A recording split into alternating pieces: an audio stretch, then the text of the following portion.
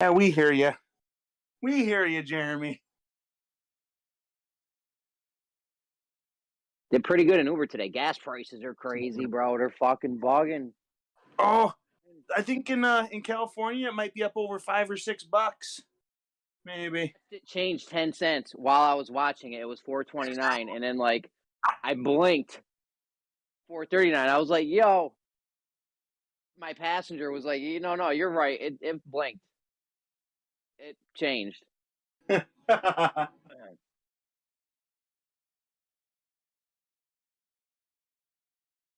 did like 11 rides, and I made like $100. I gotta do like 4 more rides, and they got a $175 bonus. Yeah, I heard you like talking extra. about that. Yeah, they had me in all over the fucking Capital District. I hate that shit.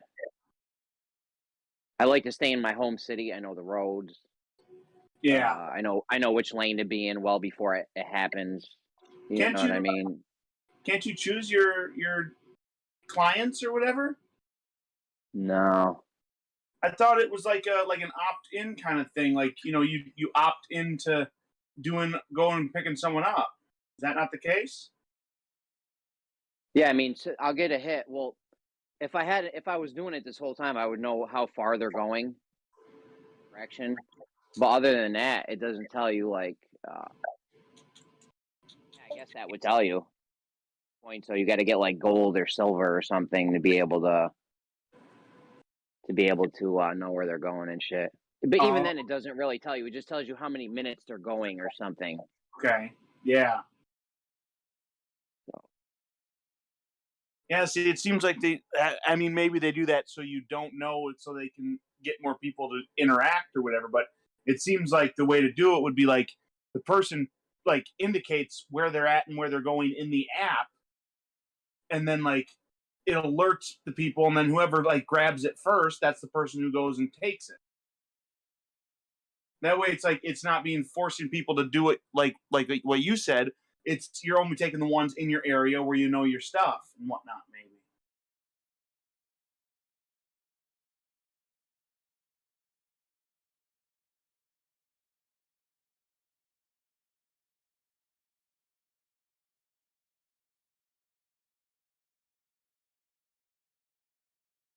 Remember, I brought someone to Connecticut one night, round trip.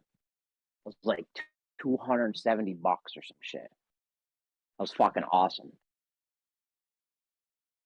That's really what I want to do, is just do like those a week. I'm saying one day, few hours. But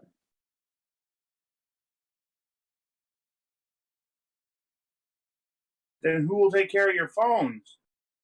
One time, I'm doing them right now. One time, it was just a few months ago, this guy had me fucking deliver a package to Jersey. He was like, "I'm not going to be going with you, just this box. Is that okay?" I was like, "That's fucking perfect, dude." Wait a minute. Jeremy, you just delivered drugs, dude. Or body part, like an organ. This medical, I don't know, it was like this cooler. It looked like a medical. There could have been like a heart or a kidney. I don't even know what it was in. It could have been fucking crazy. I don't even know. It went to like this medical, like I picked it up at a place and brought it to a medical place, so maybe not. That's what I was thinking. I'm like, what is in that box? That could be anything. That's why I won't ever do a ride if somebody's not. Yo, I fucking crazy, right? And if we get put,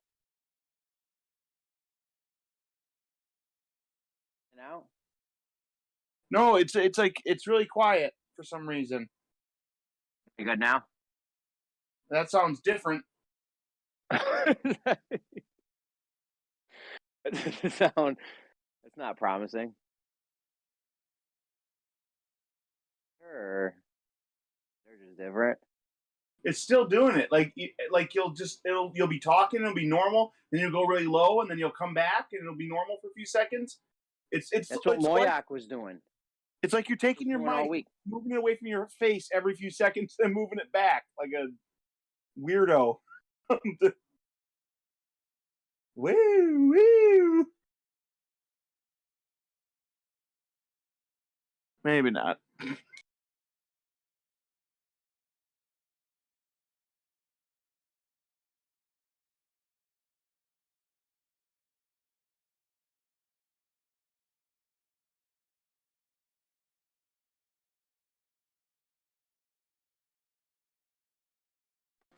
The Rumpus in the building. What's up, Rumpus?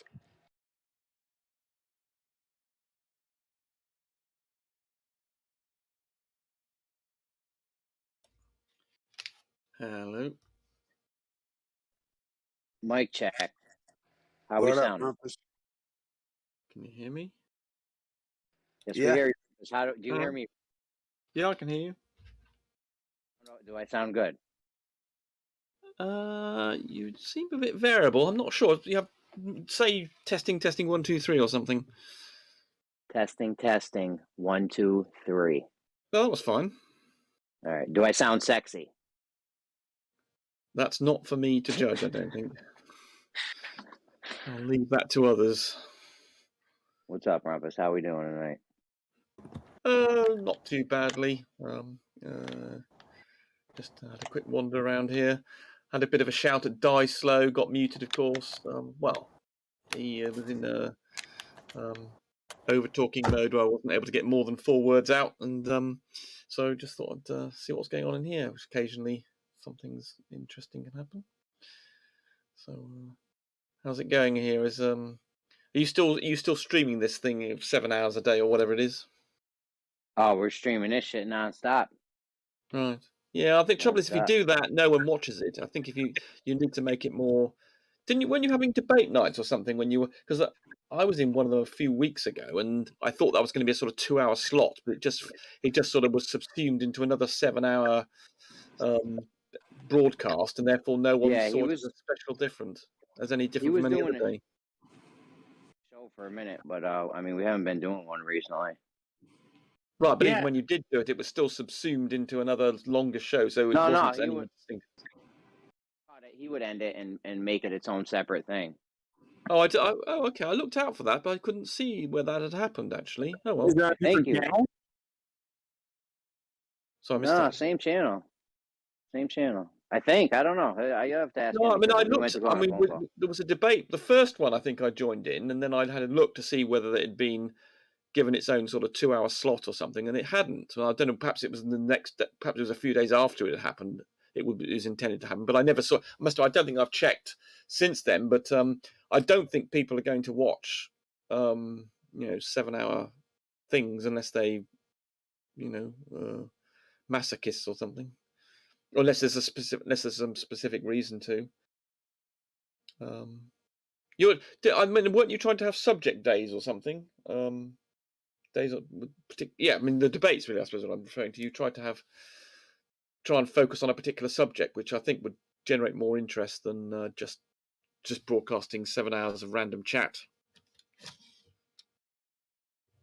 It's actually that's a good idea, Rumpus. And you're right too. It'd be good to have like an hour session of some one-on-ones or something. Special, like let's talk about geometry or gravity or moving around, size of Australia or something, or size of stars or sextants or something, anything, just a particular subject to focus people's minds, and then you can all have a pile in and sort of concentrate it. Quick question, Rumpus. Have we ever used spherical geometry to measure Earth curve? Well, no, because tough question. Well, no, because spherical geometry is about what happens. About the that's right. No, okay. No, you wouldn't use spherical geometry because spherical geometry is what happens when you stick to the surface. Although I know it's got the word spherical in there, but actually what it refers to is the rules of doing things on the surface of a sphere. Like, so for instance, triangles having more than 180 degrees, which is actually something we see if you do a geodetic survey from 3 points. and you do it over a large distance, you will find the triangles that made up are larger than 180 degrees because you're on the surface of a sphere. But to actually measure the Earth curve, so that's measuring spherical excess, so that will exhibit itself. But measuring Earth curve means that you're not sticking to the surface. You're trying to find the curve. You're trying to find the curve with relation to a horizontal, and a horizontal on a spherical surface is no meaning. So you're not using you when you're trying to measure the curve, in other words, the dip or something, the drop, the difference between horizontal and level. That's not a spherical geometry thing. That's just a standard 3D normal Euclidean thing. Absolutely. So let me ask. You said they did this spherical geometry measurement before. Do you have any measurements of it? Yeah, I mean, unless it's something I keep on meaning to get, but MC Toon has got several documents conducted by American geodetic surveys of the country in which they actually show you the measurements and then show you the spherical excess that they find by doing real world geodetic surveys. All right, real quick though, I spent about three days one weekend going over a spherical excess measurement with these guys at GEMS. And in the end, I managed to figure out through my various flat Earth contacts that numbers I was looking at wasn't an actual measurement; it was an average. So I'm wondering, do you have the actual measurements? Well, all geodetic things are averages because they take about 30 odd flipping measurements for each thing just to make sure they eliminate refraction and things. Yeah, no doubt. They will always do that. Doubt. But the measurements would be. But hold on, right? But that's what they all do. All geodetic. I mean, one of the biggest aspects of doing geodetic surveying or surveying in general that's precise is you take lots and lots of measurements of the same thing to eliminate errors. I mean, I don't know if you're familiar with the idea acceptable. That's perfectly acceptable. Yes, that's absolutely acceptable. But do you have any of the actual measurements though? Yeah, that's right. Right. So they just give you the averages in that data that you get from the geodetic survey. Yeah, that's what they'll obviously. Yeah, otherwise they'll be giving you. It'd be just full of 30 measurements. So they just give you the average of those 30 measurements. Obviously, they're not going to give you the. They're not going to give you 30. They're not going to put down the number 30 times. They're just going to because they're going to present. It'd be horribly verbose if you did that. I think it's you have to rely on the professionalism of these surveyors, and they're going to say, well, the average measurement we got from this point. I mean, they probably in their own notebooks and things, but they're not going to write down 30 times effectively what's the same number. That the only information that the geodetic people are going to want to see is the average. So we don't have any actual measurements, though. Well, otherwise. Well, they've got it would be in the if the geodetic people wanted to go to someone and said, look, you've got this average, what is it? Get what the actual measurements you took, then I'm sure the geodetic surveyor could produce them. But if you were publishing that, you wouldn't. Otherwise, have you ever seen any? Have you ever seen any of the actual measurements? No, I've been looking too, and I haven't managed to find any actual measurements. But I mean. But if you're going to question the average, you're going to question the measurements as well. Why do you think the average? Issues with the measurement itself, but it'd be a good. Well, exactly. I definitely have issues with the methodology. Hold on, I definitely have issues with the methodology of what they're doing. However, I'd at least like to see. But how does having the original data change that? You'll complain whether you'll see the original measurements or the average of them. Either way, it won't make any difference to you. Your argument, whatever your methodology, your complaint about the methodology would be applied to the average and the actual measurements. So it wouldn't make any difference to you. Before I can even go into the methodology and shit, I need to make sure that there's an actual measurement's been made. So you think they're lying? I don't know. I've never seen a measurement. I don't know. Are they lying? Do you think it's possibly they're lying about it? But if they're going to lie, they could just produce 30 numbers that average to the number they're presenting in their findings. I don't know why you think if you think they're lying, then they lie about the original ones as well. I don't know. Why do you think giving the original? Why do you think giving original? If someone's prepared to lie about their average, they'll lie about their original data as well. Why do you think one's more likely to be true than the other? If you're dealing with a liar. The point, maybe not lying, but that's exactly the point. You're saying that for some reason you're giving, but your complaint about the methodology applies to the average figure or the measurements. Either way, it doesn't make any difference. I don't understand your point at all. If you think they're lying, then they'll lie about the original data. But the reason they're not going to present, 30 figures instead of having one figure, because they've got to present their findings to the institute or whatever, what is it, the American something or other, I can't remember what it's called now.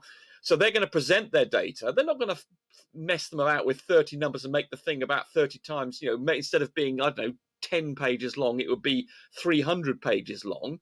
They're going to say, this is the average we found. And they're going to be trusted because they're professionals.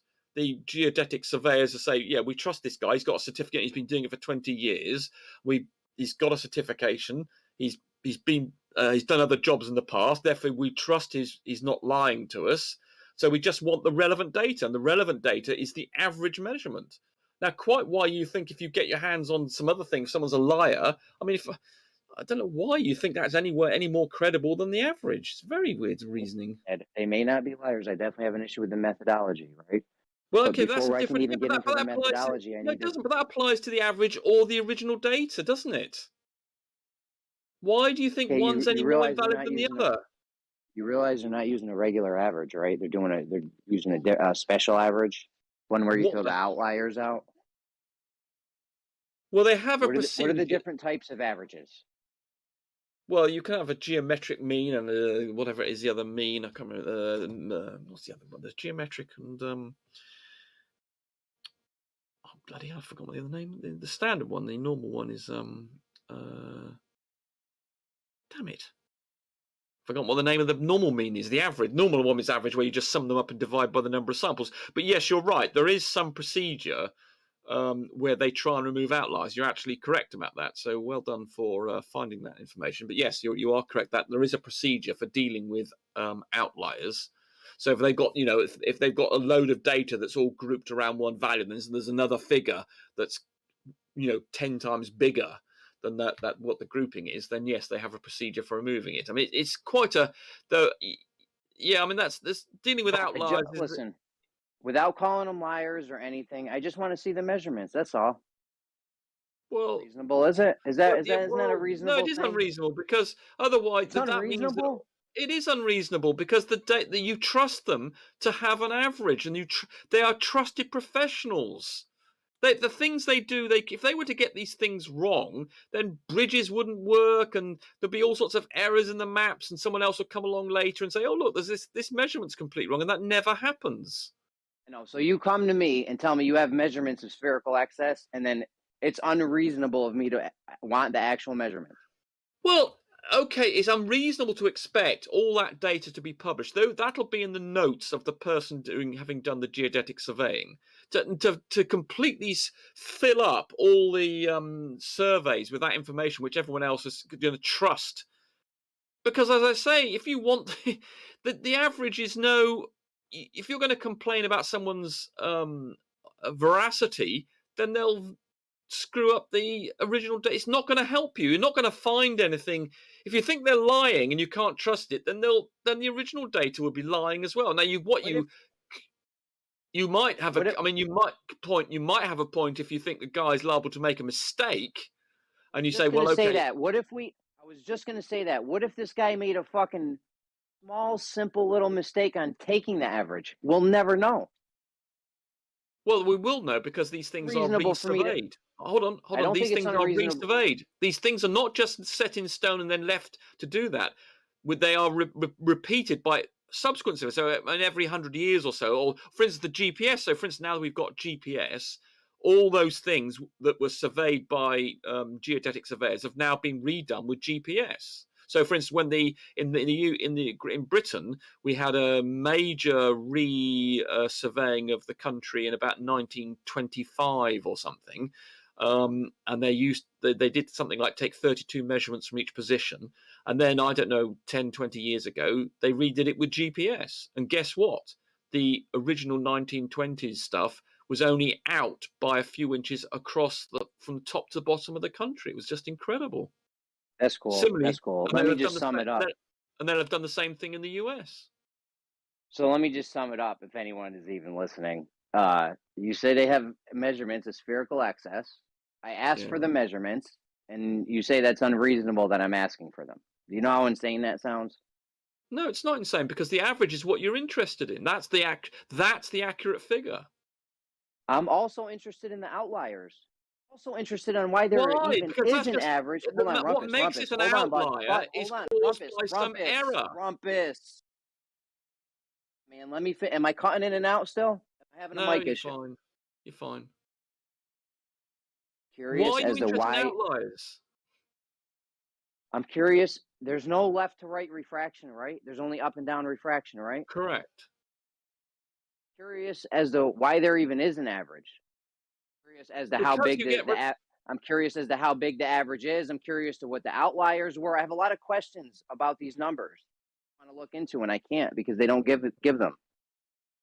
Well, I'm sure there's some. I mean, I've no doubt there's some sort of sample data for educational purposes where they show the, this is the 32 measurements that we took. I mean, for instance, the one I'm talking about in the UK that happened in the 1920s, they had to take about 30 measurements all times of the day, from morning, noon, and night, to try and get the best average, because it's the average that counts. It's the average that you want. That's the one that's going to minimize error, because if you take more measurements and average them, that will give you a closer to the actual measurement, because you've got to allow for measurement equipment. Things like temperature, for instance, change the way that the equipment works. It introduces a very small error. So if you do it over lots of variations of temperature, then you eliminate that as an issue. And similarly with refraction or other conditions.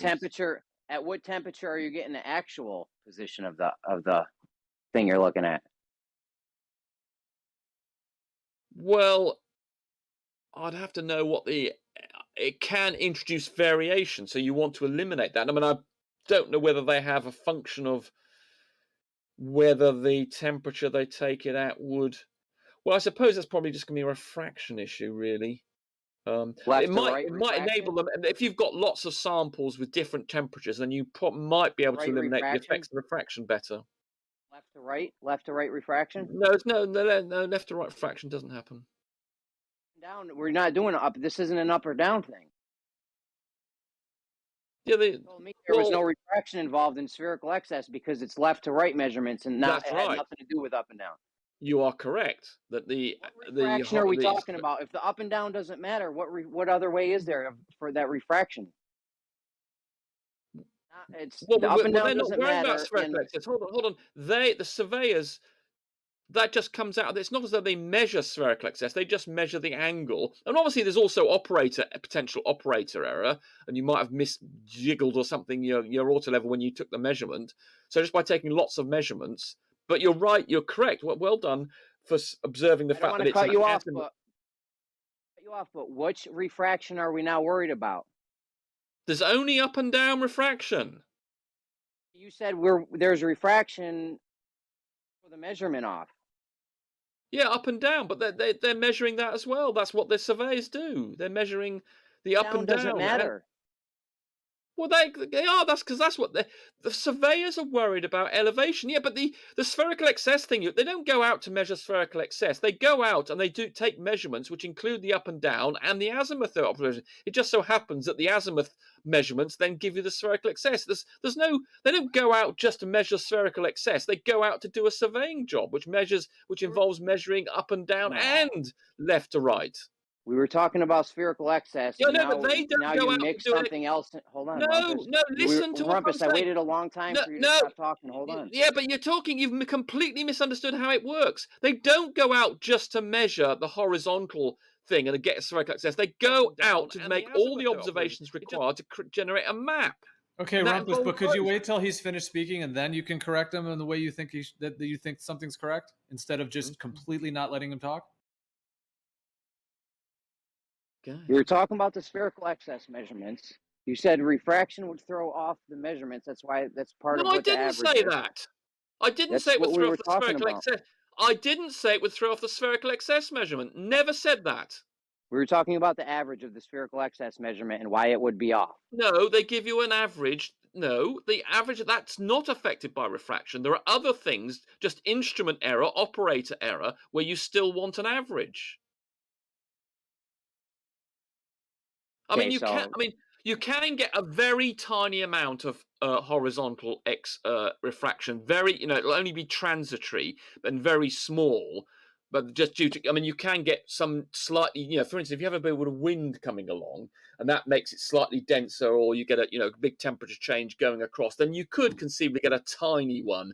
But it's effectively something you can, it's effectively something you can ignore unless you're going for really high precise stuff.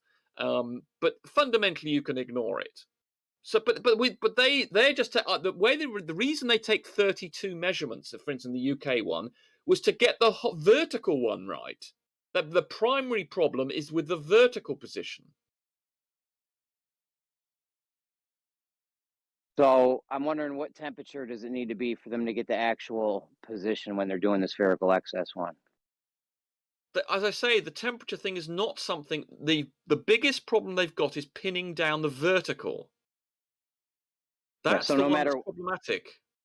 Rumpus, I'm only concerned with the left to right measurement. I know you are, but the they are not. triangle. The reason they take 32 measurements is to get the vertical one sorted. I know you're conflating the vertical measurement you are not with the horizontal understanding what they're doing. I only want to talk about the horizontal one. I know you do, and I'm telling you that's not the reason they take lots of averages. They take lots of averages to sort out the vertical one. I only want to talk about the horizontal one. I know you do, but I'm telling you why they take lots of measurements. It's not to sort out the horizontal issue. It's to sort out the vertical one. So you're telling me the horizontal one has no averages? Oh, if they take 30 readings, obviously you'll average them all, but there'll be a much less variation in the horizontal one than the vertical.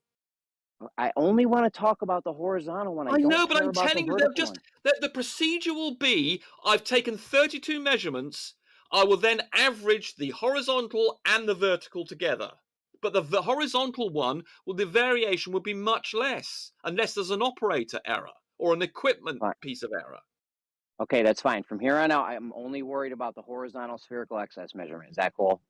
Yes, I understand that, but I'm telling you why they take 32 measurements. It's because they just want to sort out the vertical one. And in the process of doing the vertical one, they'll measure the horizontal at the same time.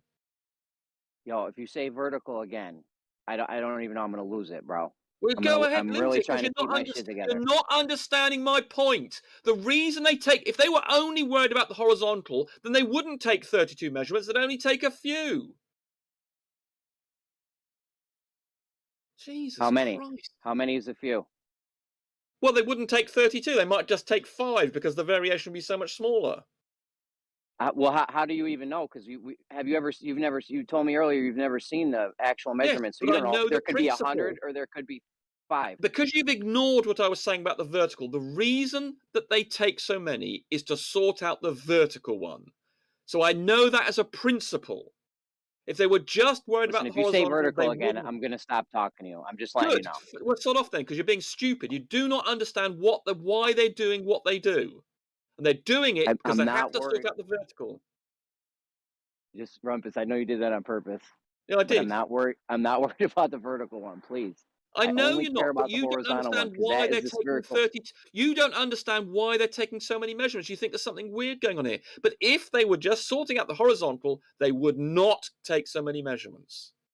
How many would they take for the horizontal? Many fewer. I don't know what a standard would be. You might want to take 5, say, because if the variation's so small. I mean, presumably, what they might do, they might say dynamically, if they take 32 measurements and they find that there's quite a bit of variation, they might say, well, okay, well, actually, perhaps we need to take more. Oh, it's a bad day. So, for instance, on a day when they take 32 measurements and they find there's a big variation, they say, well, actually, this is not a good day we've done here. We'll go and do it again tomorrow, and then take another 32 measurements, and then they find they're all being very close, closer. Think, okay, this is good enough. Whereas with the horizontal, I suspect, the variation will always be very good. You were talking about the vertical one that whole time? I was indeed, because I'm explaining to you why.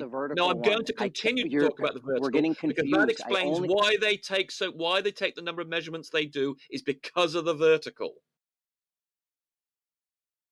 Okay, how many do they take for the horizontal one? Do you know?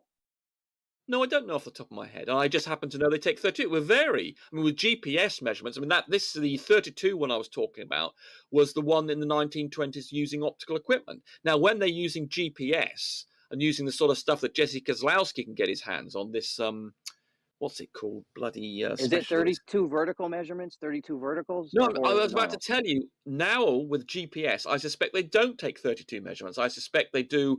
Jesse would know what the procedure is with modern measurements. I don't care about the 32 vertical measurements. That's not even interesting. No, it's 32. It's not just vertical measurements. It's 32 measurements, both vertical and horizontal combined. When you take a vertical one, you also take a horizontal one and vice versa. This is what you don't seem to be understanding. It's not as though you go along and just say, I'm only going to take horizontal measurements today. The job of the surveyor is to take both at the same time, every time. Even if the horizontal one isn't varying very much. They'll still say, I'm doing a measurement, and what have I got to measure? Everything.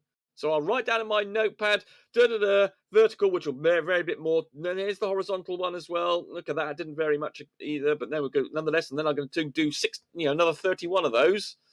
But with GPS and Jesse Kozlowski's, is it differential GPS I think he's got, which is much more sophisticated than the bog standard one. He probably doesn't take 32 measurements. This was an optical procedure. For him, you could ask him. I suspect he just takes 3 or 4. It wouldn't surprise me because the variation, there's no optical issue here. There might be there is some refraction allowed for in the atmosphere by the GPS, I think.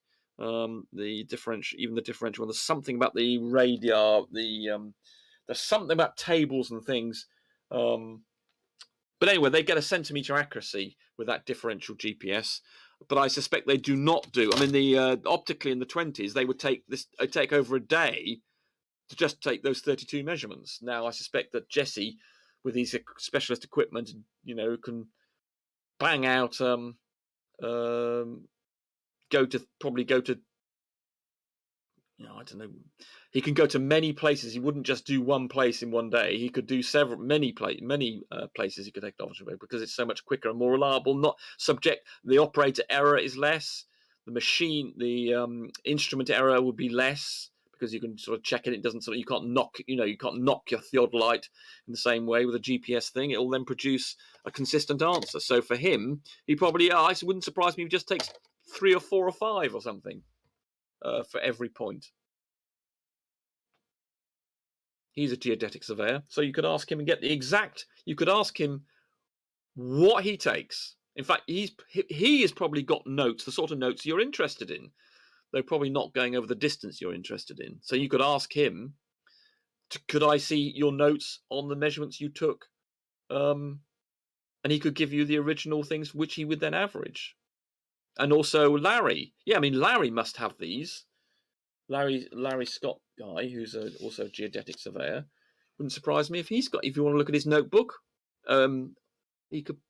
I'm sure he would present you with that information.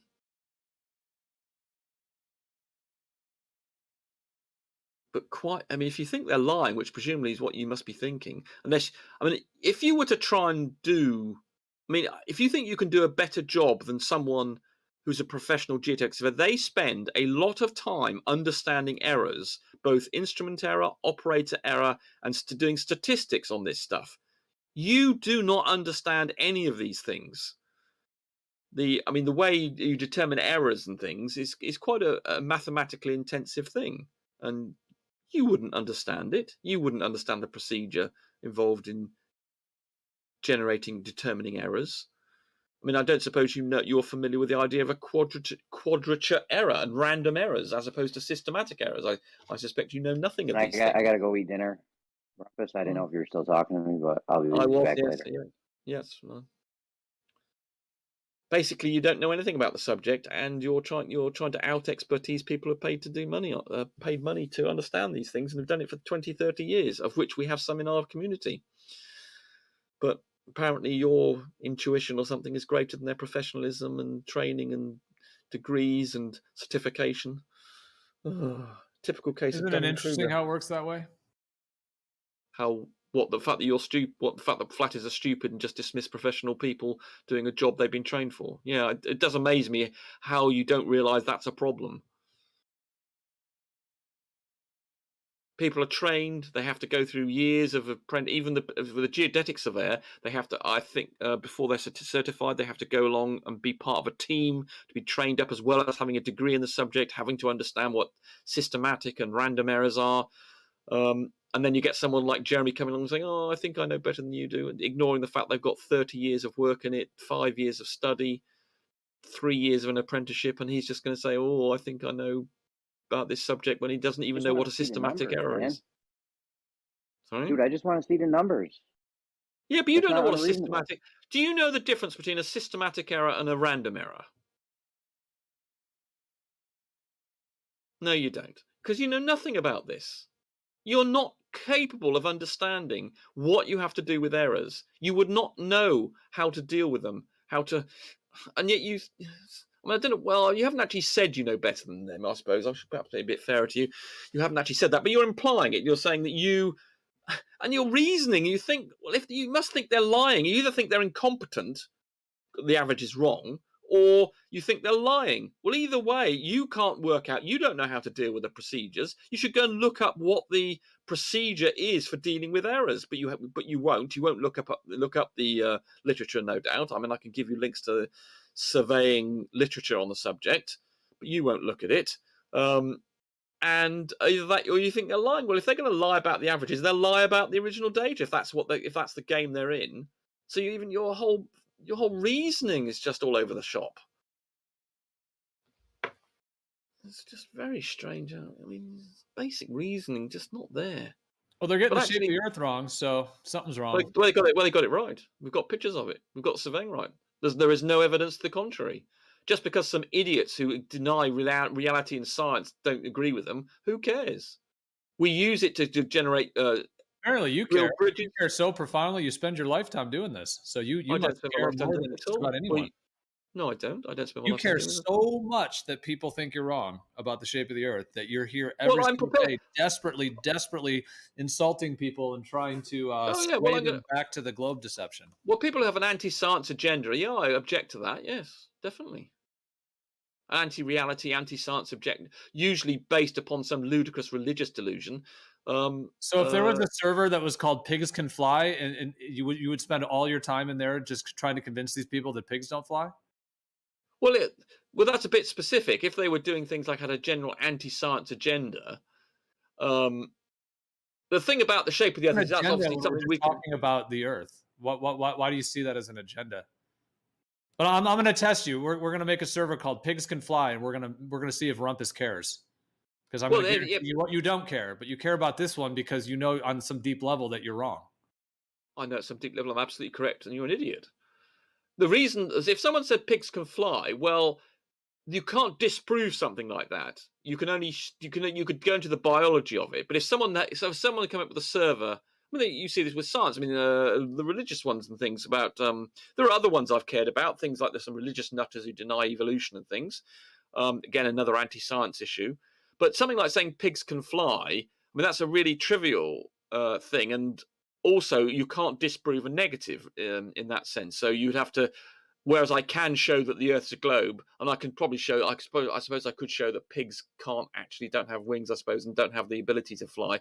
But I think that's so obviously stupid. I mean, obviously, the Earth being globe actually is obviously sensible and flats being stupid. It's not, there's at least some, with pigs being able to fly, if there was a big movement in favour of people saying pigs will fly and they hadn't yet. Well, there's no evidence at all. Whereas at least with the flatties can say things like they can confront you with some little problems, like for instance, oh look, I can see further than your globe model says. So there is actually a scientific argument to be had there. Of course there is. It's direct observable reality. Of course. Yeah, but we can show you're admitting why that there's relevancy and importance, and you're also admitting that this is a large thing.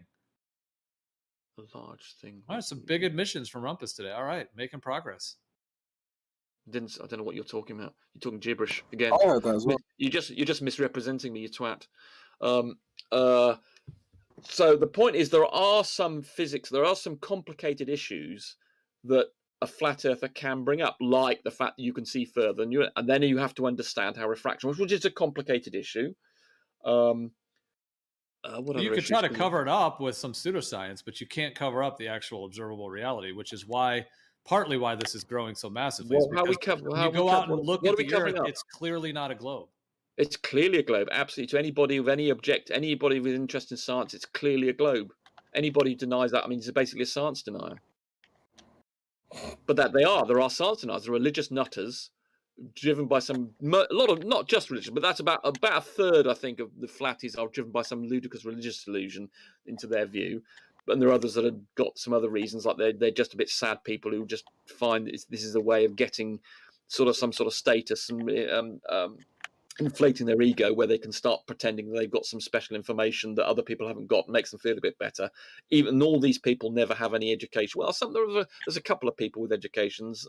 Most of them are stupid. Most of them don't have any sort of education, and that's a way of reinforcing the fact they don't understand society, they don't understand science, and so they believe that they can inflate their ego by thinking, I do understand this and everybody else has got it wrong. So that's like a concern. Also, most flatties are also conspiracy theorists, because they feel rejected by society, they feel they don't understand society, they don't understand reality. So the best way to think everybody's lying to them, and they've got some sort of matrix-like understanding that no one else has, and it makes them feel intelligent and a bit special, and they're searching for that special status. They're searching for some sort of validation, as well as religious. So there's about 4 or 5 reasons why people are flatties, but a lot of it's a good third to half of it is religious based, and there's no hiding at all. Well, we were all searching for curvature at first, and we couldn't find it. That's why we're flatties. Well, you can. Things disappear from the bottom up. The sun disappears. We have sunsets, which you can't have on a flat Earth. So there you go. Sorted. Yeah, so just observe and declare, and the Earth's a globe. There seems to be a lot of projection going on at the moment. You kind of psychologically analyze. You don't know. You're breaking up. I didn't hear what you've broken up. You seem to be psychologically analysing people you don't know. You're breaking up again. No, the train's coming. You're cutting in and out. Am I back now? Yeah, I can hear you now. Yeah, you seem to be psychologically analysing people you don't know. I wonder how much of the psychology you talk about actually applies to you and not the people you're talking about. Well, I'm not a science denier, so that's a very good point. That's a very good point. It's all projection. No, it's not, because I believe in science, and I can see science, and I can see the reasoning. I'm sufficiently intelligent to understand science, and I can see other people who are much more stupid than I am don't understand science. They've got religious reasons and I can see the psychological motivation for a lot of it. But I always argue on the evidence. I argue on the evidence, but I just thought it'd be interesting there to explore their motives. But I stick to arguments about evidence and science and reason. But I can't remember now why we got led into that. I was just explaining why I think people are science deniers, and I can see why. I can see that if you've got a religious delusion that's telling you they think that even the Bible doesn't say the Earth is flat, but some people think it does. Therefore, they believe they believe the Bible is the premier source of information, reliable information. So they follow that. So I can see that it's obvious. And other people, science embracers. And I can see science. Do you ever come up for air, Rumpus? I'm waiting for a time to respond to any of the 15 things you said. Okay, go ahead. You don't seem to stop. Well, the point that I originally said had nothing to do with science denial specifically. It was to do with you're clicking on microphone. Wait, could you stop tapping your microphone or whatever it is you're doing? I'm not tapping. I'm playing a game while I'm talking to you. Oh, well, could you stop doing that? Because it's very difficult to understand what you're saying. If you're tapping away, it's interrupting what you're saying. I mean, if you're going to talk to me, stop playing a game while doing it. I mean, otherwise... It's not very big of a deal. It's just a small... This is a very simple topic. Like, if you can't... I mean, honestly, if you can't engage in this topic while playing a game, I'd worry about your intelligence. Well, I'm not prepared to listen. Are you tapping away? Well, you can't. I mean, clearly you're not taking on board what I'm saying. You're clearly not interested in... I'm actually giving Go and play your game. You're just worried about what I have to say. That's fine. No, I'm not at all. Just stop tapping away on your keyboard. Otherwise, you'd be engaging it directly. No, go ahead. Stop playing the game and talk to me, and I'll be fine. This is so pathetic, man. Why are you scared? I'm not scared at all. Just stop clicking away at me. Stop clicking away at me and talk to me if you want. Yeah, I know you're going to keep on saying that, but it's obvious that you're scared about what I'm saying. I am going to keep on saying that, yes. Yeah, I think everyone can see what's happening in there. Crypto, just go ahead and say what you have to say. I know. Well, I am going to. But the problem is if I don't know this point, he's going to keep on doing this thing where he keeps on accusing me of clicking. clicking away so he can avoid the topic, right? This is what he's going to do. Well, if you're going to mute me, then you're probably going to find yourself kicked out of the server, and I would advise Joe to get rid of you. And you can't be bothered to actually engage in conversation. If he's not here to debate, then kick him out. Extremely rude. Very, very rude. I don't tolerate very rude people. Extremely rude. This is very telling, Rumpus. The way you're acting. It's extremely rude. Small clip. Yeah, this is absurd. No, it's not. I think if someone's going to engage with you, like you were very concerned that he was going to call out something. No, I gave you the option. So you're out. Sometimes you're out to insult. So you're projecting here. You're just making this stuff up. You're misrepresenting me here. You see, I was happy to talk to him. I just didn't want him clicking away at me. That was all. Right. Well, unmute I gave him the option. I gave him the option of talking to me. He chose not to take it. Simple. Okay. Well, there's no rule in the server that you can't click a mouse in the background while you're speaking. It wasn't just egregiously loud. There wasn't anything. It was annoying. It was rude. He wasn't giving me his attention. He was doing something else, and I'm not prepared to. I regard it as rude. I'm afraid. Sorry. I wouldn't do that to them. But if I was engaging with someone, I would give them my attention. I'd give the courtesy of actually talking to them, taking on board what they're saying, and then responding. If you can't be bothered to do that basic thing in a conversation, it's like sort of, if you're talking to someone, debating with someone, they're just looking at their phone, looking away and tapping away on something while you're talking to them. Well, that's extremely rude. I'm sorry. I take those real-world actions as the point. Insulting and demeaning. Gio, basically, I can't respond to any of this while he has me on mute. So demand that he unmutes me or kick him. That's the only way this can progress. Yeah, Robin, are you going to unmute him? Well, okay, if he stops clicking away at me, I will do that if he's just prepared to talk to me without being rude. The excuses. Okay, so I've unmuted him. Well, I mean, you're calling a little click extremely rude, yet you've been insulting and demeaning people constantly. That's the point I was going to make. No, I didn't know. I was talking generally about idiot. You called Gio a twat directly, right? You've called people idiots. That's when he misrepresented me. You're talking about the rudeness of other people. Yeah, and he was rude to me. Doing all of this stuff. No. Are you self-aware in any way at all? He was rude to me. He was rude to me. He claimed I was doing something. And then I was rude to him. I responded to him being rude to me. And then you're trying to talk about me playing a game as being rude?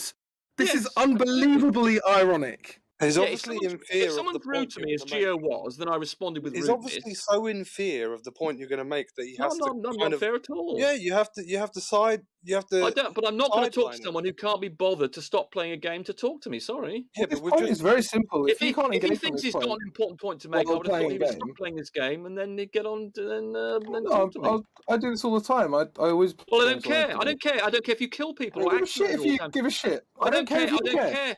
Yeah, well, I don't care if you care. In which case, we won't engage with you. So well, then why don't you fuck off then? I don't care whether you're a murderer, a paedophile all the time. That doesn't in any way mean they can. What's really clear is you don't care what point he wants to make because you're I'm absolutely happy for him to make a point. I'm absolutely happy for him to make a point. But it's so obvious how hard you're trying. No, you're just making stuff up now. You're just making stuff up. I'm happy for him to make the point. No, I'm not preventing him. How am I preventing him? He can just stop playing his game, make his point, and everything's fine. I already made my point. He didn't listen to me. He's away still, so I'm just going to mute him again. Sorry. Just boot him from the server, Gio. He can't be bothered. He can't be bothered to engage with me, so I'm not going to engage with him. Rumpus, you're sad, man. Like, what are you doing here? I just have standards, that's all. Yeah, good point. Yeah, I mean, why should I be on here? Got Gio abused me initially, and then I've got this idiot trying to just half talk to me. Oh, I'm an idiot now. My responses are. I can't idiot now. Okay. Would do in a Can someone ask Rumpus what his IQ environment? So I choose not to listen to him. It's very simple. All right. Rumpus? Yes. Oh my gosh. This is just so bizarre. Is there any reason that you shouldn't be banned from the server? Well, you were rude to me before I was. Okay, how was I rude to you? Let's go on that. Well, you made some disparaging comment about something. Oh, what did you say? You said, "Oh, I'm glad you did." I think you thought you were being witty. You said, "Oh, I'm glad you're agreeing something which completely misrepresented my position." So you misrepresented what I said, which I regard as offensive. After you called him never do that to other people. I never summarize someone else's position in a way that after you called him a twat. And you did that to me, and I regard that as an obnoxious debating ploy, and that's the sort of thing that. All right, see you, Rumpus. You got standards. Jesus Christ, what a knob end! It is absolutely sociopathic to an extreme degree. Extreme.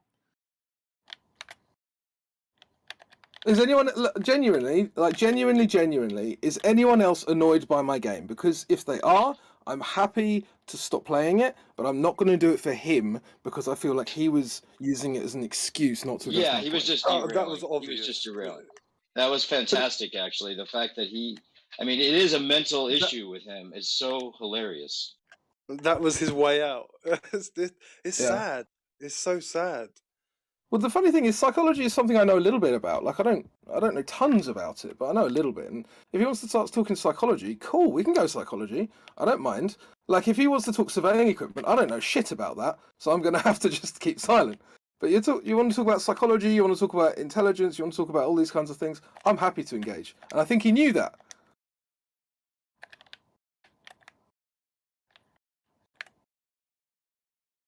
Yeah, dude, Rumpus is just out of control. He has caused, every time he comes into the chat, he causes massive issues. It's absolutely absurd. I mean, it's like I kind of feel for him. Like I in a way, like he does have certain things that he wants to talk about and whatnot. But I mean, it's just, I mean, look what he just did there. He like spiraled. He was making up lies on multiple levels. It was just really bad. No, the fact that he was calling me rude after calling you a twat, it's just like, this guy has no self-awareness at all. Yeah, and he was calling me names and saying that I was doing things that I wasn't doing, and then meanwhile he was doing the things like calling me twats and all these names. Oh, exactly. Then you have a little click in the background of your mic, which is literally completely irrelevant, but you were about to hone in on what he was, hone in on something, and he just spiraled and bailed. Yeah. Well, here's the thing that you said. Sorry, Jim, just a quick one. Standards, and the thing is, they're double standards. It's like if I didn't have double standards, I wouldn't have no standards at all. Double standards is better than nothing. Yeah, he can go off and say flatties are uneducated and call them twats, and it's like there's open game when you're aiming it at flat earthers, but then one little thing could be like sensitive to them, and then it's game over. Like Brenda, just her example. Like she'll totally insult people, and then one little thing back at her. There's lots of people that are like that on their side. Yep. Maybe it's a bit of balance. Just quick on, Gio, just to remind you, you were talking about the Flying Pig server, and then what he did is he didn't realize he did it, but he said, "Oh, the problem with flat Earth is, of course, they're science deniers." And then what about pigs flying? And then he said, "Well, the thing about pigs flying is that there's not many people who believe in it, but when you have a large science denial community like the flat Earth, you have to oppose it." That was his rationale. He also said it was a scientific debate, flat Earth. Yeah, he did say that as well. And then you said, "Oh, there's some quite big admissions there, Rumpus. You're saying that like flat Earth's a large community of, and then he's like, "No, I didn't. No, I didn't." It's like, yes, you did. Yo, let me run you through the logic. I don't know who was listening, but let me run you through the logic that happened between me and Rumpus. I'm going to tell someone I have a unicorn, and they're going to say, "Let me see the unicorn." And I'm going to be like, no, that's unreasonable. That's what Rumpus just did to me. Spherical excess measurements. I said, cool, let me see them. That's unreasonable. See them. That's fucking insane. Bob did that to me the other day when he was talking about, I asked him if there was a conspiracy theory, or not conspiracy theory, but a time when he'd taken a mainstream idea and seen evidence to the contrary and changed his opinion. And so then he told me about some thing about nurses getting cancer and they turned out to be the wrong reason or whatever. Okay, cool. You provide the source for that. And then his immediate answer to me was, "Do you think I'm lying?" I was like, no. Just wondering if you could provide a source. And he wouldn't, because he'd made up his mind that I was accusing you of lying. So, okay, fine, whatever. I think he's a bit of a drama queen, isn't it? It's like he's come in and he's wanted to make everyone talk about him. So instead of that, why don't we talk about the point you were gonna make, that he tried so hard to stop you making? What game are you playing, by the way? I was interested the whole time, but I was eating dinner. I was just playing FIFA. I mean, the thing is, it's a bit of a. I don't even think I should probably admit this, but I'm now so good at FIFA that I can win games in Elite Division while debating Flat Earth. which shows how many hours of misspent youth I have stacked up. But I'm just playing FIFA, and I don't think it's an issue that I'm playing a game while talking online. Especially since it's quite a simple concept. We're just literally talking about psychology. We're not doing hard maths or deeply thinking about the stuff. It's obvious that he was just projecting. He's obviously sensitive about his lack of intelligence, and that's why he accuses other people of having low intelligence. And these guys do like to self-project. Yeah. Project a lot, I admit, yeah. Well, when you talk to guys like Grim or Eggshells, like, they never ever insult you. And you can tell that those guys they're Globers, but they're comfortable. They're comfortable in themselves. So they don't have to insult you. They don't have to call you stupid. They can kind of engage with what you say. And I've spoken to Eggshells about a few things that kind of challenged him that weren't Flat Earth. And he always considers them, even if he doesn't always accept them. And I think that's a sign of an open mind. I'll tell you what, when Rumpus called Geo a twat just now, like, it's almost doesn't even sound insulting. It sounds like funny. It's like not even a real insult. It feels, you know what I mean? Like, you could feel when somebody's really trying to insult someone. Yeah. Yeah. Even like what Rumpus said, it didn't even feel. Yeah. I've said for years that I actually, in fact, I've seriously considered writing Rumpus the musical. Because he's like just a Flat Earth the musical, but starring Rumpus as the tragic hero or tragic figure that's like being lied to on both sides. Like basically the premise is everyone, even on his side, knows it's flat, but they're just like gaslighting us and gaslighting him. At the end, he's like the only one that truly still believes it, and it is just like, pounded into the ground. I think I think he'd revel in that though, because he'd be the star of the show again. Rumpus has a soundboard, right? It's not his. Someone made it of him. Well, I think like Issa talks about, like, Issa kind of sees Rumpus. It's like he's putting on an act. It's like a show. It's like a It's like a character that he's just playing, essentially. Now, whether that's the case or not, I mean, I don't necessarily think he's like some agent playing. That would be but impressive. I think he's using that analogy. I think he's real. I think he is really actually that mentally anguished over this whole thing, because he knows the globe model so well, and so he knows all of the parameters that he's spent so much time learning. That it would be a crisis of complete ridiculous measures for him to ever admit that we're right. So I mean, there's no way he could handle it if this ever came to be like what everyone realized. He really I'm telling you right now, Rumpus is suicidal. Number one, my fucking paid show list. Right, he goes around to all the shows. He goes around to all the shows.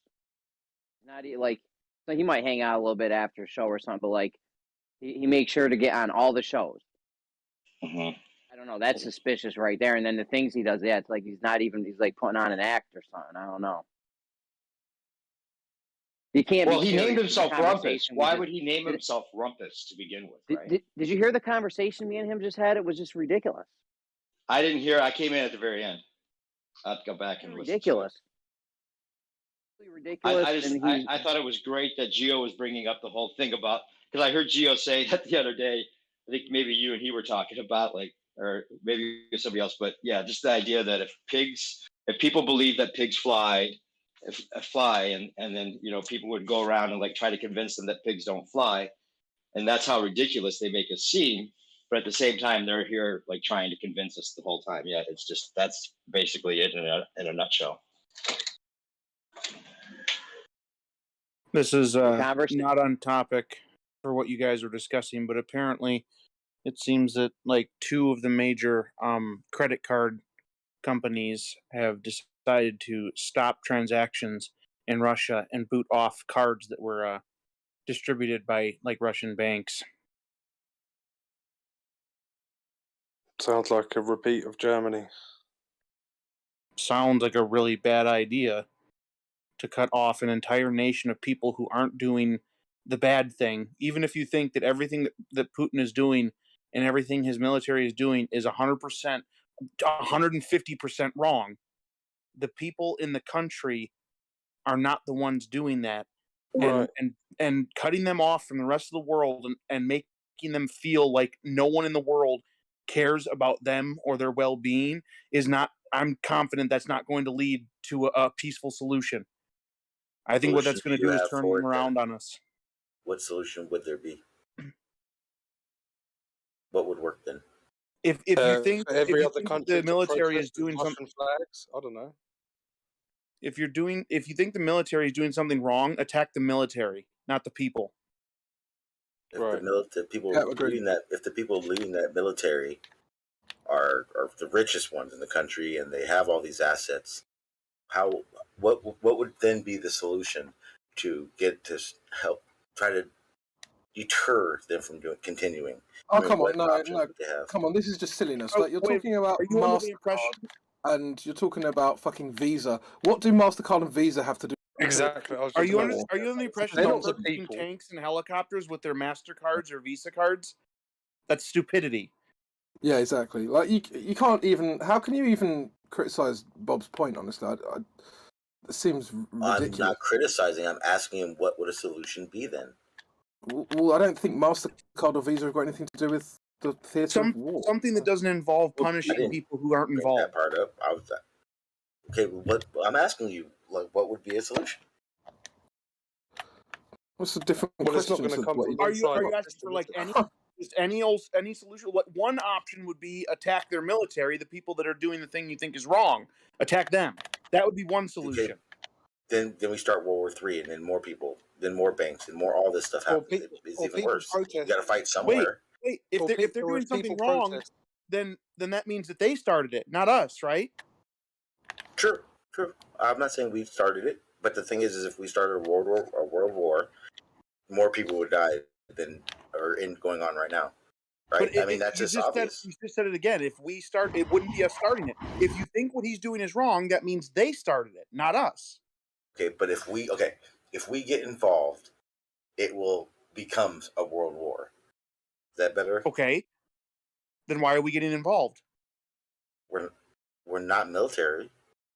Military-wise. So you're saying that the only way World War III starts is if we involve things that we identify as military. Nothing else would cause World War III?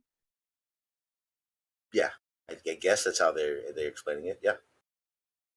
So you don't think that cutting off all of the civilians in Russia and turning the entire nation against the world because they think that everyone's trying to destroy them, you don't think that would possibly be a cause for a World War III? Same time, aren't the people of Russia speaking out against Putin too? Oh, yeah. From what I've heard, they are. I think that's going to change real quick once they start running out of food and they realize the whole world is trying to kill them. But that's not going to. I don't think that would happen. I don't think they would get upset about that? No. I see how they would get upset about it because 100%. But at the same time, I don't see what other source of solution we have without making the war bigger. A solution. How much does Russia make all their own food, or do they have to import some of it? Import a lot from China. Get it from China? Yeah. Tell China, be like, yo, that food shipment, or we're coming at you. Put the pressure on China. Tell them if China. I don't know. I feel like China's about to invade Taiwan because we're not invading Ukraine to help Ukrainians. Now it's a bad example because now China's like, oh, we're just taking over countries. Let's fucking go. I want a little piece. What's going to be stop the next country from trying to take another country over? That's what they're going to do to Taiwan. And I agree, 100%. No, see, if this was a discussion about what I think should happen, I think we should invade. Period. America, the NATO should be involved and put Putin in his fucking place, because what's going to happen is China's looking at the same situation and thinking that NATO's a pushover, and then they're going to invade Taiwan. Period. Rob, I'm not disagreeing with you. Wait, is Taiwan I agree with you. I'm just asking what would be a different Taiwan solution. and NATO? Yes. Ain't doing that. But Ukraine isn't part of NATO. No, you're right. No, Taiwan China ain't invading so Taiwan. Even if Russia did take over all of Ukraine, if Russia finished taking over all of Ukraine tomorrow, that would have nothing to do with NATO. They're not part of it. The only problem that would happen is that we now have Russia on our doorstep instead of having a buffer. I don't know if Jeremy's aware or if anyone's China. They actually say that Taiwan is part of China still. They call it Chinese Taipei. Mm-hmm. Yep. And so for them, it wouldn't even be an invasion. They would just be the way they look I don't know at what it. they would call it, but yeah, it's not how they would look at it. They wouldn't consider it an invasion. Yeah, but the big thing is that China does not control the South China Sea. They want to, though. They're doing things that are shady, but yet still inside maritime law. So they're not actually doing any international crimes. But the realization is China don't give a fuck. China's flexing their ass off. So would that be like America going and taking over Puerto Rico or something? No, Puerto Rico is part of the United States. You just said Taiwan was part of like China or some shit. No, they consider it used to, yeah. China thinks it is. This is in China's eyes, yeah. Maybe. The same way China thinks that they own the South China Sea, and if they just develop a bunch of artificial islands, they'll be able to one day rule it that way. It's just the mindset of China. That's how they think. Sure. In the meantime, the mindset of the rest of the world is Taiwan's its own country. They're in NATO, and they're not going to let it just be taken over by another country, right? Exactly. If China does, we will be involved, 100%. There is no doubt about it. There's not even a situation of that. Oh man, it's all just a play, dude. Don't you guys think it's interesting though that Apple said they're going to boycott Russia to stand with Ukraine? So do you think they would do the same thing if China invaded Taiwan, like you're talking about? It would start a World War III. It would start a World War III. Period. I don't know what makes you think that with everything that's been going on recently, that the United States would have any sort of a backbone against China right now. Like nothing seems to point in that direction. The fact that we're there, we are in conflict with China. We are talking. We were in discussion with the fact that there is a very good possibility they will try to take over Taiwan. It's not like some secret. It's out there. It's talked about. It's been going on for years. Yeah, it's Taiwan it's is a part script. of NATO. So it's actually just a script, right? Okay, you can say it's a script, but it's still happening. It seems like a bad idea to cut off an entire nation like that, to me. But wait, if you wrote a play, obviously people have to act the play out. I mean,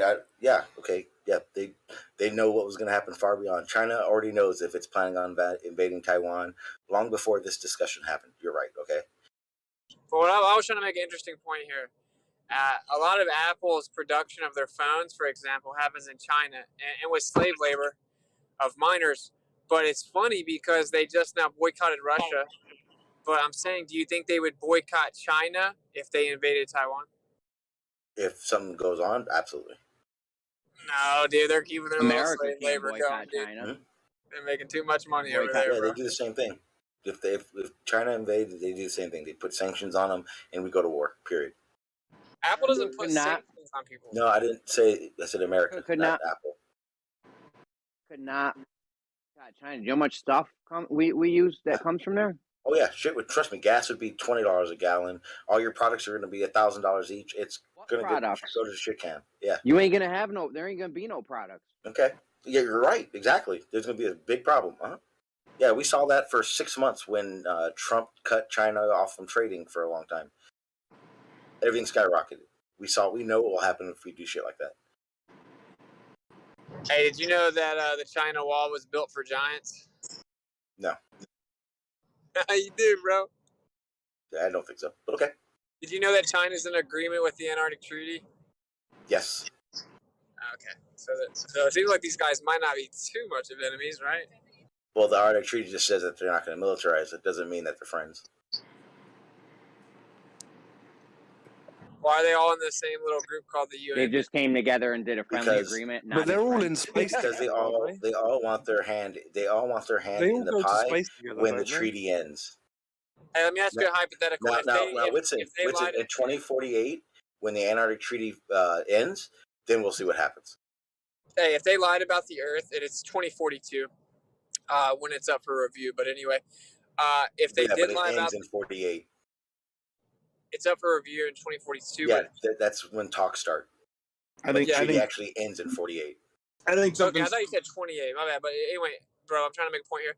So, like, if they lied about the Earth, then these countries, if they lied about the Earth, I know you don't agree, okay? So then they would have to be working together, right? And they're all in this group called the UN. Well, let's go look at the logo for that group, okay? Not only is it flat projection, you can see, but my question is, okay, cool.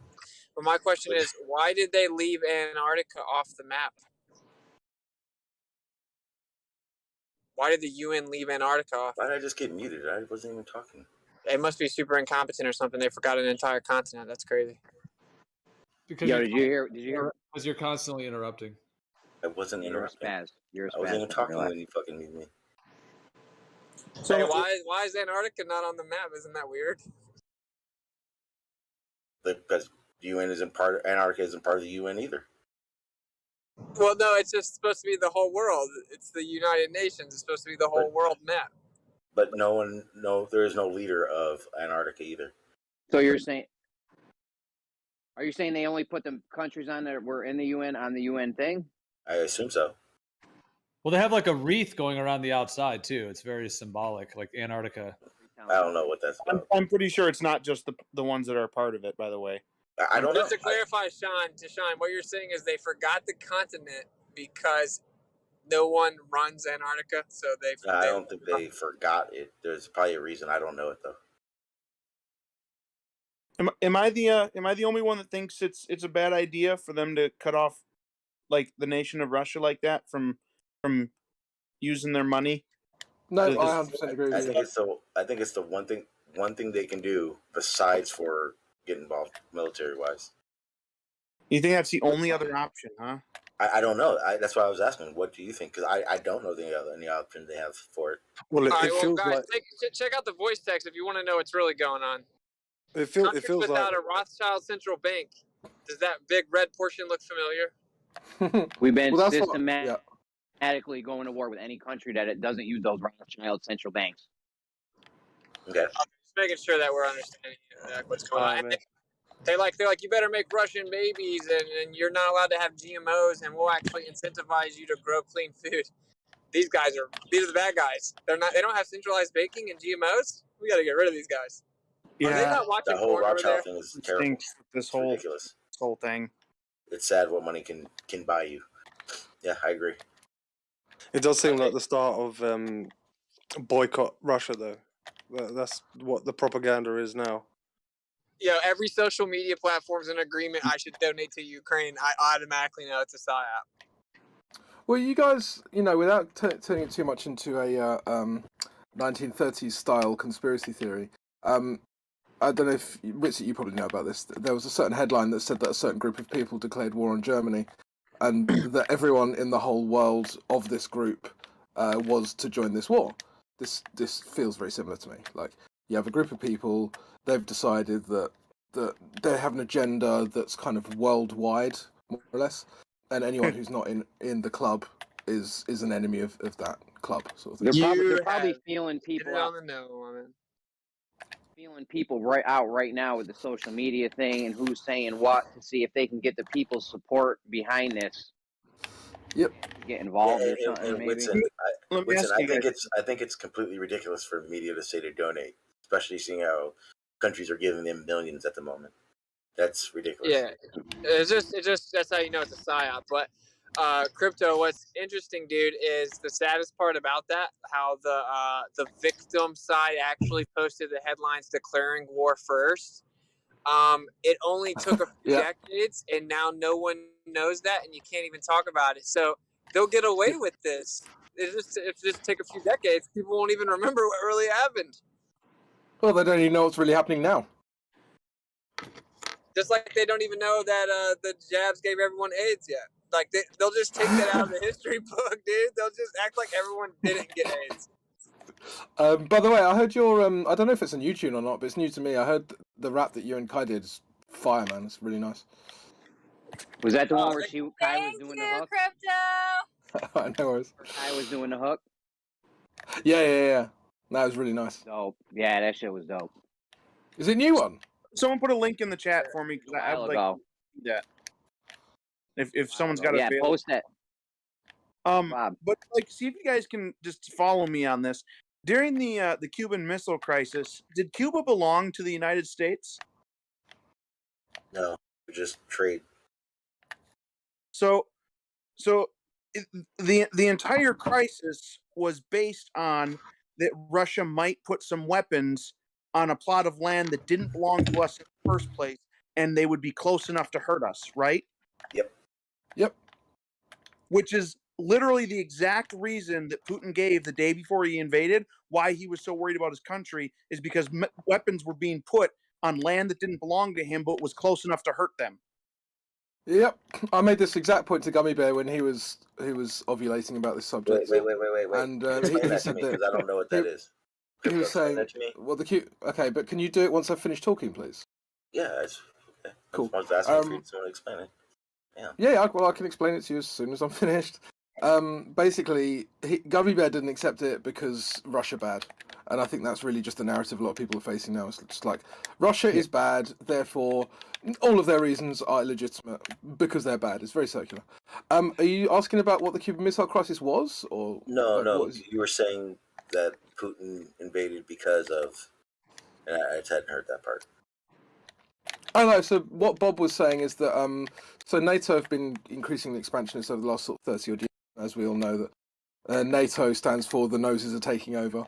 And what he was saying about that is they're putting weaponry in Ukraine on Russia's border, which is they promised not to do.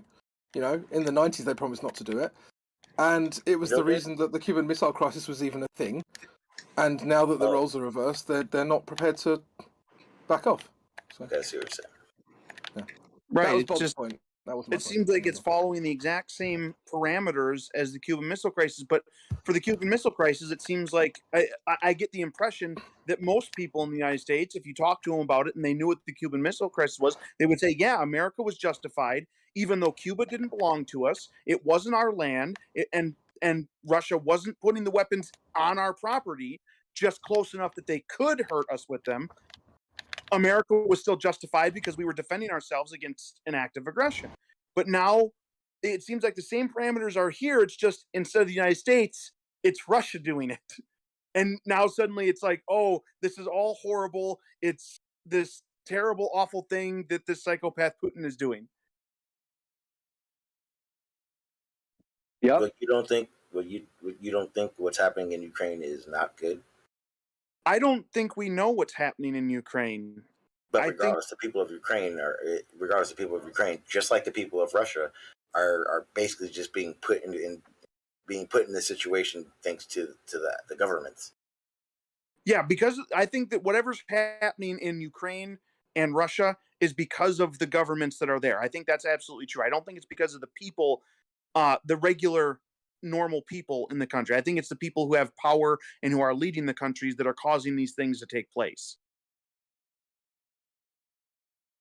Which to me is just like, if you honestly truly don't want a bigger war, and you honestly truly do care about saving lives, it seems to me like the wrong answer is doing things that would turn the Russians from we don't want to invade places to sweet niblets. Putin was right about all of this. They're trying to kill us. We need to fight back. That seems like what those things would do to them. But they're not doing it military wise, I guess. Getting the weapons close to them. Where are those weapons, and why aren't they using them against? They gave them to Ukraine. It's not NATO forces. It's what they've given to them to supply the border. Exactly like they said, exactly like Russia was giving Cuba weapons to.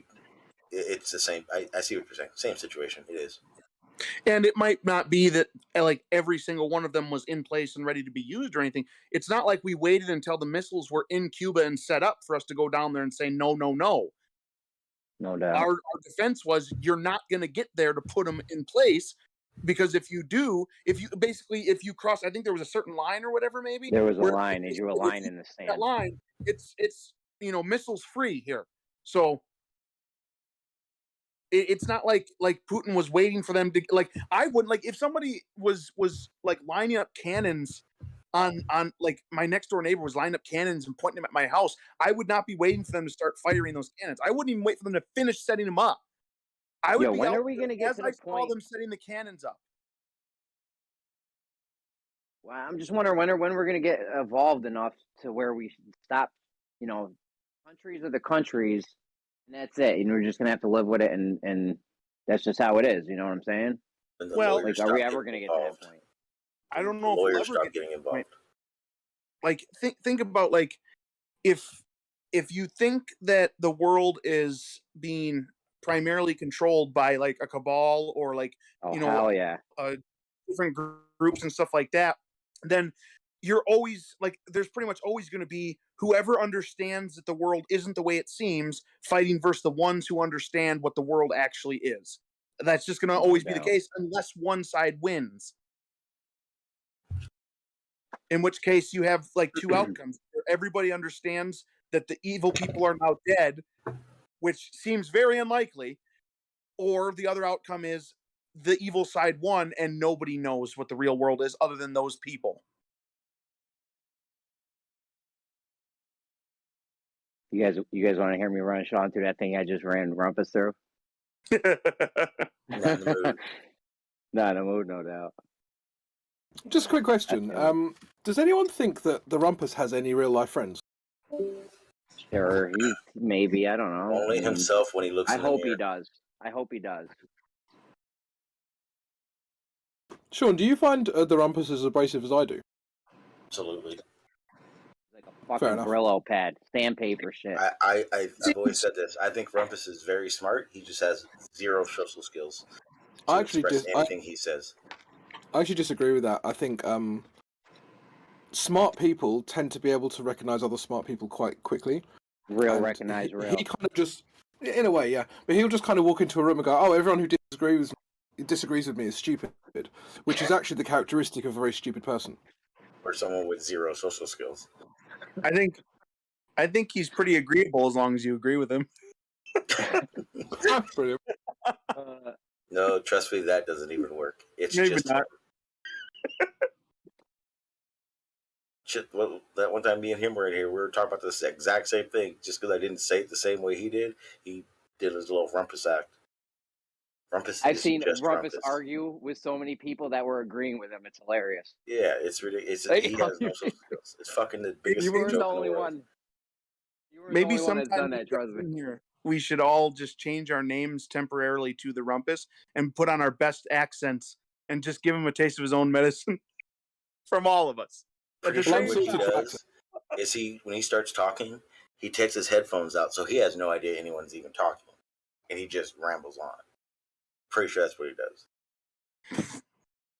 Well, he pretty much did that because he was talking about he was basically calling us all morons and idiots. He directly called Gio a twat, and then when I called him out on it, he started saying, "Oh, you're playing a game. Oh, there's a clicking in the background. Stop that." And he refused to talk to me until I stopped playing my game because he didn't want to address the point I made. That's what you're just talking about. I had just ran him through the ringer too, though. So I had him a little worked up, but yeah, Jeremy was like my warm-up act, and then I kind of like Crypto. Are you twiddling your thumbs right now? Yeah, I am. Stop! No, stop! No, I can't. I'm done. How dare you? Hold on, are you looking at a screen right now? You stop that. I can't talk to you while you're looking at things. He got to the point where he just wanted to hear his own voice in the end. Oh, got to that point? I'm pretty sure it's the point. Yeah. Are you breathing? If I could do this. Stop that. Yeah, you're gonna have to stop that. This is the thing, though. It's like people have heard me say this before. I've debated Zanuck many times. I've debated Kosho many times. I've debated a lot of these guys. I will admit that they're clever. They're intelligent individuals who I disagree with. Right? It's not an issue. You don't have to start calling people twats. You don't have to start saying that they're all thick or that, like, the characteristics of people who disagree with me are low intelligence. This is literally the kind of retarded stuff that he and Bob will say. They'll just say it. And it's like, because they can't imagine a world in which anyone who's intelligent disagrees with them. Because they're so fragile about their own intellect. I feel like they found a world where they could say anything and not instantly get popped in their face, and they're taking advantage of it. Yeah. They're like, okay, I'm going to take the most consensus narrative in the world, and I'm going to argue for it. Woo me. So brave.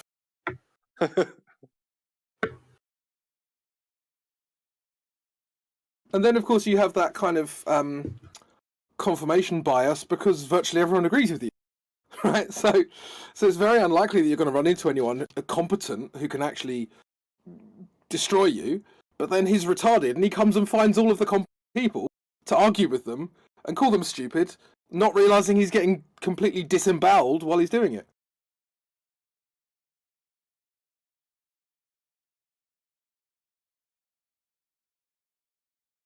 Anyway.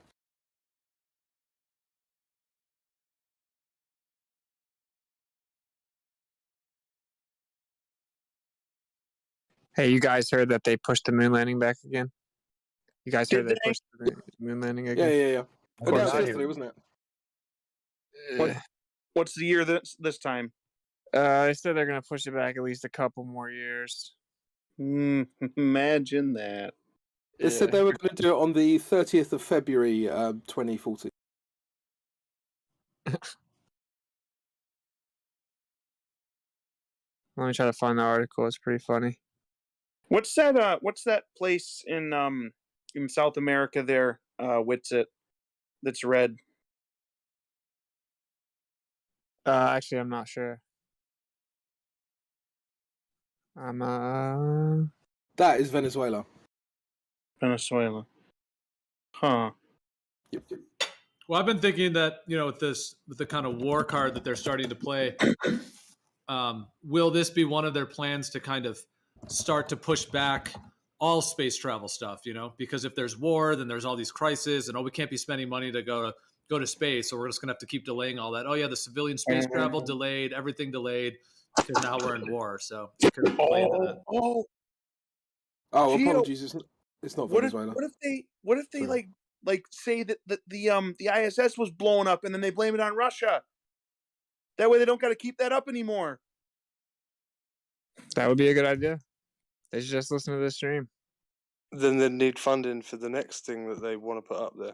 Yeah. Oh man, they could keep their grift going then easy with that, right? Yep. Not that they were struggling anyway, but I wonder if they maybe do that, like they say, the Russian guy up there, or Russia decided to shoot it down or something like that, and so now they can stop messing with that or keeping up those appearances. Yeah, it's a great idea because it would be a very captivating story. Like, there's a Russian ISS astronaut, but Russia took it down anyway. Yeah. That is a good idea. It's better than their current narrative, which is that it's going to crash into the ocean in 2030 just because. And then then they can say, like, Russia just killed someone from this country and the United States and this other country. It's like Russia just declared war on the whole world. Here we go, guys. World War III. Imagine how irrational it is to have something that's going 17,500 miles per hour just come down and land in the ocean. Because, like, what are you going to see? What are they going to fly it back and land it in the ocean? Tsunami. So stupid, dude. Well, wait. Why would it matter if it hit the ocean, though? Like, I don't know that it really matters. My point is, like, it just seems like that would be a very dangerous, irresponsible thing to do, to just have the ISS come land going 17,000 miles per hour, hoping it lands in the ocean where you want it to. Yeah, I mean, yeah, that doesn't necessarily seem like a good idea. But math. So they did the math, okay, and the math checks out, so it'll land in the ocean. No big deal. The math. Yeah. Have you noticed how every single landing always lands perfectly? Every time they send a rocket to the moon, perfect. Every time they send a rocket to Mars, perfect. You don't ever hear about a probe just missing the moon like a million miles or whatever. Shit, we missed Mars. Yeah, math, dude, math. Yep. But not just maths, but every time, like, zero error.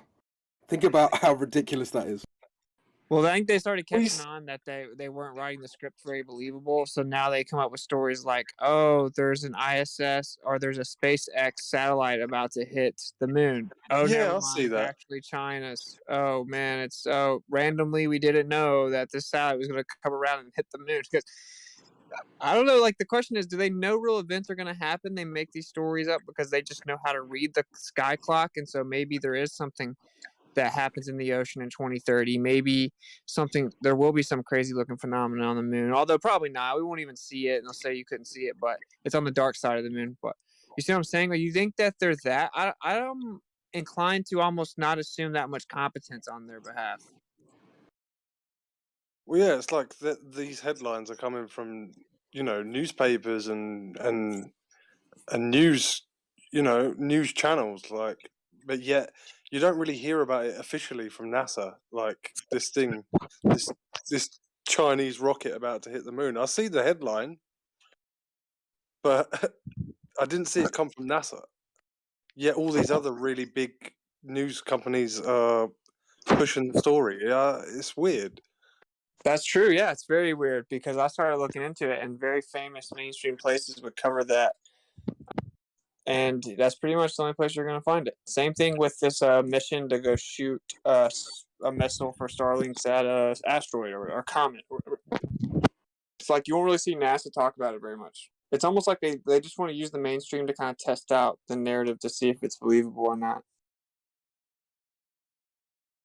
See where people bite. Yeah, once you publish it on NASA.gov, it's hard to backtrack, I'd imagine. Although probably not too much. I mean, they can literally just, Photoshop the moon in and then change it, and no one knows. You like the Wayback Machine that shows that the moon was photoshopped and then they changed it?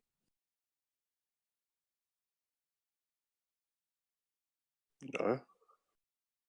Yeah, the Earth, or what they call it, the Earthrise. Yeah. Oh yeah.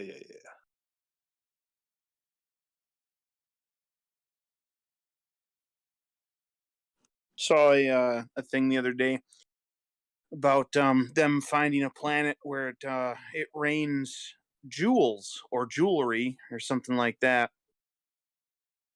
Yes, they can throw that in with their diamond planet too, maybe, huh?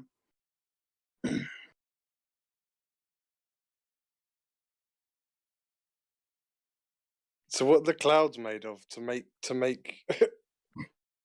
Oh, who the crap knows? Who even knows? Here, let's find out if they tell us something like that. Here we go. Planet that rains jewelry. Let's see here. Scientists have discovered new properties of a previously found exoplanet where clouds are made of metal and rain made of liquid gems. Jeez, the gas giant, officially called WASP-121b, orbits a star about 855 light years from Earth. A study published in journal Nature Astronomy revealed. So apparently, the clouds are made of metal. Have a silver lining. Oh man. I can.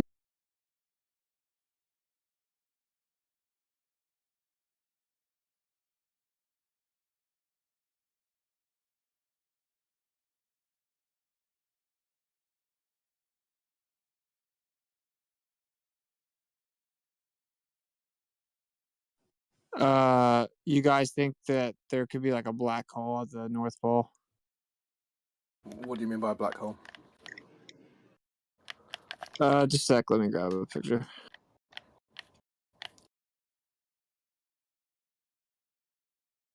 Not the donut. Close. Alright, I'll show you. Oh god. So that's like a ferrocell magnetic field image.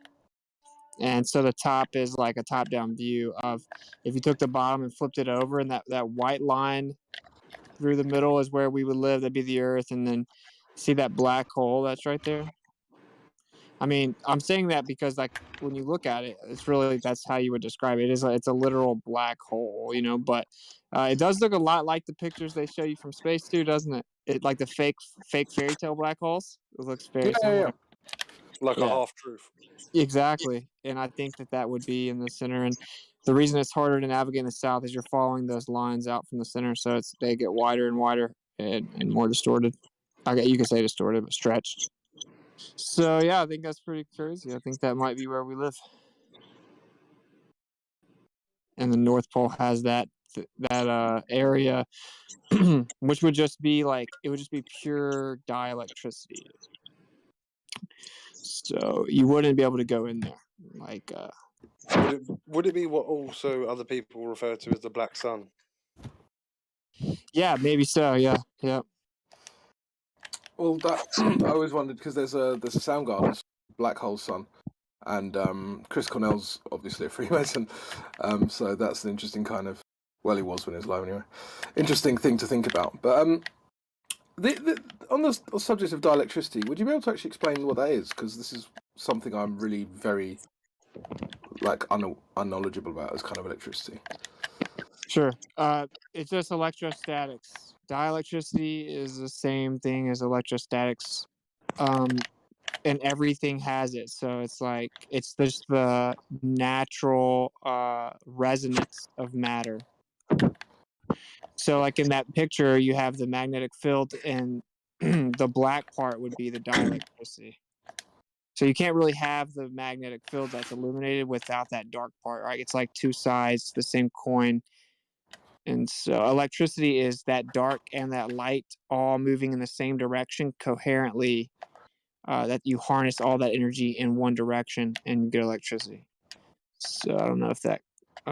electrostatics is the answer. Like that's what dielectricity is. So it would be... I know it's kind of hard to wrap your mind around looking at the idea of the black hole, but then you'd have to understand, well, the black hole, it would be in the same spectrum of light that you're seeing this ferrocell image, right? So would you see a black hole with the naked eye? Maybe not, but it would just be like concentrated. Maybe people would say background, you know, like if you have a vacuum, what's there? It's like a very concentrated version of that. Yeah. I suppose a similar enough idea to an ether without actually having an ether as the idea. Yeah, it's the canvas on which you paint reality is kind of weird.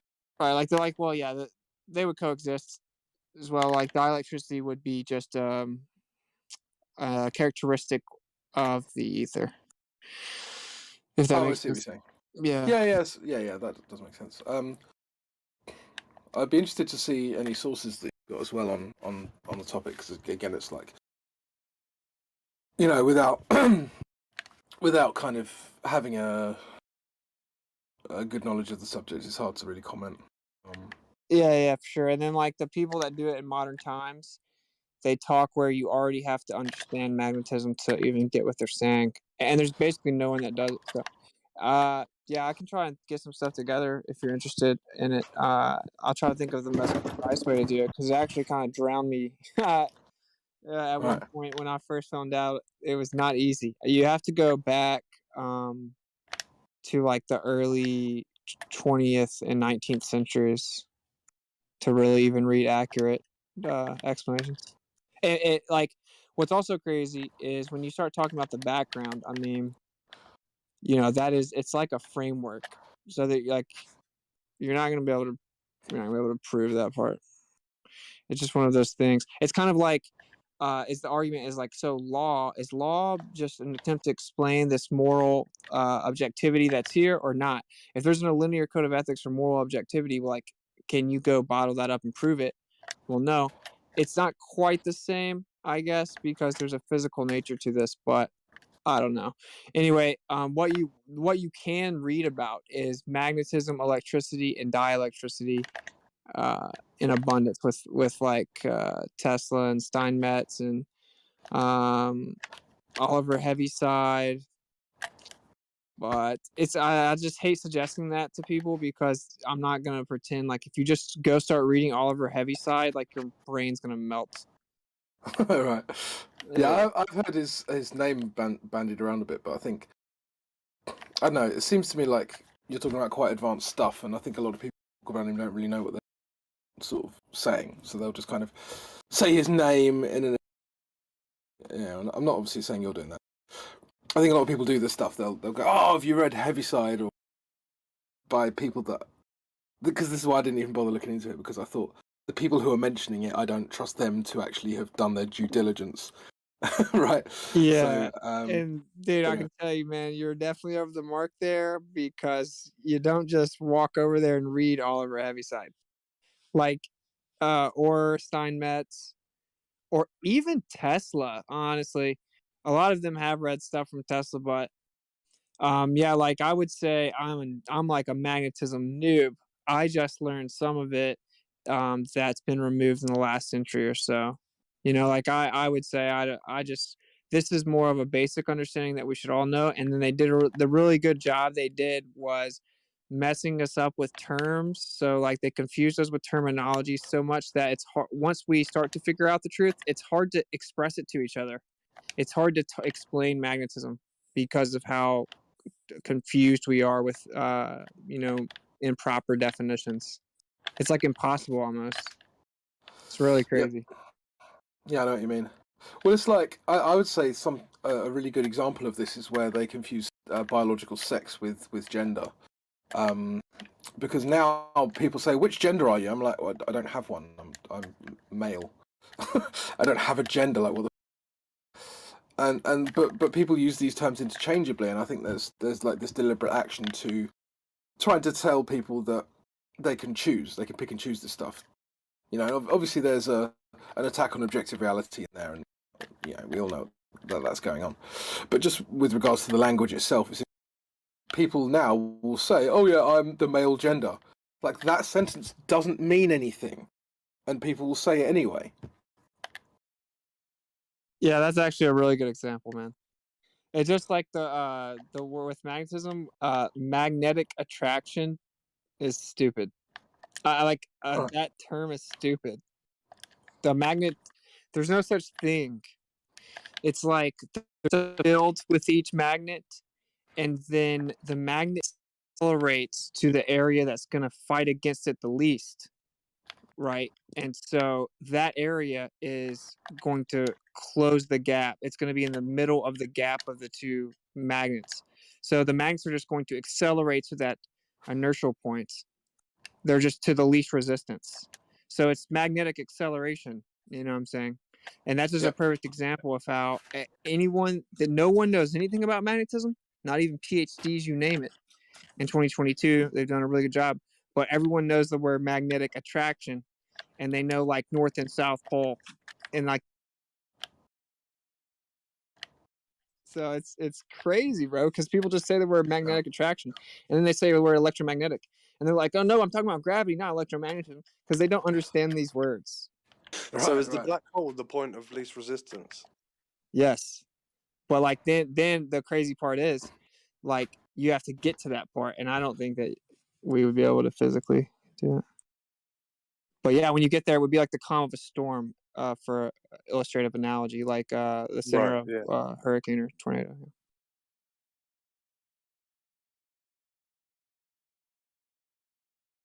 Pretty cool. The center point of the magnet is also like a neutral zone. Between it, there's like the force is the weakest. So if you look at that picture where it says it has like two donuts, those two toroids, one on top, one on bottom, those are like your north and south pole on a magnet. You have that that field, like he's showing in that what's that stuff called? That ferrofluid or whatever. And they it shows you the actual lines. You can see that there's a guy, Ken Wheeler, did that experiment. Yeah. And he's not a flat earther, but he's really smart. He's looked into a lot of stuff about magnetism, and he knows gravity is fake. He's like, no, it's just electromagnetism. Yeah, incoherent dielectric acceleration, gravity. He would say it's just incoherent dielectric acceleration that's not point specific. It's non-specific. It's like it has no preference. It has no directional preference. And so he's pretty right, But the part that is crazy is, well, the directional preference comes from actually an external force of a downward current of electricity, like atmospheric electricity. Atmos electros. Call it whatever you want to call it, but yeah. So I actually jumped in his live stream one time and I said, well, okay, applying what we understand, because you have to give it to him. He definitely understands magnetism. And he's not just saying words, like he 100% is very smart and understands the magnetism. And only people that don't understand him are going to say he's dumb, but Globers say I say words all the time. It's like, who cares? Anyway, I was in his live stream and I'm like, yeah, so understanding what we do about magnetism, the only place sustainable for life would be the inertial plane, dictating that the Earth is the inertial plane. And he started to read it out loud and then started seeing what it was saying and just stopped reading it and kind of blushed and moved on. And I've actually done that to him a couple times with different questions about the Earth. He'll ignore you, dude. He'll ignore you or ban you if you're a flat earther. Well, he won't ban you because because like I would be going back and forth with him talking about magnetism. And I can tell he like respected me and he would read my comments off a lot. And then I hit him with that. You know what I'm saying? If you hit him with flat earth, he'll ban you. You'll be, I mean, because that's what happened to me. So. Okay, yeah, I don't know. Well, in my situation, Don't I hit him with basically flat made him earth. like me. I basically made him like notice my name out of the chat. And then I said it, and then, but I didn't say flat Earth. I said the Earth would have to be the inertial plane. He gets triggered. So, and he did the experiment about the cold moonlight. He had a FLIR, like an infrared heat gun, and he's like, yes, it does. It is colder in the moonlight. And so I think he's piecing it together. He just probably doesn't want to admit it. Well, I think that he has already had to buck a bunch of higher academia and stuff like that to make his channel, to make himself kind of known with the different things he's published, questioning the mainstream narrative about magnetism, and accurately so, of course. So I think that's kind of where he's focused. And it is possible that even if he did know it, it does appear they may be lying about the Earth and starting to piece it together. You can't blame him too much maybe for not publicly saying it right away, because all those people he's got to understand that quantum mechanics, assuming physical particles on a quantum scale, is pseudoscience. He's got them to understand light in the background. He's got them to understand the truth about what people call gravity. He's got them to understand magnetism, the most important phenomena on the Earth, arguably. So is more all effective. Those people would immediately discredit him, right? Like he's been fighting the fight against like mainstream being like basically blacklisted, and then he's just going to. He still built his channel up to 200K, and then that's pretty good. He's it's a hard. camera People don't have the balls researcher. to do that, man. I mean, he doesn't want the stigma. I mean, he doesn't need another fucking kick me sign on him. You know what I mean? Exactly. That's what I'm saying. Like, I don't even know if he doesn't know. I don't know. I'm on the fence as to whether or not he knows. Well, you know, he knows water is dielectric, right? And that's why it's level. Picture that those two toroidal fields, a north and south, and then the water is sandwiched between them. That's why it's always flattening out. That's probably what's driving the moon, the sun, the stars. We don't know the source of it. What is the source of this? I don't fucking know. Like, what's the source of all this electricity, and who knows? Well, he brought up, I'll show you guys that picture, and then he brought up how the guy said that the black sun reference. Well, there's like a lot of references to that from people in the know. And what if that area actually just, like, it just projects what we see? Black sun. You know what I'm saying? Like, you're really just tracking the movement of light. You're not really tracking an object. Did you ever see that video clip where someone takes a polarized lens and they tilt it 90 degrees and the sun is black? It turns to a black dot. If you look through like a polarized lens, the right type, and you hold it up to the sun and you turn it, you rotate it 90 degrees, you'll get a black dot. And it's the normal sun, not the black sun. And I think there is another body. There is a dark black sun or whatever you want to call it, because I've seen it on an eclipse when I was filming it. I didn't see the moon approaching, but there was, and there was still heat. There was still heat. If there was something between me and the sun, I wouldn't feel the radiant heat. I still felt it was a hot day that day, and I could still feel it beating down on me, the heat. energy, and it was like an 80% eclipse from where I'm at, but it was definitely something else because when I zoom in, you can see the outer edge of what it was. You can see the outer edge, and it almost looks like an eggshell. When you magnify it, when you zoom in, I was filming it with my P900, and when you zoom in really tight to the edge of the whatever object it was between the sun, there's a texture, like an eggshell texture to it. Yeah, it's very interesting. I don't know. I don't know if we'll ever know. This is kind of like one of those conversations just for people that have kind of already started to get to where they're ready. You know, like how the Messiah would speak in parables, because the truth's not for everyone. You know what I'm saying? Like, but yeah, I think that it may be because of the polarization of within the electromagnetic field, something we objectively know is there. And because of how it affects our perception of light, something that we objectively know happens, it's very possible that these things can look very tangible in our sky and literally not be there at all. You can demonstrate it. You can demonstrate it yourself on a small scale. So like, I don't know, man. I mean, I think that would explain a lot, honestly. So the eclipse would have something to do with the projection, the holographic projection. And I hate to say the word because people get triggered. Like, there's naturally occurring holography, right? Because it just takes polarization. Well, whatever it was projecting. No, I don't think it is. It was emitting heat. You can see it's emitting light and heat. And when it was eclipsed, it's still emitting heat. I could still feel the radiant heat hitting my skin when I'm filming it. So whatever it was just obscuring the light, but not the heat energy. I don't know how to explain it, but it was weird. Like, dude, I still feel the sun is beating 93 down. million miles away, so the heat you were feeling was probably from 8 minutes before that. Right. It was beating down on my face. I'm filming the eclipse. I'm like, damn, it's hot. Just baking me. I'm like, what? Isn't it the eclipse? I didn't totally understand. Heat I still speed is don't slower get it. than light. I don't know that we're supposed to understand it. You know what I mean? Like, the creator is much, you know what I mean? Like, the creator of all this is obviously, some of this is not intended to be understood. That's like, correct. none Well, of this it. is what's so crazy, dude. People are too big. Well, like the way they say in the South, they're too big for their britches, because they want to come figure out what the sun and the moon are, bro, but they don't understand the basic framework. And the creator does want us to know that. That's why I put that sequence in literally everything that exists. Like in your aura, in your neurons, the electric potential of the neurons show the same Fibonacci sequence. Honeycombs, you name it, everything in nature, pine cones, snails, flowers, the movement of the stuff in the sky, everything follows this Fibonacci sequence. And so when you look at a magnetic field under a ferrocell, that's what you see.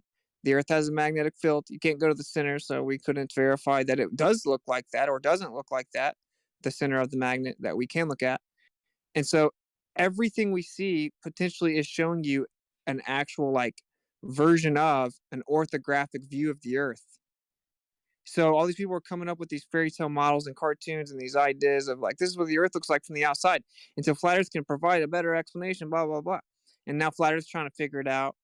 And someone fall into the trap of the model and all this stuff, when really what the Earth is just in everything in nature. It's the energy. It's a geometric expression of energy, right? And it's like equidistant. And so that's the deal, in my opinion. And so if people know that, I mean, it's like, yeah, it would be cool to know what the moon is, but how cool is it that I live inside this picture, you know, of a magnetic field? Like, that's why I think that the scriptures say that, you know, no man is with excuse. Everyone knows there's a creator just by nature alone. And he's being very literal. That's the most important part. Like, before I found out the Earth was flat, I would say I was agnostic. And once I found out, I'm like, this whole thing it's a design. There is a creator to this creation. This is obvious. And that's the biggest thing that the elites, the controllers of this world, don't want us to know, because then they become second fiddle. Not even second fiddle. They become irrelevant. Yeah, like, dude, look, if you look in the voice text, that picture, like, you live there, bro. Like, that should blow your mind, bro. Like, if you really grasp it. And the fact that people are like, oh man, I want to believe in this thing that's been proven wrong because you can't go to Antarctica and you can't tell me what Mars's heartbeat is. It's like, dude, look at this, bro. This is where you live, and it's way more accurate than anything What is it? that you've been shown with Is cartoons. that a painting? That's a ferrocell image of a magnet. Okay. Yo, that is, dude, I'm just saying, what if you live there and you see that black ring around the outside? Well, maybe it is really, really difficult to get past Antarctica, huh? You know, like maybe it's like really, really difficult to get past there. Well, that's where the concept of a force field came from the firmament. It's like what a stupid thing. An invisible shield, that's ridiculous. And then you realize that they're just copying truth, like in the Truman Show. Like he's being watched. He's in this little film set, whatever. He's in a bubble. Everything he's doing is being watched. Yeah, everything we do is accounted for. It's being watched. So, and that's another thing. It keeps you straight, man. It's like, hey, you can't bullshit God. You can bullshit your friend or bullshit a cop, but you can't bullshit God. He sees everything. So yeah, people don't like that, bro. He asked if No, I gravity know. were magnetism, wouldn't a magnet fall differently than a rock? If I drop a rock above still and then I drop a magnet above still, which one falls faster? Okay, so magnetism can affect how fast something falls then, I guess. You know what else? Drop a magnet through a copper tube and it won't fall at the normal speed. That's correct. If The you have- motion will actually create a different magnetic field with the electricity of the coil. It makes electric as it's passing through the pipe, right? The copper pipe or Right. aluminum pipe. It Yep. makes electricity too. You can attach it to like a little an LED light and it'll pulse as the magnet's passing through it. Right. But also And you then drop that it. electricity also causes a different magnetic field that fights against the magnet as it falls. It counteracts, right? And if you Yeah. had a copper plate under it, copper or aluminum, and you have a neodymium magnet, and you drop it, it'll cushion itself. It won't slam. Eddy currents. Yeah. Well, it's making an electrical field, and it cushions it. It's like it doesn't. You would think this heavy magnet would slam into the copper plate, but it doesn't. Flux. It's like, yeah, well, whatever it is, it's This is it's tripping me out interesting. though, right? Because like what accelerate faster than a rock? Yes. Yeah, Yes, I it mean, would accelerate faster than a rock. It's a magnet. It would go way faster than a rock. on a metal plate, maybe it would, but what about just on the dirt, just on the ground? You drop on the ground. Okay, it would Some depend on rocks the are composition of the ground. Huh? If that composition had a bunch of magnetic material, would the magnet fall faster? I'm just talking Possibly, about the dirt. yeah. Okay, yeah. Just So what if the saying. dirt had a bunch of magnetic rocks right underneath it? Would the magnet fall faster? Well, I mean, why are you thinking? What if it had magnetic rocks in the dirt? What Are about you just saying the that there aren't naturally occurring magnetic rocks in the dirt? No, I'm just saying if gravity were magnetism, wouldn't a magnet fall at a different rate than a rock? That's all I'm asking. I mean, you can Yeah, put and I'm in all this. saying, I'm I'm just saying that saying. it would depend on the environment that you dropped it in, and if you dropped it to metal, then sure. But that doesn't. First of all, it's incoherent dielectric acceleration. It's incoherent magnetism. So gravity is incoherent magnetism. So you have to understand the difference in coherent magnetism and incoherent magnetism before you ask the question. Yeah, but you know, all these things that fall at the same rate just due to their mass, and you've got some things that are diamagnetic, and you know, I mean, different things have different property, but they all fall at the same rate. No, actually, would be they don't all fall at negligible. the same rate. There's been people that showed a huge change of rate within the periodic table of elements. So that's just not true. It's just a thing people say. And 9.8 meters per second squared is just an agreed upon average. The Would they question do is, that at the this is Bremen? what I critique. I have to correct flat earthers on a lot too, though. The question you should be asking is, what gives the object its density, or maybe you would call it mass, but what gives it mass, or why does it have a density? What holds the matter together? You're claiming that is gravity. Okay, that's what the real question is. And flat earthers a lot of time won't answer it. They'll just say density, and be like, well, why does it have density? And they'll be like, it just does. No, you're gonna have to go. Go ahead, Jerry. You're gonna have to go over the Bremen drop test. That thing you were just talking about. That was the at the Bremen drop tower with the elements falling different. Like, you're gonna have to explain that to him, because he doesn't think that happens. He thinks it's mass. Mass well, thing. That was an interesting experiment, because there was heavier, more dense elements like lead and lesser like aluminum, and it didn't affect the drop rate. So like iron and other elements were not, they were levitating above the bottom surface in that drop tower test. It was interesting to see which ones fell at which rate.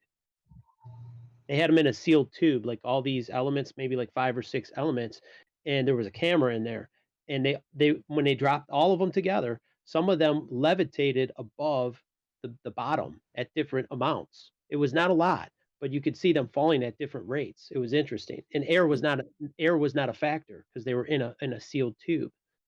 So Correct. there's no drag on them. So they don't all fall at the same rate. No. Right. So it's just a made up story. It's actually just a misnomer, because the story doesn't even claim that. The story let him doesn't respond claim to that. Let him respond to that, though. Right, left lane things don't fall at the same rate. It might not be just like mass attracting mass. Well, I would just have to see that demonstrated, because I mean the narrative is, and I don't know really any better than what they show with the feather and the bowling ball, that all mass falls at the same rate within a vacuum. I've seen that. I haven't seen anything opposite of that. Well, this isn't something the Globers are going to be running around showing you. I've seen it, because I'm looking into this shit. I heard they swept it under the rug. Pop that up. You got that, Witsit? It's European, right? With the Bremen drop tower, or wherever that is. Does anyone have that on hand, though, to just pop up real quick for left lane? I can grab it. You got it in a GIF. It'd be nice to make a GIF, because people won't click on a video, especially if it's in. I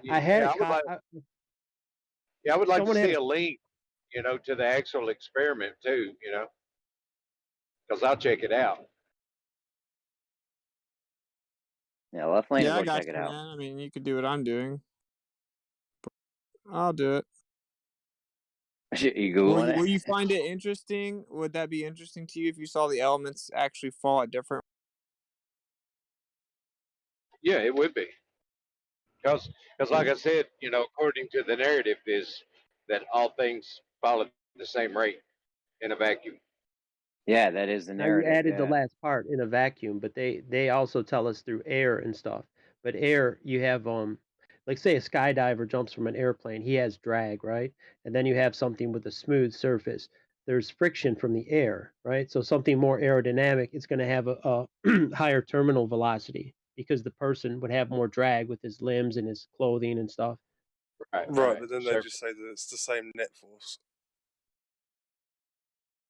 Yeah.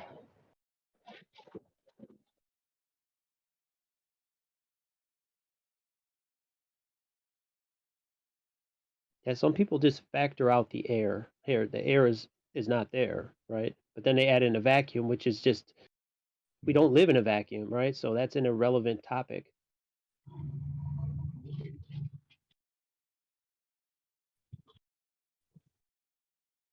Like all these what ifs. Does a rocket have thrust in a vacuum? Someone did a little experiment. This guy Cody's lab, he had a vacuum chamber with like a little rocket engine, like a model rocket engine. And but once, and the thing is, you couldn't ignite the engine in the vacuum.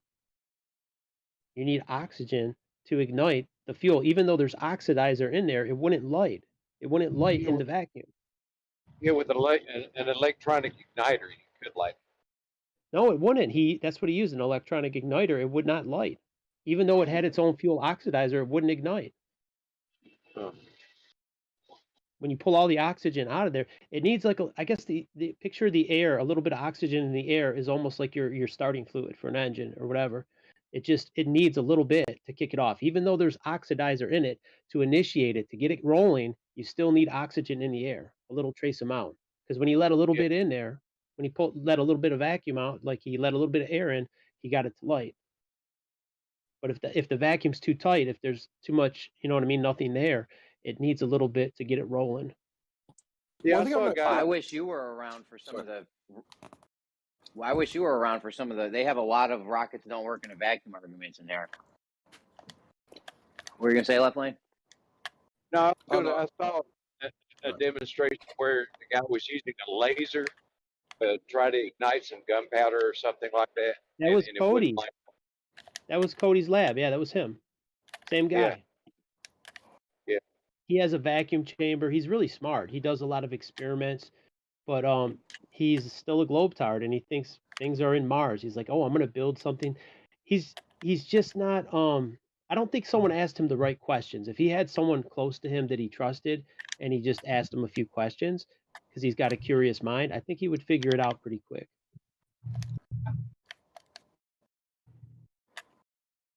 Yeah, I mean, I think sometimes the issue with some of these globe guys is that they have absolute faith in models and theories, and I think a good example of that would be when we were trying to explain to Kosho about how things disappear bottom up optically, and he was saying, well, according to the perspective model, that's impossible. It's like, well, it doesn't matter what the perspective model says about what's actually going on. And that doesn't really compute to them. So when you say like, well, when Cody's lab, tried this thing out and it doesn't work according to theory, that's just not going to make sense to them. It's like, well, the theory is correct, therefore the fluff was wrong.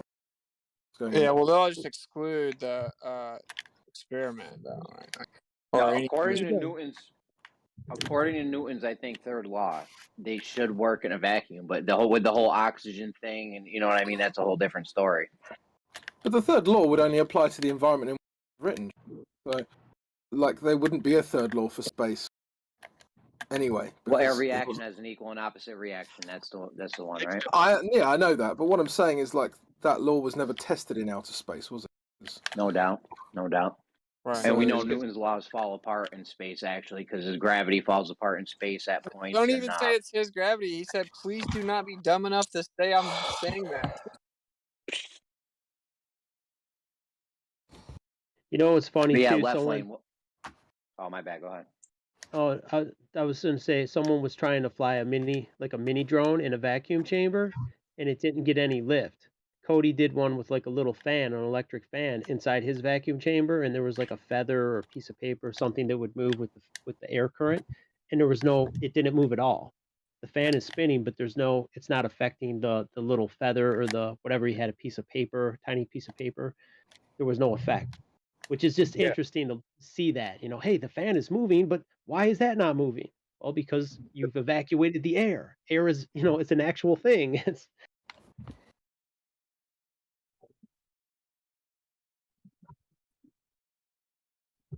You start to ask me something, Jeremy? Hold on a second. I thought the interesting one too was the gunpowder. He couldn't light the gunpowder with a laser. He couldn't light the rocket motor. Like the little model rocket engine. Couldn't light that.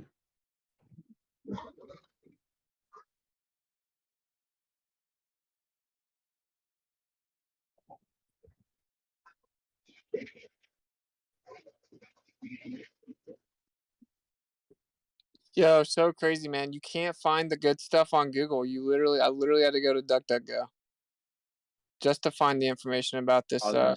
The Bremen drop tower. I was gonna ask Left Lane about that. Left Lane, if you saw that and saw that things don't drop at the same rate in a vacuum, there's other factors with that like, you'd have to think about that, right? Well, I'm trying to open that link. It's commonserror.edu, and I'm getting a blank on it. I'm not getting any text or anything on it. All right, I can send you another PDF explaining the whole tower and everything. There's a 9-second video right there of the elements. So, I mean, it's that 9 seconds pretty much sums it up.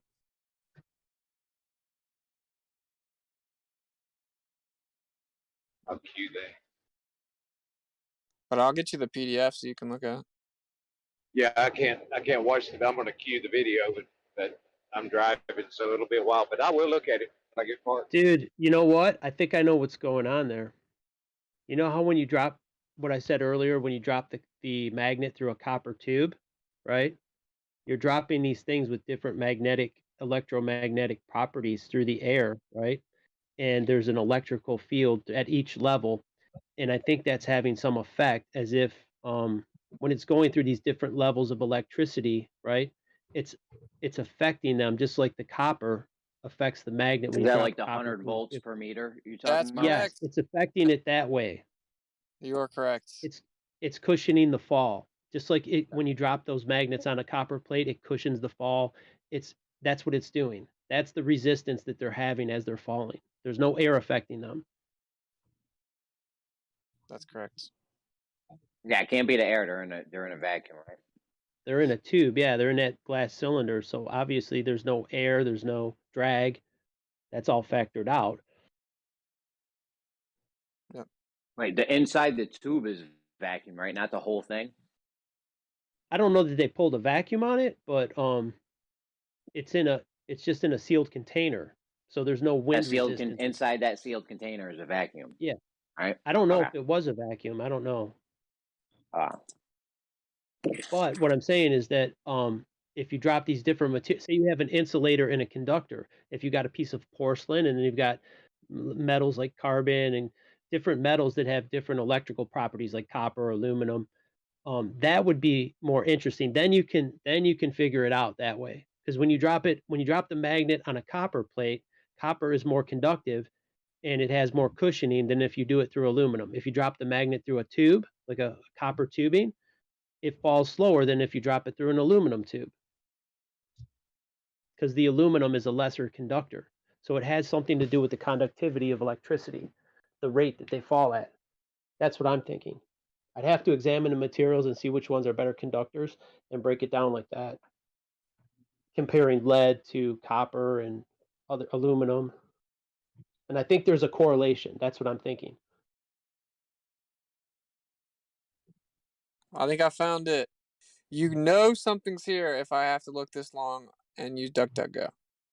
I'm very good at shutting Glovers up with sources. I've gotten very good at finding stuff fast. Yeah, you gotta go to DuckDuckGo for this.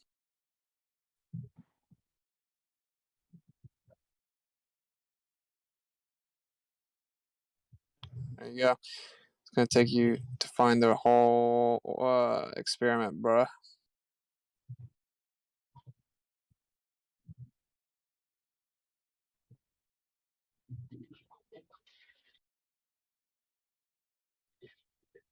Here's the timetable.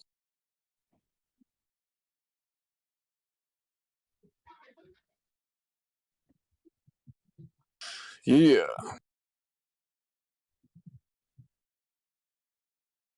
So if you knew that downward current was here, the equipotential electric nature to the atmosphere, then couldn't you utilize that to levitate?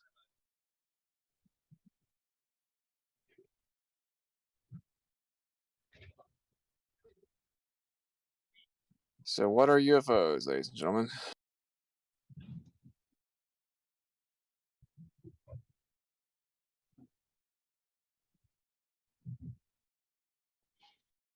And why do they look like a donut, right? Why are they donut shaped? That's your toroidal field.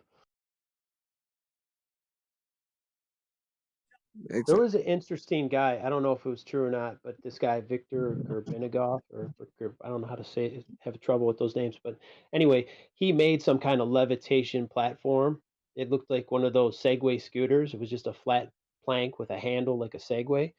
And he claims to have levitated and traveled like 1,000 miles per hour, and he didn't feel any wind. Like he was inside this little bubble, this little energy bubble, and the wind did not touch him as he's traveling at these crazy speeds. But that can't be confirmed. That's just a claim that I've read about this. Right, but that's how bumblebees fly, dude. They're not same. The bumblebees have like a force field around them. It's the same thing. If you just harness the magnetic field in the center of a UFO, you could do whatever you want. So you could go in any direction that you want to, and you'd have no resistance. Also, the bees, what they were saying is the bees don't drift with the wind currents. They're flying through a crosswind and they're not being affected. They put little transmitters and they fly from A to B and say there's a crosswind. It doesn't affect them. They're not drifting in the wind. And they just weigh, they hardly weigh anything. So they would be blowing. Yeah, dude. They shouldn't even be able to fly. They're not even aerodynamic according to like the idea of gravity alone and stuff. But like they buzz and they create a resonance, like a vibrational force field, like a literal little force field. And little bubble. They have their little bubble in there. Crazy, bro. And that's all UFO would have to do is just literally just reverse engineer a bumblebee flight. Well, you know the underside of that beetle's wing, right? It looks like a bunch of cones. There's a bunch of cone-shaped things, and that's something that's, I guess it's harnessing the electrical field that we live in, and it's somehow redirecting that energy to levitate it. I'm not sure how it's going on, but there's a certain texture to the underside of that wing. It looks like a bunch of cone-shaped things. Oh, the beetle, yeah. Crazy. Yeah, that beetle. Bumblebees and spiders. They all levitate with electrostatics. Yeah, I don't know. I think it's interesting. Like the guy that's a flat earther that came up with the magnetic generator that's like perpetual. The way he finally got it to work was he used the Fibonacci sequence in the actual coil geometrically. Oh, was it Marco Rodin? I don't know his name. I forgot his name. That guy that made a Rodin coil. It's just like a toroidal type thing, like you were saying. But I didn't know if he was a flat earther or not. Oh yeah, so he might have used that guy's thing. I don't actually remember the guy's name right now for some reason. But no, yeah, it was Rodin, Rodin, Marco Rodin. Yeah, he might have used his thing. If he's so infamous, he came up with a certain type of coil and it was named after him. Probably different guy, you know. But yeah, it's really crazy. This guy had to be really secretive with it for obvious reasons. Oh, dude, anybody who comes out with a free energy device gets assassinated. They can't have that. Yeah, he only showed like people in the back room, like. But it's great. I was bringing it up because it's interesting that the geometric pattern is what changed it. So that might be as simple as it is for like the undertone of a beetle's wing. If the geometric pattern's right and you're able to vibrate within it, then you would be able to levitate. Because that's what I think the ancient buildings are as well. It's like it's built in a way that the energy isn't prohibited. Even when the wing was off the beetle, it wasn't vibrating, it would do that. It would levitate. I don't know, like I think he was putting a magnet by it or something. You see it jump, it would just flip. It was like affected by it. And I don't know how he built his device, if it's even true. But I know that's been suppressed. And also like there's Victor Schauberger. He was working on the same types of things with water and air. And when he came to America, they stole all his patents. He wanted to get funding for his inventions. And then he died shortly after he returned home, which I think they poisoned him. They stole all his patents and stuff, his inventions, and all that's been suppressed. Like we'd have free energy if those guys, Gorbachev and Schauberger, if we would have their stuff. Those guys were geniuses, but we don't hear about them. You hear about Edison, right? Edison. That's our power company. I mean, yeah. Edison was about making money. I think he was from the tribe.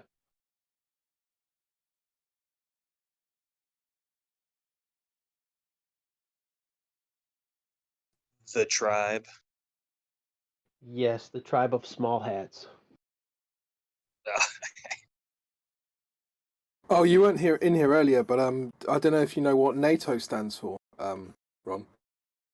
Me? NATO? Yeah, what does NATO stand for? It's like, what does it mean? NATO. North Atlantic. I'm not sure exactly what it stands for. What does it mean? No, it means noses are taking over. Oh, well, shit. They've always... I love it. They've always had control. They're not taking over. They've always had it. If you see the Ukrainian president, he's a 44-year-old Jewish comedian, right? It's like, he played the president in his TV show. It's like, dude, they are clowning us so hard with this fucking war stuff, man. It's working what do so Ukraine? well, What do dude. they have oil, right? They have oil and gas, and they're the breadbasket of Europe. They benefit from these high prices, Russia and Ukraine. So they're wagging the dog. Hey, Putin, you invade me, we'll play good Jew, bad Jew, right? And the price of oil will shoot up, the price of grain will shoot up, and we'll both make out like bandits.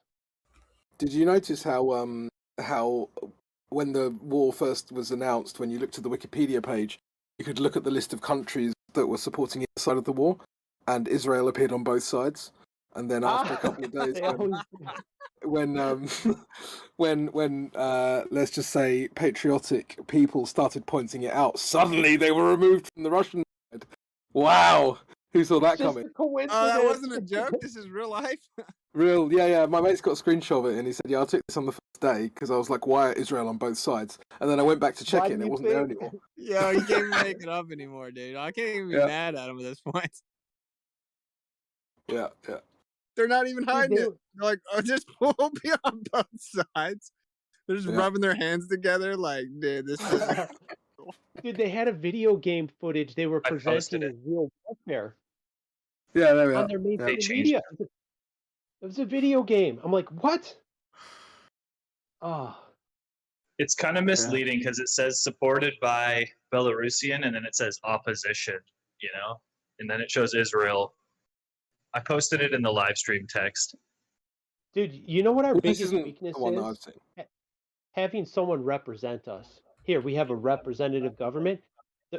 They're always going to put one of their cronies to represent us. Like, how did a Jewish comedian represent Ukraine? Right? He's just inserted. Like, he doesn't represent them. And they're let's say they were killing themselves for real, right? They could make them kill themselves for real and just kill all the goyim. Hey, defend Ukraine, defend the motherland. So they have brothers killing brothers. Russians and Ukrainians, they're like brothers. It's almost like the United States invading Canada, except I would say it's more like the English invading Scotland and Wales and Ireland and killing brothers. Like if the Queen told them, they would do it. The soldiers would do it because they have before, but they would literally be killing their cousins and brothers. Yeah, just to mention to Angry Single Mothers, I think Angry Single Mothers was going to comment on Pizzle's little video here, but what's quite interesting about this is that you still see Israel on the supporting Russia side. So even though this isn't the one I've seen, it still says Israel supporting Russia. And if the one I saw had Israel on both, right? But now when you go back to it, Israel are only supporting the Ukrainians. Okay. And to me, this is part of a greater problem with Wikipedia and other kind of, let's just say, editable news sources, is that they can just do this stuff. They just, as soon as they make a mistake, they whip the rug out from underneath. Yeah. Or as soon as someone notices the mistake, Reminiscent of SpaceX. I couldn't get over that fucking mirrored rocket booster footage that they just got to go back and edit the live stream on. Sorry, can I just finish my point and then I'll be done? The point I'm trying to get to is that they've got it to a point now where they have set up as like the opposition to everyone else, right? When actually I see us as kind of whistleblowers trying to tell we're basically the cows trying to point out to the other cows that there's a slaughterhouse at the pen sort of thing. And so what they do is they've made them suspicious of us pointing this out, so that when we do point it out, they then say, "Oh, you photoshopped it." It's like, no. They're the ones doing the photoshopping. They're the ones backing both sides of every war. They're the ones doing all this shit, and yet you believe them. You believe their rhetoric, which is ironically why you still believe. And if you just stopped believing them for a day, you wouldn't believe them forever.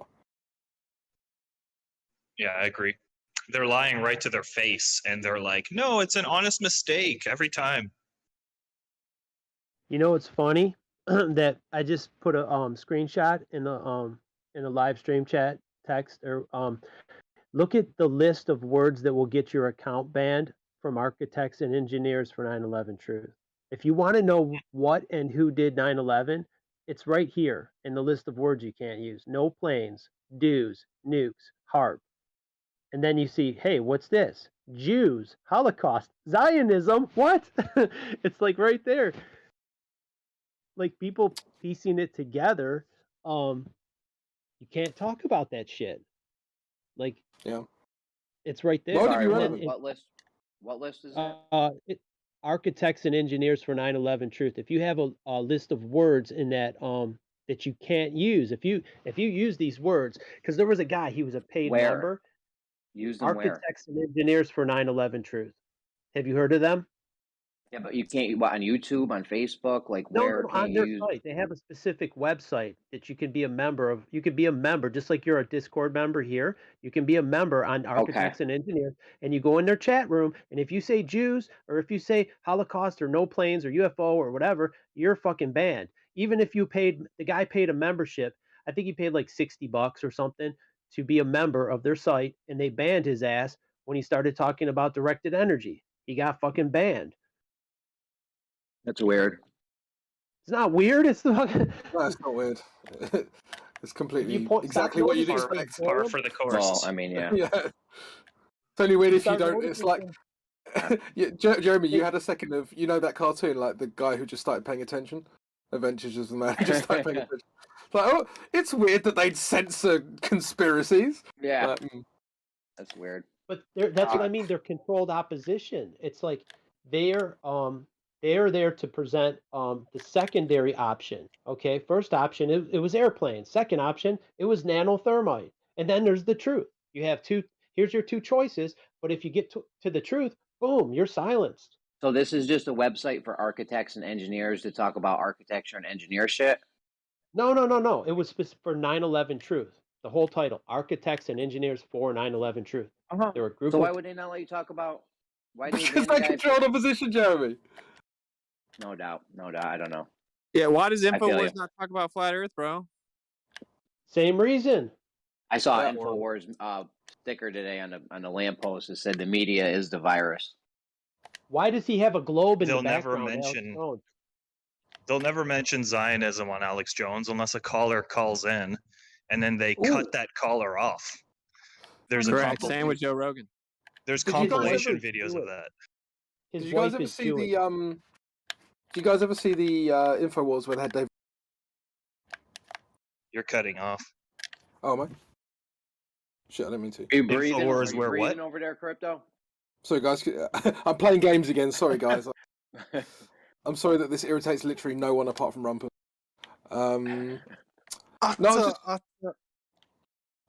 Sorry. Nothing. Go on, sorry, bro. Yeah, there was. I don't know if you guys know who David Duke is.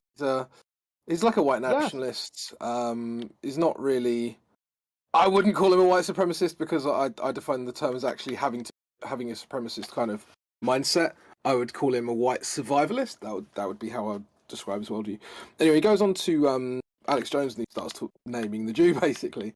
And what was really fascinating about that is that this guy who no one's ever seen before, who's turns out to be Alex Jones's Jewish producer, just basically says to Alex, "Right, I got this," and starts debating David Duke instead. And you're like, whose fucking show is this? This is the weirdest thing I've ever seen in my life. What does he start doing to David Duke? What do you mean? You kind of cut out. He starts. What does the producer do to David Duke? Does he start muting him? No, he just starts debating him, and you're just like, "But this, you're not Alex Jones." Yeah. It's really weird. Browbeating. He starts browbeating him probably. Oy vey, the 6 million. How dare you?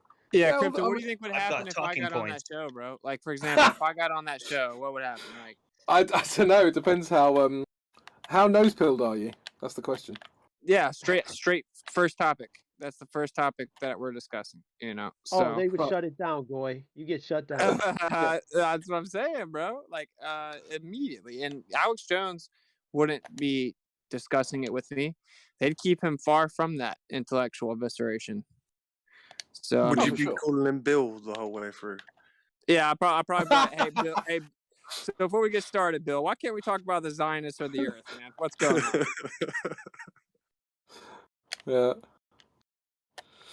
No, but I mean, I think David Duke was doing a pretty good job of eviscerating him anyway. But, you know, it's not that hard to do. Not very bright, but it was an interesting thing to watch. Like, they're not even hiding it at that point. Like, he literally got his Jewish handler to handle the the talk. It was weird. Well, have you ever heard of Adam Green? Yeah. No. Oh wow, Crypto, you should check him out. No More News. It's spelled like to know, KNOW More News. Oh, clever. I like it. Yeah, he's pretty censored. This is his subject, right? And he got on InfoWars for a little bit.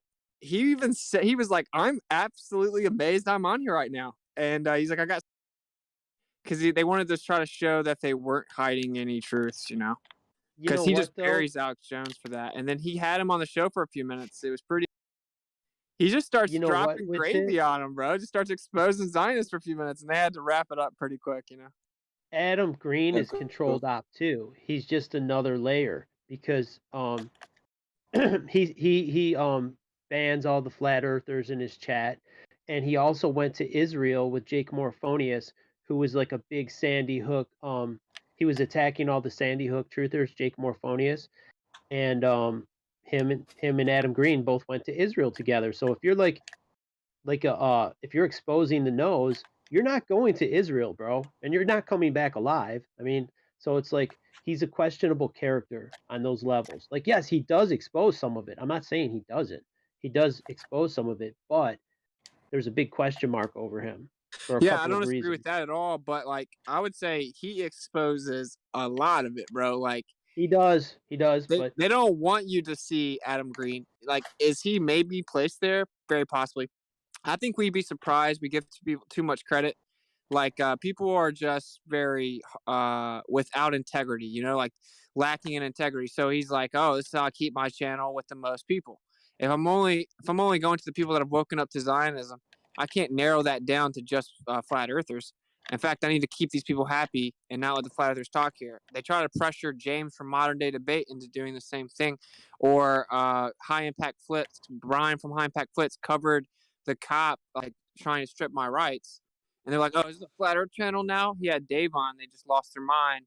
So it's like you can see why it doesn't even have to be some governmental operation. He just might be a cuck. I don't know. Because he exposes. Well, what about David Duke? If you think they would let him into Israel, do you think someone like and I don't even know about Duke. I mean, Duke says a lot of the right stuff, but I mean, I have a question mark over all those guys. It's like I'm suspicious of them. That's all about being skeptical, isn't it? People like that. Also, we would expect them to plant things in that sort of place, because how else would they mislead the people that aren't going to look at the mainstream? Yeah, of course. Exactly. Well, they said if he was in it. Sorry, go ahead. No, I was going to say Duke with the Ku Klux Klan thing, right?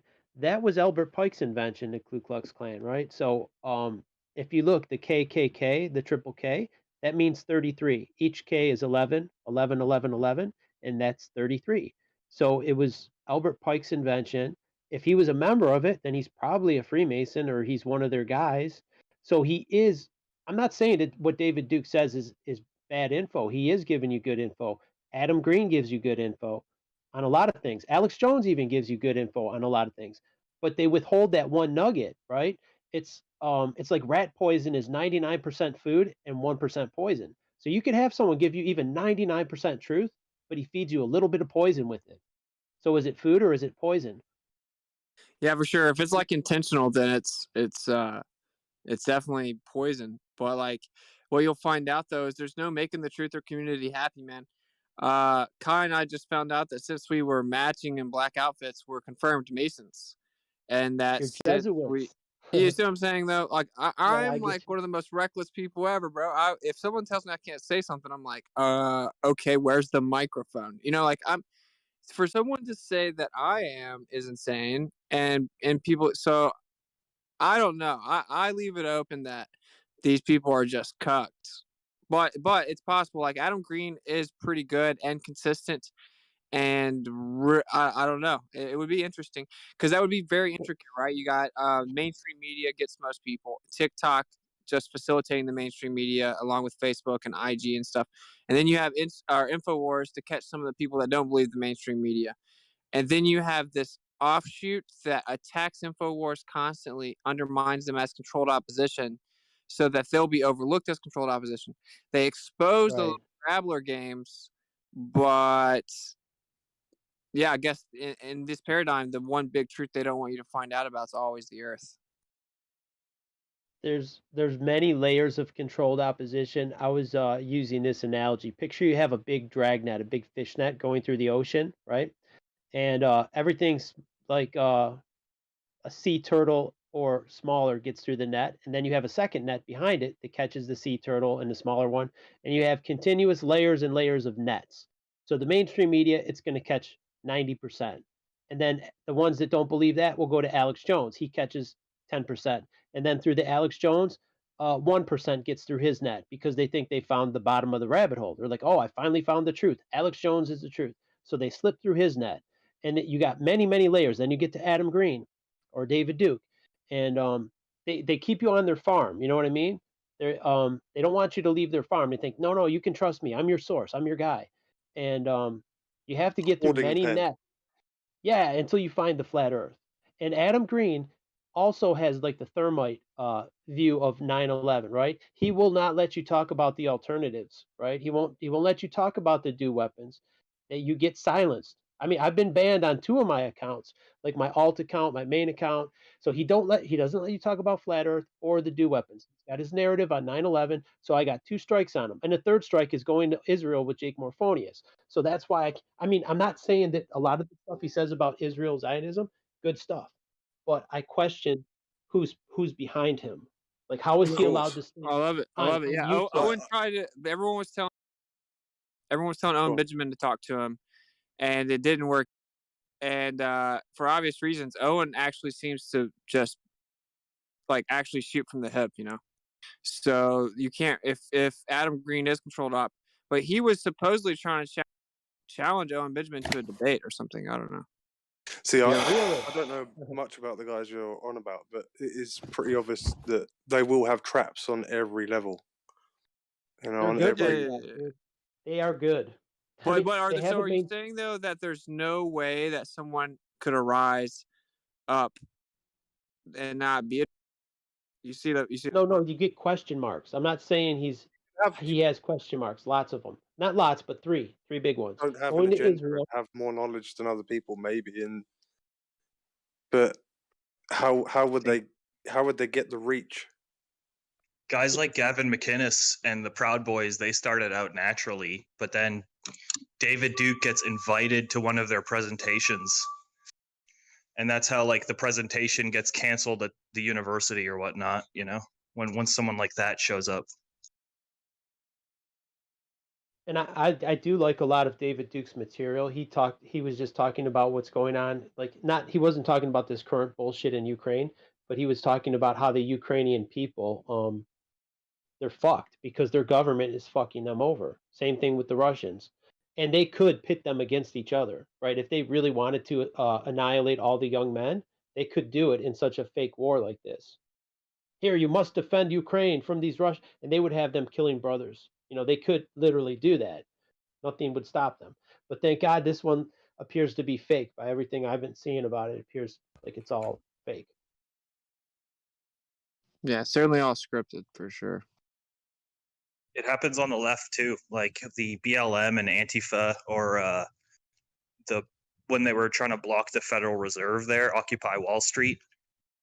All those movements kind of spring out organically, and then they get infiltrated, and people try to organize it. Even the trucker rally there that happened in Ottawa, we had like evangelical Christians hijack the thing, and then they were the ones making those donation accounts. And like getting the donation. Yeah, the GoFundMe stuff. They were the organizers. They were skimming the funds for the truckers and keeping it? Well, these evangelical Christians like basically created the GoFundMe page, and then they misled the world into thinking that they're all like evangelical, right-wing kind of, you know, anti-Semitic and stuff. So you know when funny? Yeah. Oh, go ahead. I was going to say they had a Confederate flag. Like a Canadian would even own a Confederate flag, or it would mean anything to him. They try to make the Confederate flag a symbol of hate, which is ludicrous. Well, that guy got called out by all the audience members and everybody, pointed at him and said "Fed," and they chanted "Fed" at him, and he walked away in shame. An American leftist, right? They don't know. Oh, I'll bring this hate symbol. Oops. Oh, fuck, it's Canada. You guys stupid. you guys realize it's definitely all scripted though. Still, like that was all scripted too. Like there are real 100%. people there for sure. It's just scripted. That's why Elon came out and said, "I'm working on my automated 18-wheelers." Right after it happened, it's just all script. Now Elon's going to be cast in the world play as a hero with Trump in the background. That's what this is setting him up for. It's setting Elon Musk up to take over the world or something. It's really crazy. Now he's sending the Starlinks over to Ukraine. Now, he's the one that wants to put a chip in your brain. So it is pretty weird. Ray Kurzweil. The thing Ray Kurzweil wanted to do with the chip in your brain. Say again? Ray Kurzweil, a real famous guy. He does a lot of shit on intelligence, and he's made a lot of predictions about what would happen with technology and shit. And like 80% of his shit has come true. And he said that next thing they want to do is because he's called Ray Kurzweil is his name. Next thing they want to do is put a chip in your brain so you can have instant access to the internet at all times, but also they can send an electronic signal there and incapacitate you just in case if they have to. That's like their next plan. That's crazy, man. Like Elon's the guy to do it, right? Because the left and the right like this guy. Like everyone's just brainwashed into worshiping this guy. Whose book was he in where they said the leader of Mars will be Elon? Was that Werner von Braun? He mentioned someone named. Yeah, it's Project Mars by Werner von Braun in 1953, I think. It's all falling together, man. All this fake space shit. They're setting us up for that alien invasion. I feel it coming because they're setting up the pregame right here. Like all the pre-programming is being laid out right here. Right. So if there was an alien invasion, and the normie had to pick one person in the world to go fight on behalf of the world against the aliens, who would they pick? Definitely Elon. He'll represent us. He's a good shit talker on Twitter. Well, people think he's a hero. People think that he's pushing for laws that will hurt his business, but it's better for people. People think that he's trying to build underground tunnels to help people with free transportation. He's sending Starlinks to Ukraine to help them. He's giving people free internet in remote areas. He's just this benevolent, philanthropic caretaker of the world. So it's like it's kind of weird. This is all script, but what's really the purpose of the script? It's like, well, you forgot one. It's bigger than we're thinking. Modeling Dogecoin so everyone can be rich. Well, think about it. That's a perfect example. Also, they're testing him out to come out and push the new digitalization of currency worldwide. And if he just talks about money, everyone believes it. The central bank digital currency.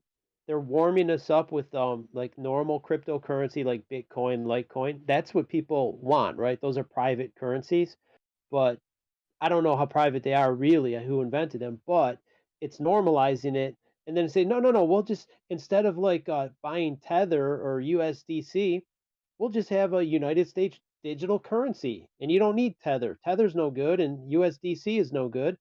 Use this Federal Reserve crypto coin. It's not cryptic at all, and they can shut off your wallet, and it can be printed to infinity.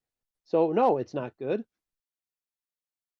They would just be there was a guy Aaron Russo talked about this. He was friends with a Rockefeller, and pretty much everything he was talking about with the implantable chip and all this shit that they're gonna do, it's pretty much playing out. Like he dropped a lot of red pills before he died suspiciously.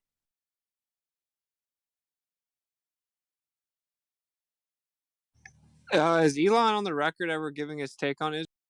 Does anyone know? On an implantable chip? On Israel? The Neuralace or the other one? No, Israel. Oh, Israel. Fuck, he's probably one of them, dude. I would bet he's Jewish. Yeah, sure. But I'm just wondering if he's ever even publicly. I would imagine if it has happened, it would definitely just be public support. But we support Israel. Yeah, I'm sure he's popular there. That's the Yeah, I thing. I mean, mean, whoever's going to be propped up as like the world leader is going to have to get their stamp of approval from that little country over there. well, that is the world leader. What do you mean? Well, they're going to have a physical person though. Dude, did you know all of our data is mined through Israel? All of it. There's a company called Black Cube, and like all the intelligence agents, it's all routed through their servers and shit. Oh, really? Yeah, all these spy agencies, these worldwide spy agencies. Oh, Israel's just really good at tech. Really? Oh God. Yeah, that's why it has like the Microsoft and Apple headquarters of the world, I think. But like it has tons of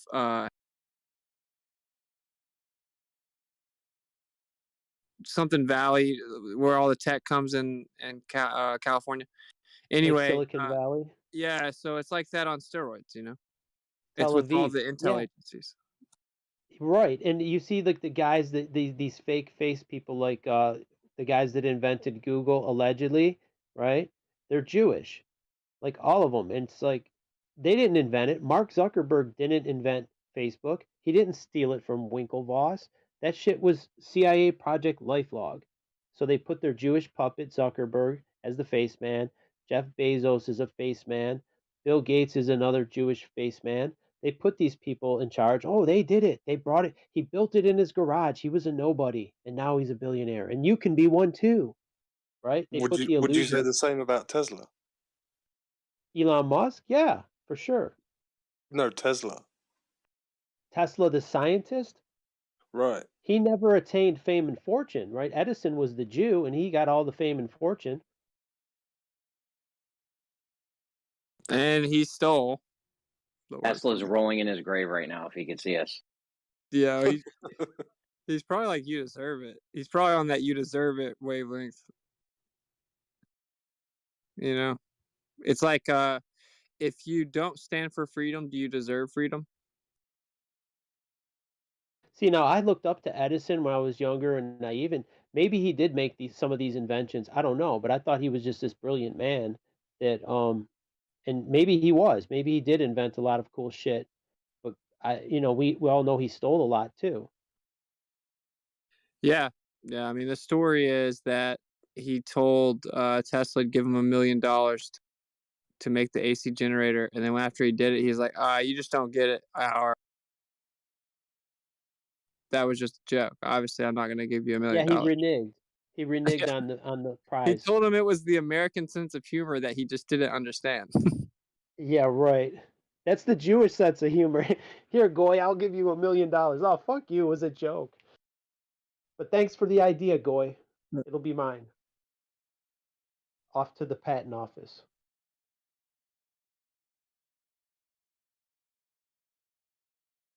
See, patents are a joke too, because a patent only lasts 17 years, right? And then you have to pay through that 17 years. You have to pay maintenance fees. So the only people getting patents are like these big companies, because it costs a lot to get a patent to have one made. And then even if you do, you have to find funding to fund your invention. So you have to submit your patent to these companies, which will tell you go fuck off or pound sand, and then they'll wait for your patent to expire, and then they'll just take it for themselves. So it doesn't benefit you to patent something. If you have an invention, just make it and run with it. Don't bother with. That's why I laugh at these people that got these perpetual motion or free energy over Unity devices or something, and it's like they're waiting for a patent. It's like, what do you file a patent for? They're gonna well, you can't blame them. They're brainwashed to think that the system is legit. They can be like the next Edison, right? Like, oh, I'll just patent this and I'll be like Edison, or I'll be famous, I'll be rich. They think that the system's legit, so they go through the hoops. If they knew what we knew, they wouldn't bother. They would build the device and hand out the blueprints for free. Here, build it. Yeah, put it. So if anyone ever created over Unity or something, the smartest thing you could do would be to just start selling them, or put the patent, the blueprint on the right on the internet right away before they fuck it. Let that shit.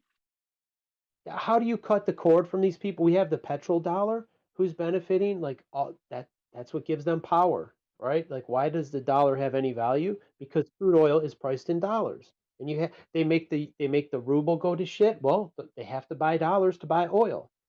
even though Russia produces oil. Same with Ukraine. So I'm skeptical of all this shit. Like, but I know any fiat currency like we have, U.S. dollar, the ruble, Canadian dollar, all that shit, it's all owned by the Rothschilds. They own all these central banks. So they print all the fiat currency in the world, goes through them, and they loan it to our governments.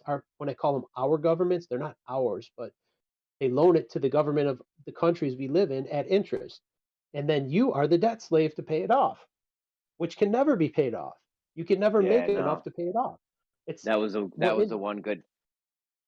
That was one of the good parts of the zeitgeist thing back in the day. There, with the work they did, like on the Fed and how money works and shit. Dude, Alex Jones did that too. Yeah, it's like that's where he was good on the Federal Reserve, and then I was a fan of Ron Paul back then, and I was naive, man, but I thought Ron Paul would be a good guy or whatever, but then once you go down the rabbit hole, you realize they're all controlled, like these different levels of fishnets. Even Ron Paul, like all these guys, they want to make you think that you have a chance going through the system. Like, oh, I like Ron Paul, I like Rand Paul, he speaks for me. We just need to win more elections and put guys like him in charge, and then we can win. It'll never happen. It just gives you a little bit of hope, right? It's like the carrot in front of the donkey to keep you in the slave system. Instead of saying, fuck it, I'm not playing, this game is rigged, fuck this game will always leave me a slave, I'll never win in their game, I don't want to be in their prison, I want to opt out. And enough people need to hit a critical mass where we opt out and don't play their game. It only works if we comply. To answer that guy's question pretty pointedly, I will just say, in my opinion, it's definitely on the table that the entire Nikola Tesla story is just a Grabler Phil story. But I don't know, like a Phil story, like they make Phil stories, like Plato is a Phil story. But I want to, I don't know, like I think the information is what's important, and it's very censored. That information is very, very censored. So if he's controlled op, you cut out. If he's a controlled op story, then they were maybe thinking they were going to have to absorb some of this really advanced technologies, and then they pulled off keeping it hidden or something. Like that's the only part that makes sense if it was all created. But I do have I want to do a survey, and so I'm going to start the survey in here. So over under 30% of the United States population has AIDS. AIDS is fake. Nobody has AIDS. Okay. Not like HIV, pseudoscience, virology, like irreparably damaged immune systems. Autoimmune deficiency. Basically, you ask him whether the report on how many people actually took the special stuff, because we know those numbers are fluffed. Yeah, right. Like and just say that those numbers are real, I still don't even know how many would already have AIDS, but I know it sounds like a joke, and that's why I do think it's funny, so I do say it a lot. But I'm just wondering, like, do you guys think like over or under 30% autoimmune deficiency in America? Like, let's say by the end of this year. Like, no one's going to get tested. Are you saying that was in the thing? Are you saying that was in the thing they gave out? Yeah. Well, that's what's gonna. It's not something that you give. It's a response the body has. It's when your immune system is messed up. Yeah, it's like just an auto drive, and it starts basically attacking itself.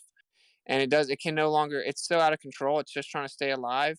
So it doesn't. It just reacts to everything. It's responding to everything because it's just trying to stay alive, as opposed to like a healthy immune system would just respond to what it needs to. Oh, and like you mean like how what are they called? Allergies. That's how. So you're saying this? Form. Sure, I think this is a response. This is a response to what they just gave. You're saying? Correct. And just like the prize-winning virologist said that a year and a half ago, and then died 2 months before mainstream came out and said, "You might want to go get an HIV test." Again, that's all pseudoscience. That's not the point, though, bro. That's not the point. They might actually have AIDS, bro. We might literally be around tons of people that have AIDS and they just don't know it yet. Like, it seems that is the case. And some people had stronger immune systems than others prior to this injection. So it's going to take all over the spectrum for the effects to show up. You see what I'm saying? You see the dosage, 66.6 milliliters. And look at the people coming down with these things like Bell's palsy after getting injected. I think there's other effects like this, like what happened to this guy. And I think they put a longer time delay. They intended it, they didn't want it to be 1 year, where like all these people start dropping dead after 1 year. I think there's a longer time delay, maybe 5 years, but it's going to affect some people with a weaker immune system. It'll affect them sooner. But who knows? Who knows, man? Maybe next year a lot of people start dropping dead like flies. I hope not. I fucking hope not, dude. I mean, I'm mad at people who took it. I'm pissed, and I know a lot of my relatives took it. Like even my fucking brother, my brother who's the Globetard. I have 2 brothers, fortunately, but one of them took the shot, dude. And guess which one it was? The fucking Globetard.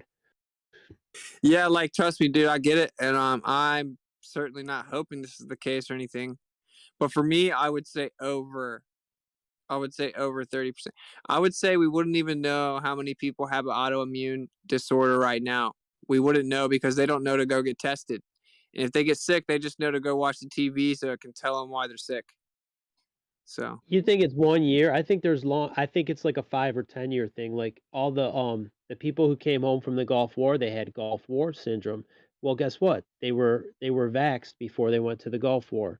And all of it's not a coincidence. Like, oh, we have this mysterious Gulf War syndrome. What could it be? Huh? I wonder. Yeah. Well, like, okay, so like what percentage of Americans do you think actually took it? 25, 30 maybe. Oh, you think it's that low? Yeah. I think it's higher than that, man. Like unfortunately, I think the number might be around what they're saying.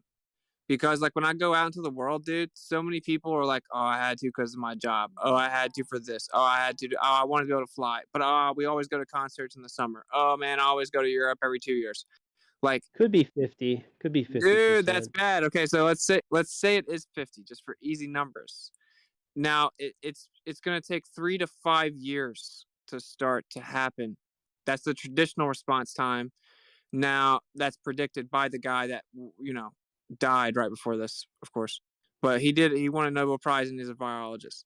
So he is like a cartoon fairy tale scientist, but nevertheless, he does know how the body reacts to certain things. Right. So he told everyone they're gonna have AIDS.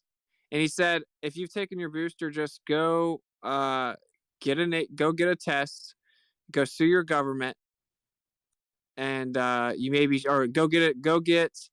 I think he said HIV, so I hate it, but go get an HIV test. The results may shock you, and then go sue your government.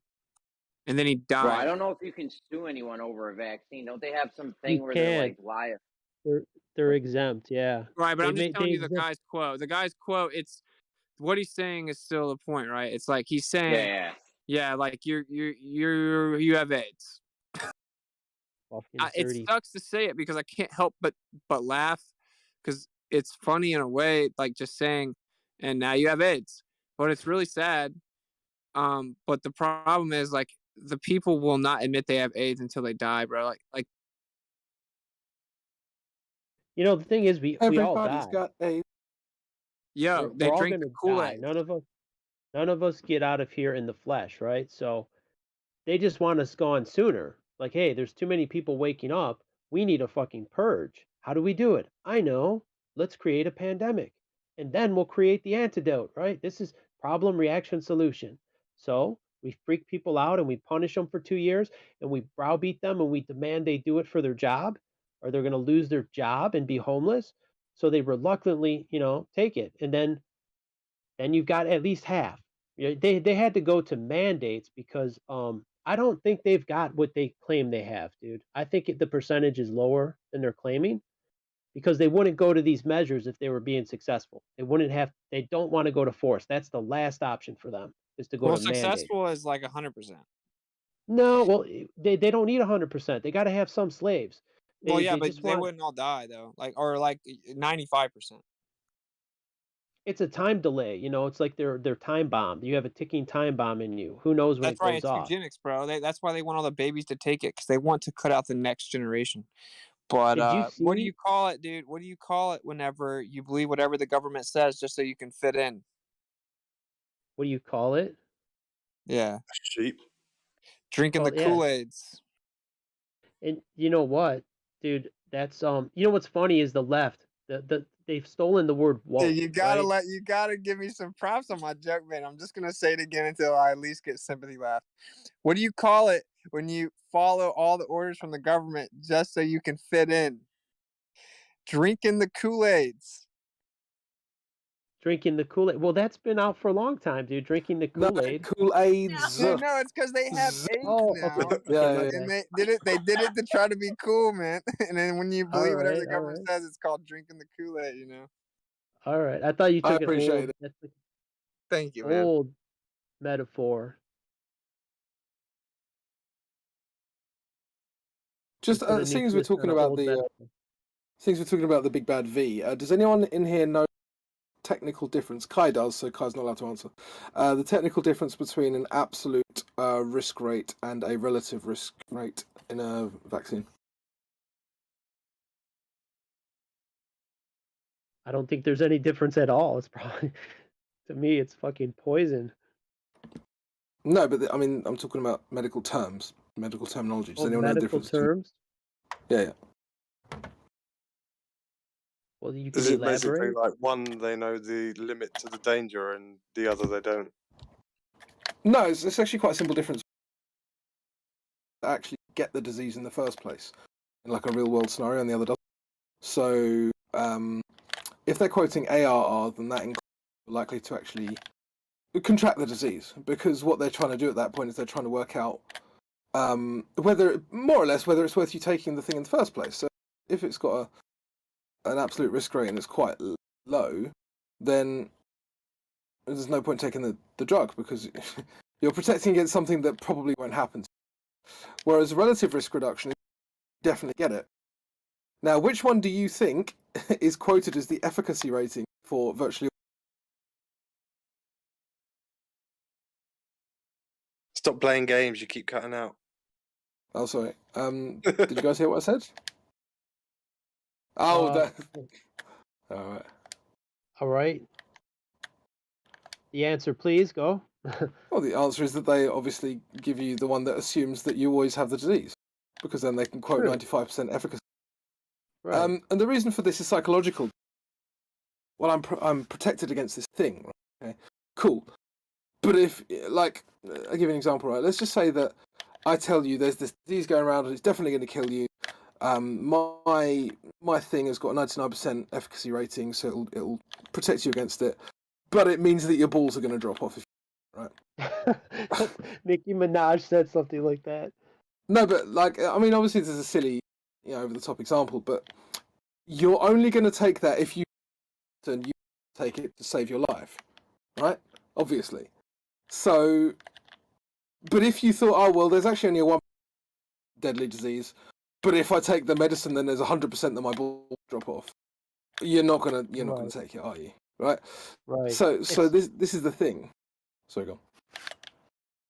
Go ahead. This is why ARR is the gold standard within medical paperwork. Not RR. Like, relative risk reduction is nonsense.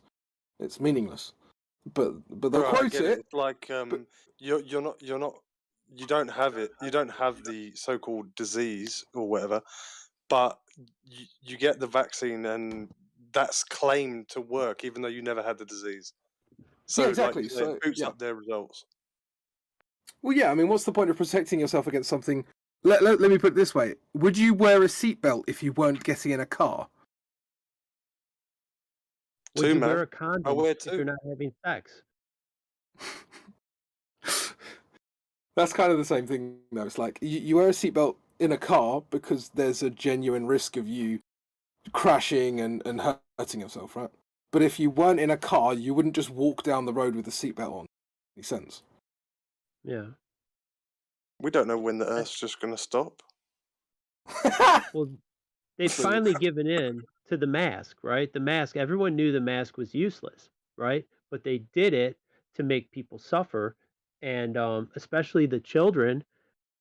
What you've done by putting a piece of cloth on their face and having them breathe into it is like waterboarding. You know, when they said they put a rag on someone's face and pour water on it, that's waterboarding, which is considered torture, right? So they've tortured these children with a wet piece of cloth on their face all day, suffocating them, and that's perfectly fine, right? But they got away with it, and enough parents finally got a backbone and said, "Hey, unmask our children. We don't like this." And they said, "Well, children don't even get coronavirus or COVID, right? Because no one gets it. No one's getting it." Sorry, right? sorry to completely go away from what you. It's just the fact you brought up waterboarding. I just had a weird thought. Like, if you're like dying of thirst, would it be considered torture? Well, no, you're suffocating under a wet cloth. You can't breathe. You're gonna drink that shit. That's what you're saying. You're gonna drink it all. You're like, oh yes. Well, you can't drink it. You can't breathe. You can't breathe through a wet rag, right? So it's like you just hold your nose. You can hold your nose without using your fingers. But you need to inhale. What I'm saying, it's like trying to inhale underwater. You need to inhale air to live. But when you can't inhale because there's a wet rag on your face, it causes panic, right? The panic and fear, and that's the form of torture, like this mental torture. You're gonna die. You're gonna suffocate, and they've done that. Yeah, but would it seem like torture to you, like if you haven't seen or touched water for weeks? It's like you just come out of the desert for 2 weeks and you're crawling. Yeah, and then we're going to suffocate you with a wet towel. This isn't going to be the worst thing in the world. Suffocate me. I'm so dry. Suffocate me. The initial feeling would feel good. Yeah. Ah, water. Yes. But wait, now I can't breathe. Shit. That's a pretty bad trade-off. We're going to give you some water, but you can't breathe. Oh, fuck. You can live without water for days. You can't live without air very long. How crazy is it? How crazy are you gonna think it is when you find out that as a truther, in the end, you're actually gonna want the pandemic rules in effect? Let me explain. So now that we'll say 50% of the population has AIDS, maybe they should social distance, dude. Maybe they should keep their butt at the crib, you know? And stay away from me for sure, yeah. Matter of fact, you should throw that mask on, dude. I'm actually pro-mask for you at this point. Well, and the mask I'm all is about like the new rapid test. We need a new rapid AIDS test, and we need to get the CDC to pump it out ASAP. I mean, the mask is like a little yellow. The mask is like a little yellow star, so that we know who they are, isn't it? All right. So in a way, should we thank them? I wouldn't go that far, but like, you know, kind of. Soon the insurance companies won't pay for that. It sounds like their attempt of division is working. You know what it is? I think they want that.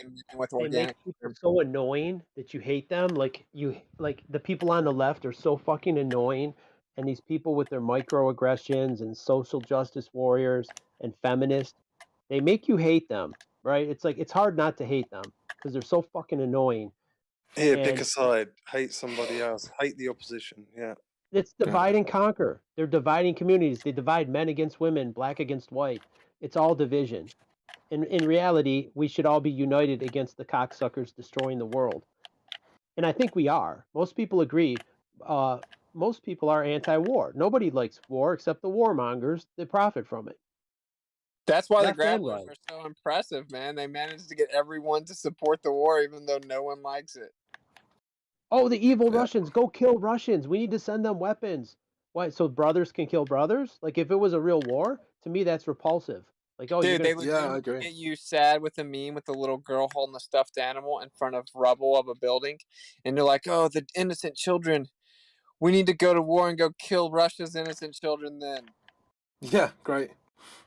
The Russian people are no different than us, the people, right? They're just stuck in a fucked up country with grabblers controlling it. They can't question the Holocaust. There's a lot of, they're even in a worse position than us. At least we can talk about this somewhat freely. They can't even question it. They'll get thrown in the gulag. this is why I think that war's never really going to come to a country like England, because this is where a lot of the elites actually live. They need a couple of kind of war-free countries. Switzerland. Switzerland, the UK, I would say parts of America. These countries are very unlikely to have war on their own because that's where the elites live. Right. Well, they have many places. They can go off to New Zealand. They've got lots a lot of elites. A lot of elites have but they don't. bunkers.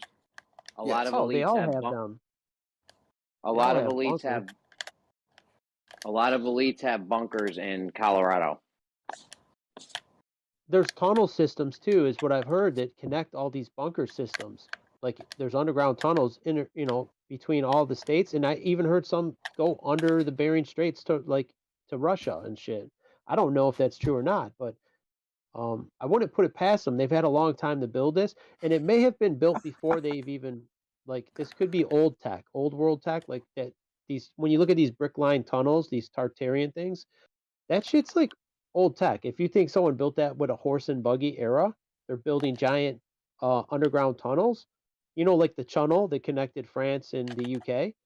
They had one in Boston called the Big Dig, and it was way over budget, and it took way longer.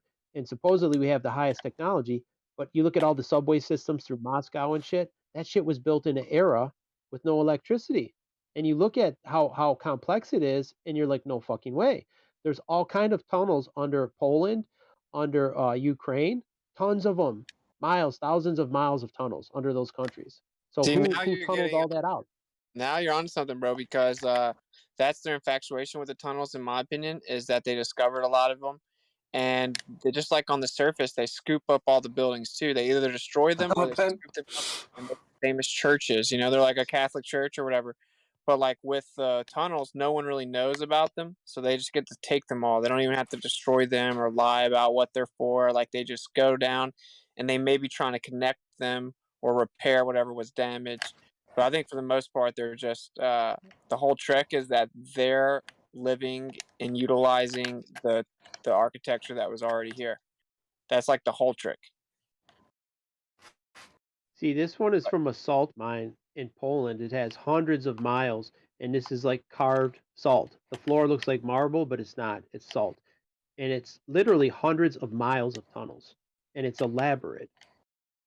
And you think of how much labor it takes, right? If I gave you a pick and a shovel and a donkey and a bucket, how would you dig this out? How many men, how many man hours would it take to dig hundreds of miles and lay all the stairways? And it's so much work, we can't even fathom it. Neil Armstrong visited one of these underground cities basically shortly after the moon landings, quote unquote. And that Father Malachi, he was like getting all these cool he was getting like cuneiform tablets and like these weird gold tablets and stuff. And the natives in like Peru were telling him that he was getting them from these underground cave systems. There was like a metal library.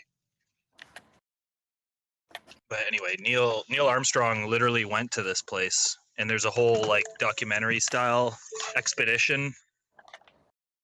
Have you seen him in the Russian cosmonaut side by side? There was a Russian cosmonaut and Neil Armstrong. People say it's the same guy. No, I haven't. I don't know the guy's name. I think it was Alexei something. He was like a cosmonaut, and it looks just like Neil Armstrong. And they're saying he played the same role. It's the same guy or whatever. Mm. It's him, like Bill Hicks and Alex Jones. Like it's the same guy. But they said they did it with Neil Armstrong. But I don't know. I watched a video about it. It looked became super fascinated. Sorry, I might be lagging. You cut out a little bit. What did you say?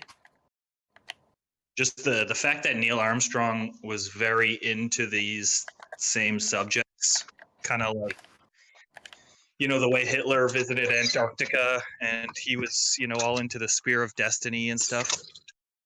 So they say. Yeah, we don't know.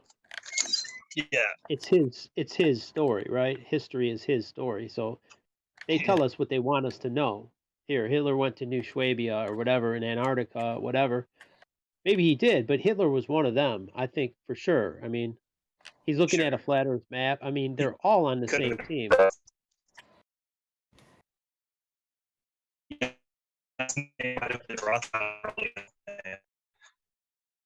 You cut out again. Crap. Said his last name might be Rothschild. You're right. He could be. I mean, like if you were Hitler, right, and you had all the resources, right, that he had, and you had the population on your side, and you really have just a small group of people giving you a problem, wouldn't you just get rid of those small group of people, or would you go to war with all these nations and kill all your young men and send them to a place like Stalingrad to get butchered? Or just do the easier thing. Hey, there's like, a couple of people giving us a hard time. Let's just get rid of these fuckers. That's a lot easier job, right? Than fighting the world. At least I think so. Not really sure I agree. Yeah, I'm not sure that's quite how it went down. Like, if you try and get rid of those people and then they have friends in other countries, shit starts to get real very quickly. Going to war with nations is suicide. It's like you're guaranteed to lose. I mean, war is yeah, but that was the result of trying to get rid of people. Yeah. Did they start that war? Like, or was the war started on them? Cloak and dagger is what I'm saying. Like, hey, you know how they claim Putin has people assassinated, and probably he does. There you go. Here, go after them. Here's the resources. We got a couple people to take out, and they're going to be at Bilderberg or wherever. You follow them and eliminate them. It wouldn't be, with all the resources of a nation, it wouldn't be difficult. I mean, compare that to going to war with nations, and you're like stuck in the middle. And yeah, to me, it sounds like folly. It sounds like a suicide pact. Let's assume the Ukraine and Russia did go to war, and you have the Ukrainian president, protect Ukraine at all costs. You must kill, and it's mutual destruction. They're mutually grinding each other, and that's what World War II was. And it was unnecessary and foolish, and I don't think it was by accident. No, I mean, there's a lot of it was by design. I mean, in 1917, they signed the Balfour Declaration. So if you look into that, it's with Israel. Evident. Yeah, it's evident that it's predetermined. It's organized in some way. Yeah. And then if you look at the money backing both sides, that's also been, it's 100% that similar parties funded both sides. That's just why they're all the Jews, bro. It's the Antarctic Treaty, right? How do you get something like that if you were legit at war with a country? Like, if Russia and United States were mortal enemies, would they sign a contract like something like that? No, they'd be like mortal enemies. Fuck that. And then they're flying our people to space? I hear so much propaganda. Well, the Russians are flying us to the International Space Station. Oh, the Russians have nuclear weapons. Both of those things are fake. Nuclear weapons are fake. The space station's fake. Like, all that shit. There's like fakery on top of fakery. They hate each other on Earth, but they love each other in space. Right. It's like, it's funny to watch. Like, there's pictures of Hitler and his top officials looking at the Lady of Dolce. I don't know if you guys have heard of that sculpture, but they were very into the esoteric and ancient knowledge. Oh yeah, and it goes into what the Antarctic Treaty. Some of the psychics, one of them was really beautiful, Maria Orsich. They always put her up front and said she would communicate with these entities, and that's where she was getting the blueprints for these weapons, like these flying saucers or whatever. What? Yeah, the Brill Society. They had the and the Anunnaki. See, I don't know if that's true or not. I don't know if it's just a story they put out there, but well, even if those even if that the lady isn't a real story, what is real is they visited all these ancient sites, and there's pictures of Himmler and Hitler studying these busts of ancient sculptures, like the Lady of Dolce. And if you type it in, you can see Nazis inspecting these things. Sorry, I'm driving.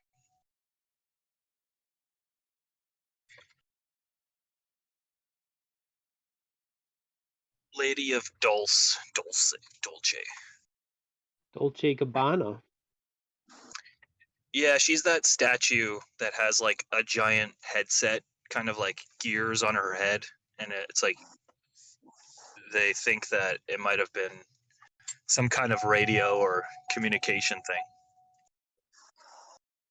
Yeah, I'm just wondering about the debt that China holds of America, and it's kind of like, is the debt real, or are they just holding off until America's in such a bad position, and when war does break out on American soil, China will just say, hey, if you can't pay our money, which state are you going to give us?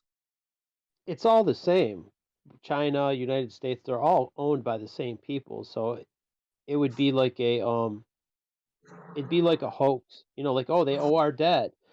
Just like the price of oil is going up because Ukraine and Russia provide so much oil to the world market that they're cutting off supplies, so the price goes up. The grain price is going to go up too, but it's an excuse. They might use it as an excuse, but all of the debt, it doesn't matter if China owns it. Like, China is not our enemy. Like, they're just like Russia and Ukraine enemies.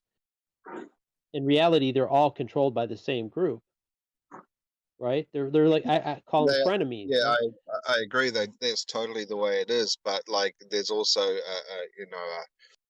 a way that they have to play it out, like on the ground, like so that they can suppress the people even more. And it's either, I mean, what about all of the sanctions and stuff they put, the trade wars against China? I mean, at that time, why didn't they just say, well, fuck you, pay us back our money? But they didn't, because I think there's a greater plan. It's the way how the game plays out. We don't know their playbook, how they're going to play the cards. If they want China to suffer, right, then they'll impose the sanctions. If they want like young men to die, they'll send them to war for real, like Afghanistan, to protect their opium field. I think that whole story, that narrative, there probably was legit people that didn't want drugs produced in their country, and they're like, hey, we don't want to be a drug country. Fuck that. These drugs they're dangerous and they're toxic and harmful. Maybe they had like a moral compass, and maybe they didn't like it. But no, they're terrorists. Like, they even call Americans like us, you're a domestic terrorist. If you challenge the official narrative, you're a terrorist in their eyes. And they will call you that, and they will smear you. And then how do you defend yourself? Once they make the claim, how do you disprove it? When have you stopped beating your wife? What do you mean? I've never beaten my wife. Well, we made the claim that you have. Like, how do you disprove something like that?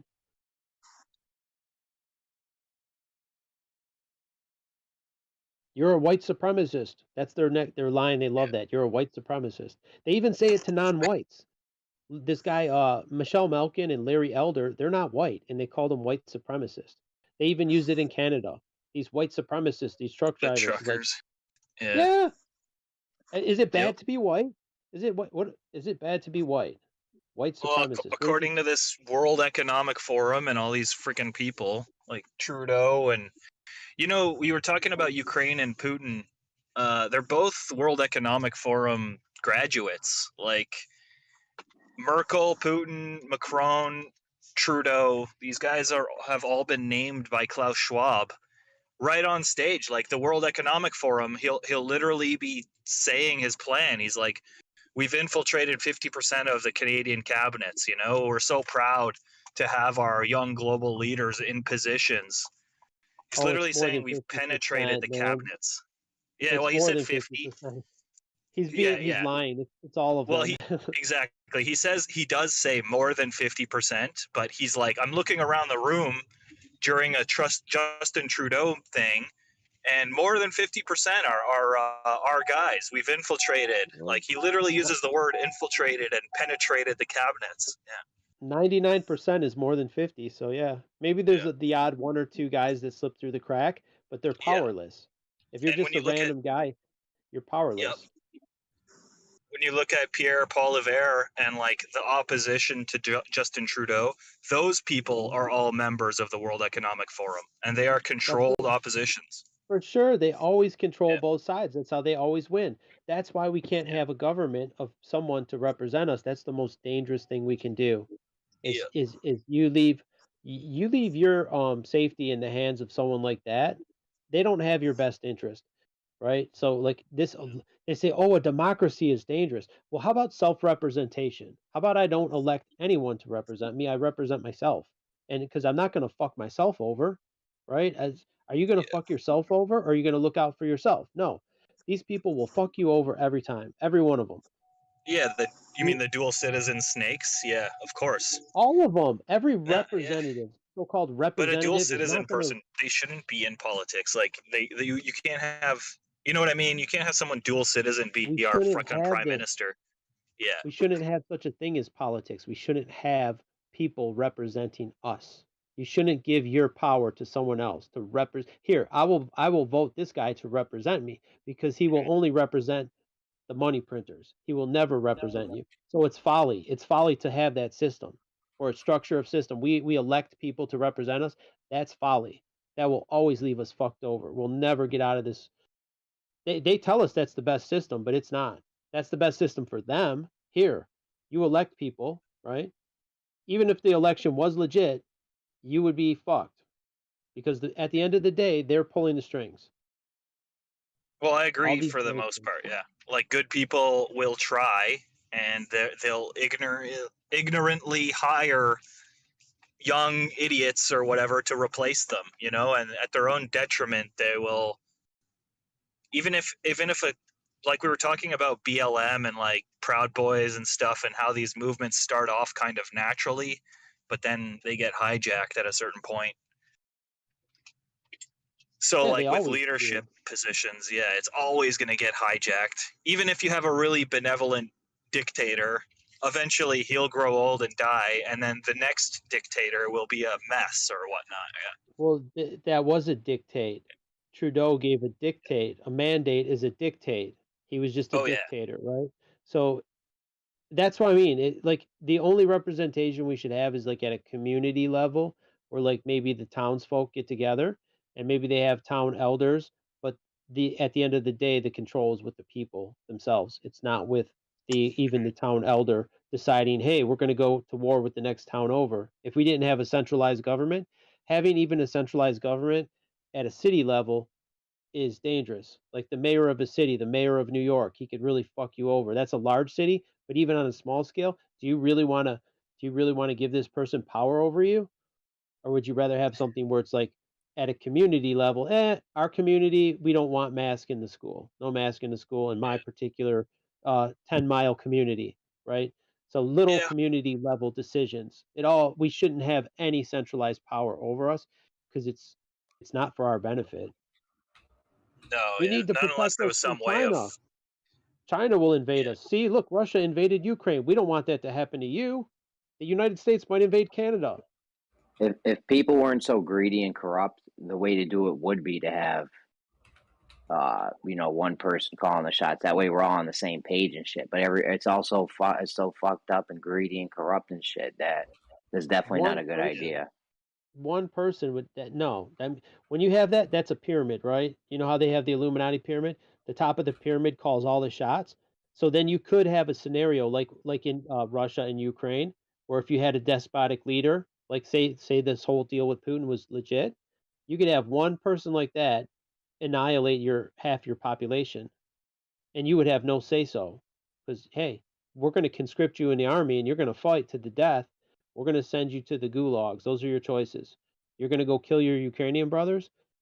I mean, I don't want to be in that situation ever. I don't want to be in a situation like Trudeau or even like what Biden was saying, trying to force vaxes on people. Like, do you really want that? Because it will happen always. It will always happen. Maybe we have to persuade our military then. That's the last thing. That's the only thing we can try and do. Like, they're still people, aren't they? Like, well, we don't have to. Like, they'll be used against us. They forced them to take the vax, right? They're forcing it on the soldiers. They don't want it. They were forcing it on the cops. They don't want it. Biden mandate, it got denied 52 to 48. And I'm like, who the hell are those 48 people that accepted it? You know, they should all be killed. What I'm saying is you got to try and make their army become your army. We can, but there doesn't need to be any army involved. Like ripping the pulling the curtain back. like the scene in The Wizard of Oz, the dog pulls the curtain back and he sees the little midget on the stool. He's controlling the big machine, the giant wizard that everyone's afraid of. That's basically how the world is working. You have this handful of people controlling all these countries, right? And the media, and everyone's afraid of it because it's done through the force of the police forces, military. But once that lie is exposed, the power evaporates because it instantly becomes illegitimate. So the people that they're counting on to do their dirty work, the cops, the military, those people are not going to turn on their brothers and stuff. They're going to realize that they've been fooled. So the whole it all dissolves really fast. Worldwide revolution. Oh, well, a velvet revolution. There doesn't need to be any violence. It just their power structure dissolves, and then we can figure out something better. More just and equitable, and something less corruptible. Like to give your power, to cede your power to someone else, that's always going to get corrupted. This whole benevolent leader, the last benevolent person was Jesus, and look what they did to him. So it's like, I don't think that we'll ever have someone like that, this perfect person. This benevolent king, that's just fiction. That will never happen. They will always insert their men. And that's why it would be foolish. That would be insanity to repeat the same thing. Hey, we're just going to elect new people, but we're going to keep the same structure. A president, vice president, a Senate, a Congress. It's just folly. There's no checks and balances. They're unaccountable. How, like, let's say, for instance, we wanted to impeach Biden, or I wanted to impeach Whitmer, the governor of Michigan. Hey, we want her gone. Like, how do you do it? Like, it's the whole system. There needs to be all of mainstream media would be calling you a Nazi, and you'd be in jail the next day if they ever took you seriously. Yeah. The problem is it's impossible to get yourself out of it. It's somehow we have to find a way to like not have these giant structures like state governors, mayors. The power has to be distributed down to the actual people. Like I don't know how we're gonna get there. I don't know if we'll ever get there. Maybe we're just fucked. I don't know. There's too many people that don't have any idea. They're okay to just be a slave and a cog in the system. I'll be a wage slave. They're just happy. I just want to go to work and pay my taxes and watch football and drink beer. That's all they want. Let him who is unjust be unjust. I don't know. Let him who is filthy be filthy still.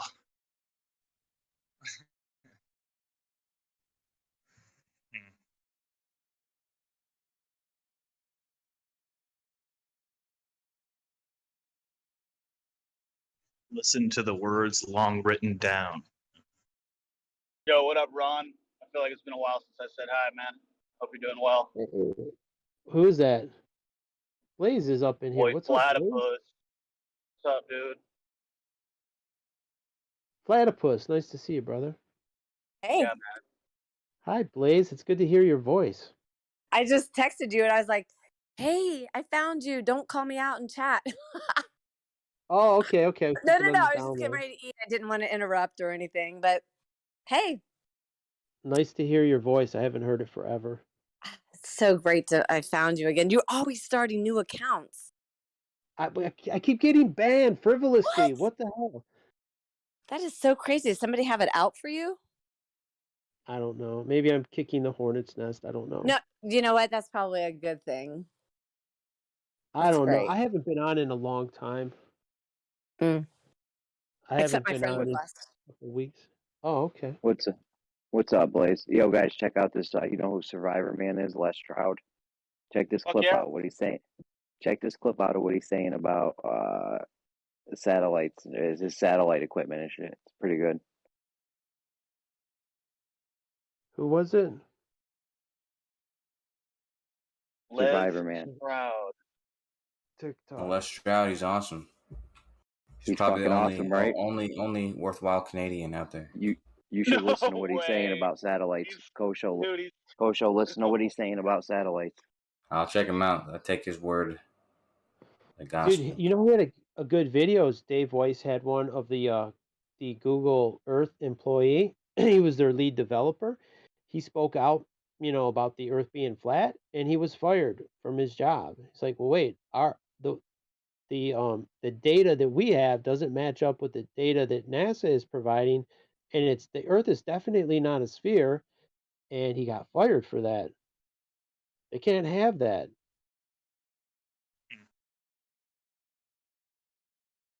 It's like that Google memo, the guy who got fired for telling the truth about genders and stuff. Yeah, the truth will not be tolerated. Telling the truth is a revolutionary act. Have you In seen times that of Yuri? universal deceit. Sorry. That was the quote. In times of universal deceit, telling the truth is a revolutionary act, and we are there. We are there, my friend.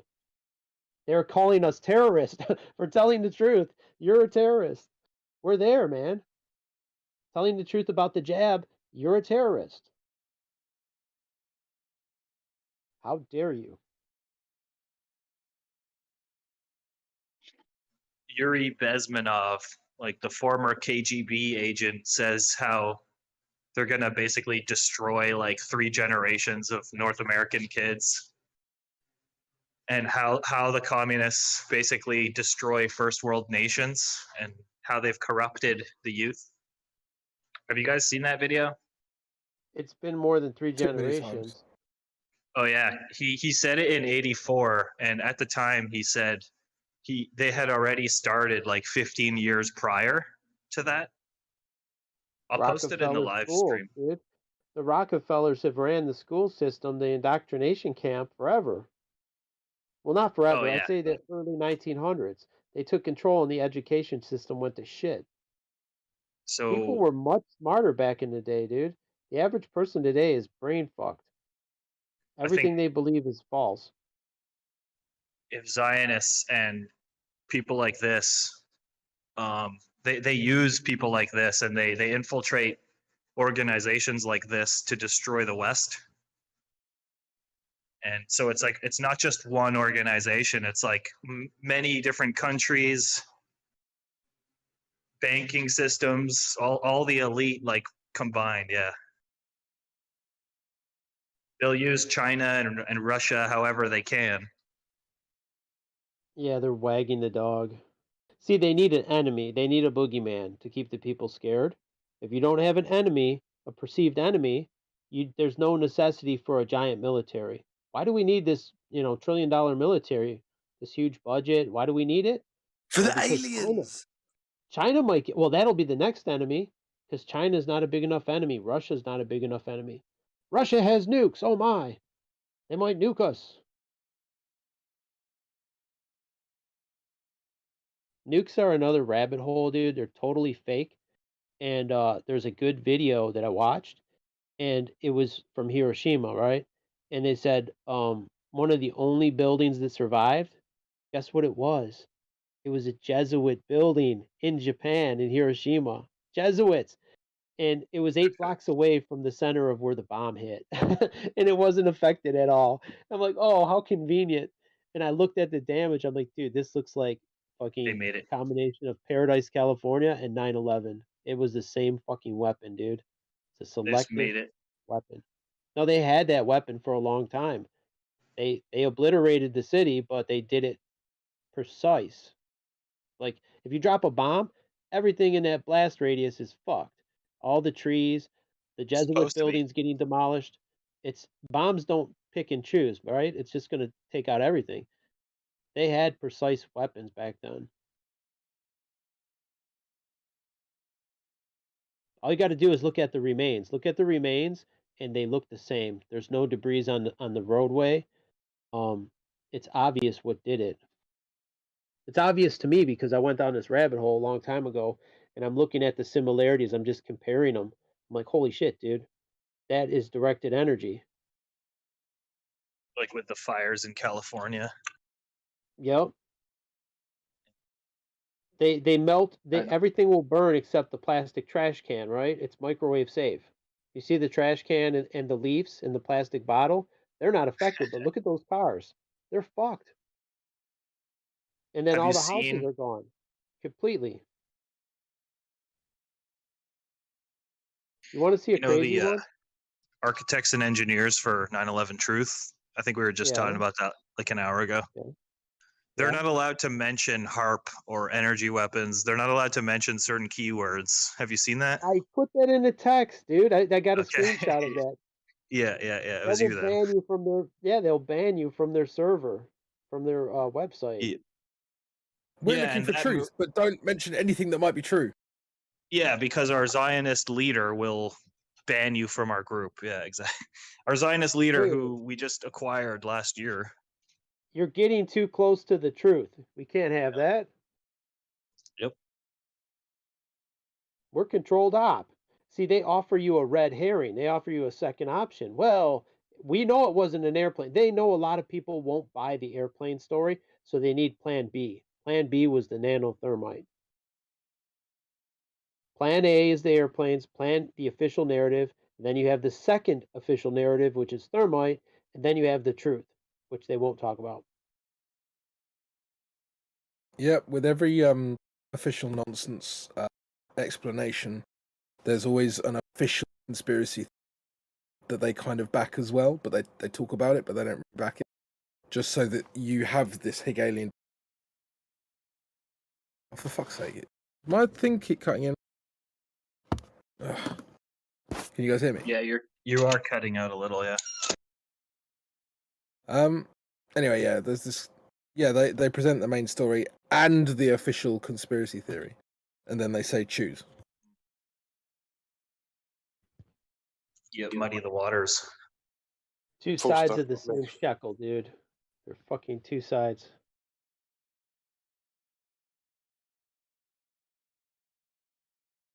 Well, is it a big surprise that all of mainstream media is like this? Like, it's like, Are you what did? surprised? No, I'm not, No. because I know who won World War II. I saw the result. The banksters won. They always win. Yeah. Only The lying losers press were the and the people. banksters won. Yeah. Only the people lose every time. They call it the lying press for a reason. Yes, sir.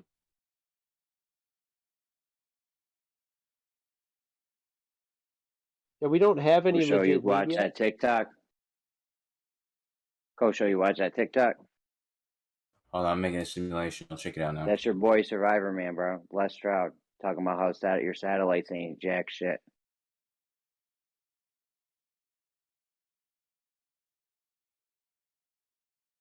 What's great is those tactics, like, oh, you can't use this word, or you can't disparage these specific people. Those tactics don't work long term. Eventually, too many people are like, oh, why can't we question, the Zionists? They're clearly, doing so A, B, and C. Why can't we question that? So I don't care how many of the sheep they get, as long as smart people keep waking up. You know what I mean?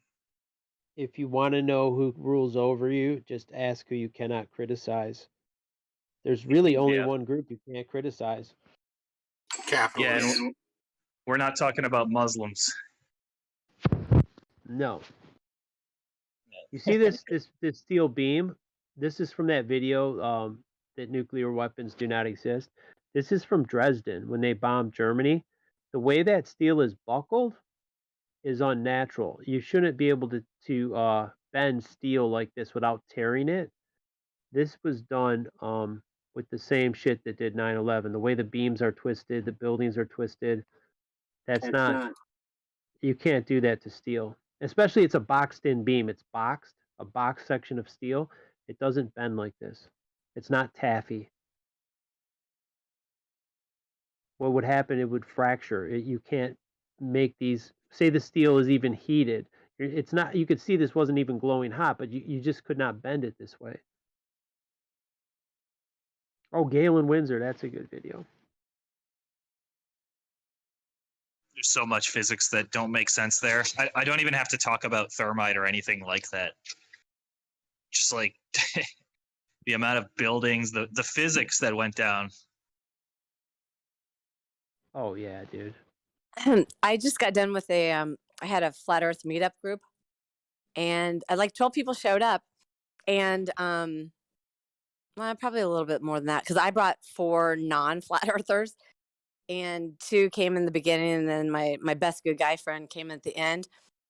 It was so embarrassing. I mean, it was like so embarrassing. He was sitting there defending the news and the eyewitnesses that like said they saw planes and all that kind of stuff. I was just telling the other truther guy that like I don't even go with the like there was no plane.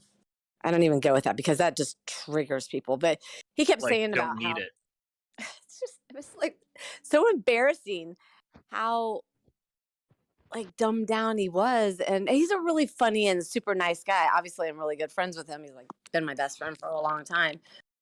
But it was so weird how he was closed off.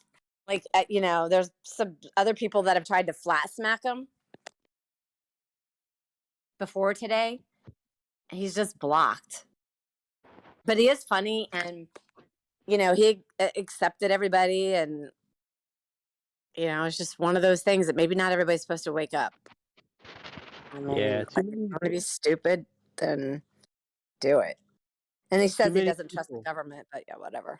They all say that, yeah, but they'll tell you the truth about this and that. Yeah, they contradict themselves all the time. I've said this a few times before, but I think sometimes it can be like when you're trying to tell someone else, it's like they're on the defensive, and they instantly want to make you wrong. Mm-hmm. It's like the subject might not even matter, but the fact that it's not their own endeavor, it feels like they've been implored by, you know, you've sent them on an errand, you know? It's not their own doing. They don't want to concede anything. Yeah, it's a pissing contest. You can't possibly. It wasn't their original thought to look into it. So it's like they've adopted someone else's work in a sense. It's not like, oh, I've just come across a bit of information. Maybe I need to dig. That's my older brother, dude. Like, I can't possibly be right because I'm his younger brother, right? But my younger brother, right? He understood the flat Earth as soon as I explained it to him. It didn't take him long at all. And I think it was that pissing contest, like you're saying. You can't possibly be right. You can't possibly know something that I don't. How, you know? So they Cognitive dissonance. Yeah. Those are defense mechanisms psychologically that we all have. Yeah. There's no way I made the wrong decision following the experts. I don't have that. I mean, maybe I had some before, but I don't disregard any claim. If someone makes a claim, I don't just disregard it and say, "Oh, that's bullshit." I need to see evidence, but I won't disregard it out of hand. I won't disregard anything. I would want to know more about it. Like, really? Well, some of these people don't even get that information. Like these Pfizer documents that are coming out like this past week. Like, I can go talk to all of Gem's server, and 90% of them won't have heard of the side effects. I could be like, hey, there's eight pages of side effects. Have you guys even heard about it? And they'd all say fucking no. Sorry for swearing. I don't know. They would all say no. Man. I think there's some kind of weirdos. Don't know about. Sorry, I don't know about that either. Could you post that? Oh yeah. There's well, have you heard that, you know, they wanted 75 years to slowly release these documents and the results of their data? They wanted 75 years, right? Then the court ordered them to release it all within, I think, 10 or 11 months. So what they're doing, court ordered. So every week they're releasing around 10,000 pages of study and data. Wow. So what happened last week was they released it. I about them releasing it on like March 1st or something. Is there more? Yeah, so more came out last week. Yeah, they're releasing 10,000 approximately every week. It's supposed to be like 40,000 a month. Jesus.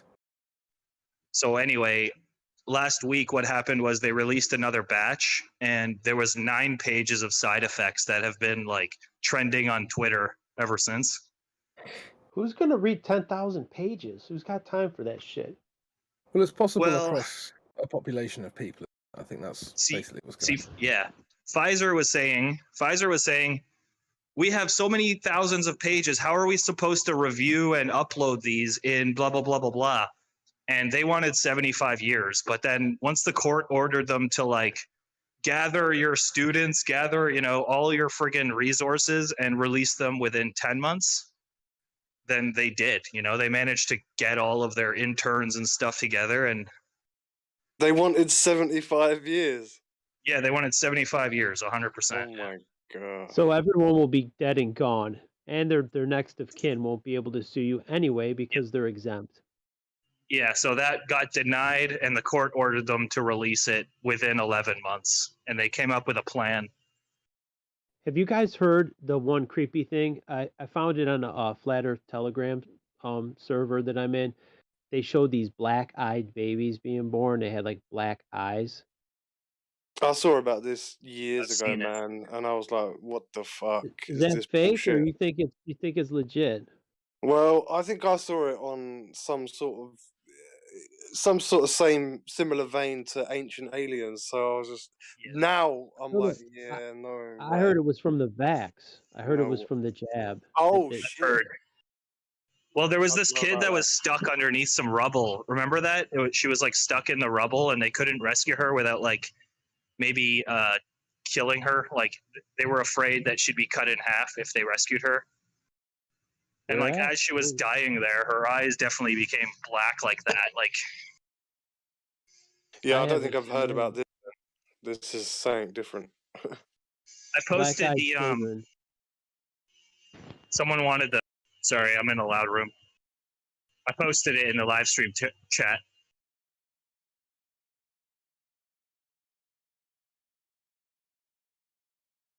That's where they're uploading all the documents. Now we just got to read it all. My If you eyes skip are to getting page bad, 30, I can't read all that. if you look at the index, it tells you the side effects page. I think it's page 30, and then you can see all the side effects. I've spent too many hours reading on a cell phone screen, and I've burned out my eyes. Like I wear glasses now because I can't. Everything's blurry. I think they do that on purpose. I think these are purposely built to be damaging to your eyes. You spend time on these LED screens. Maybe. People that work on computers and such. Was that an accidental Puddle of Mud reference? What's that? Well, you just said everything's blurry. Or you guys were talking about No, I can see perfectly. I just can't read text. Text is blurry to me, but when I got my readers on, I could read it. But like I don't need them aside from reading. Thank God, I can still see. You guys were talking about these documents. Wasn't there a giant financial document released recently in the past 6 months or so?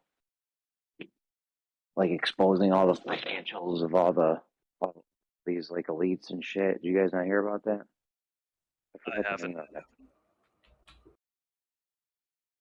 The problem is when you expose these people, what can we really do about it? Like, do you sue them? Go to court? We're going to sue you in court. Like, there's really no solution like that. You can't go through the official chain of command.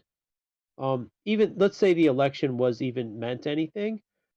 It was obvious that there was fraud involved with the Joe Biden election, right?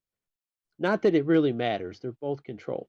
But there's no way to go through their official chain and get any results. They're just going to certify a fake result, and that's that. There's nothing you can do.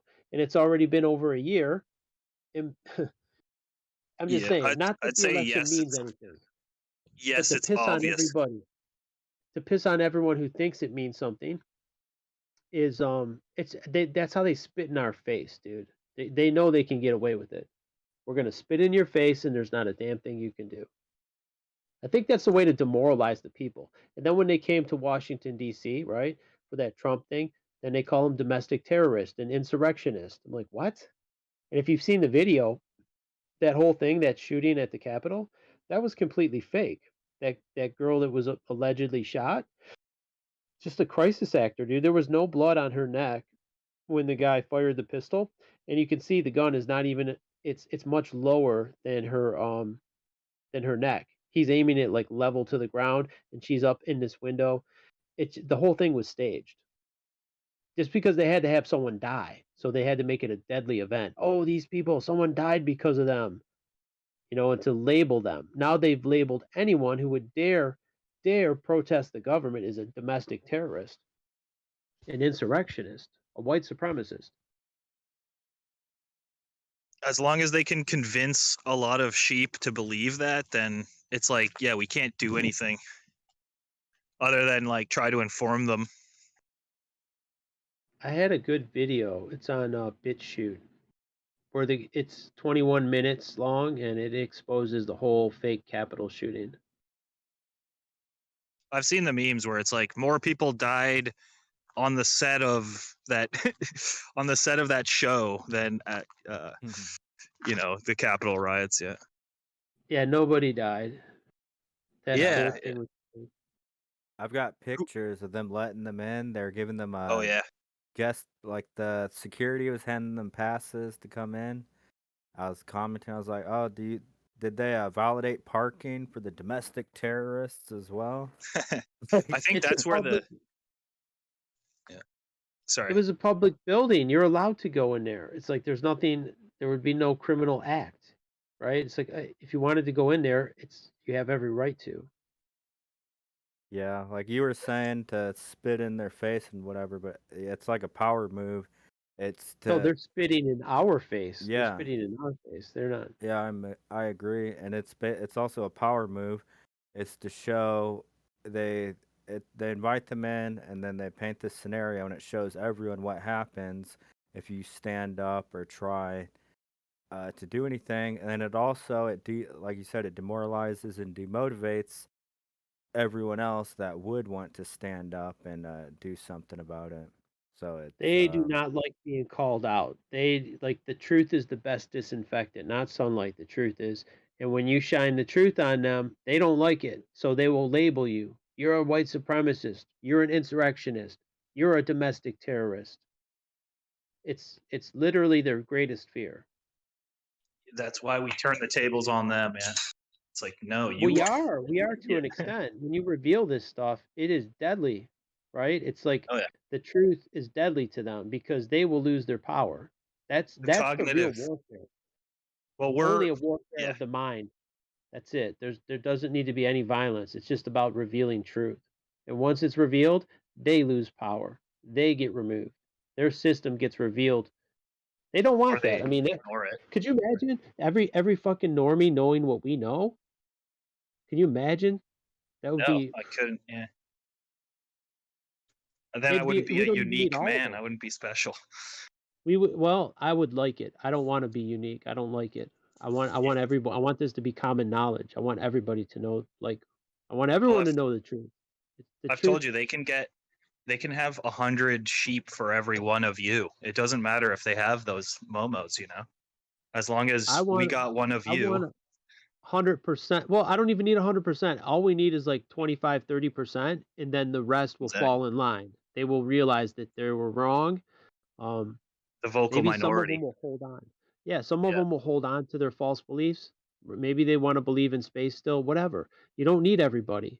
We just need to hit the critical mass. I think we've already hit it, and they're not letting us know. Like they think, they don't want us. They want us demoralized. They don't want us to know that they're like, fuck, they've already hit a critical mass. They're just not communicating. They're just not like if we knew how many people knew the Earth was flat, then we could rise up and we could just, hey, we're going to defund NASA, and you get people showing up every day, defund NASA. NASA is fraud. The Earth is flat. They're ripping you off. Blah blah. Blah. Just financially, and that alone, that would get the ball rolling. Aside from the bigger picture, why they're defrauding us, it's not just about money. Like they spend a lot of resources, but they have a bigger objective. There's a reason they do this, and the reason is very important to them, or else they wouldn't go through so much trouble. Yeah, to keep us all confused and not knowing what the truth is. Keep us all fighting with each other. To maintain control over you. Like if you realize, if you woke up one day and say you're just like a I don't know, like a nihilistic person, and you think there's no meaning to life, and you just accept that the government has authority over you. You wake up and say, "Oh my God, there's a real God. There's a creator to this realm, to me. There's a creator. This is his creation. There's a God or entity that created me, that created all life forms, and that's the superior entity." These people become right now on Earth. These people are all powerful. They have total power over us, right? If we let them, but they do. They can shut down countries and cause a lot of suffering. But if you realize there's a real someone looking over us, then their enforcement arm also realizes that. Then they lose control. The whole thing falls apart because then they can't call the shots. They're like, look what they've done. So the people they're counting on get taken away. Like their enforcement arm gets taken away from them. Then they get roasted. They become powerless because then the people can finally bring justice to this injustice. But I don't Just know. what I was saying about earlier with the military. When we managed to change their mind and fight for the people, yeah, but I what don't know could that they it involves do? How could fighting. they enforce anything? Well, they have turned with the people, like in France, the protesters, the police sided with them when they were like telling them, "Hey, go get in your riot gear and beat the citizens," and the cops are like, "No, we agree with them. We don't want to fight them. Those are our people. You have no reason to fight them." And then some of the cops sided with the protesters.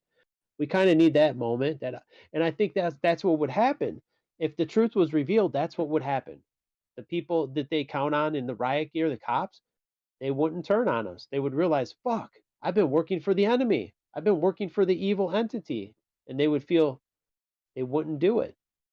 Do you know in Hurricane Katrina, a lot of the police called in sick because they were like, they wanted them to go confiscate guns from the people. And they're like, no thanks, I'm calling in sick, or they didn't show up for duty or whatever.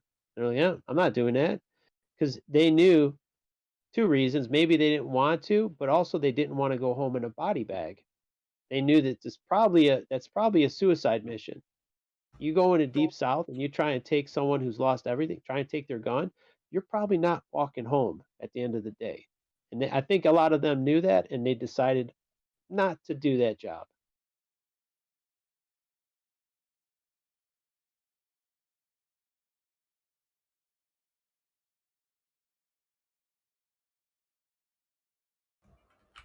Yeah, that's a good point. Didn't they have trouble in Canada? Like a lot of the cops weren't wanting to go and trample everybody. They pulled in police from around the country.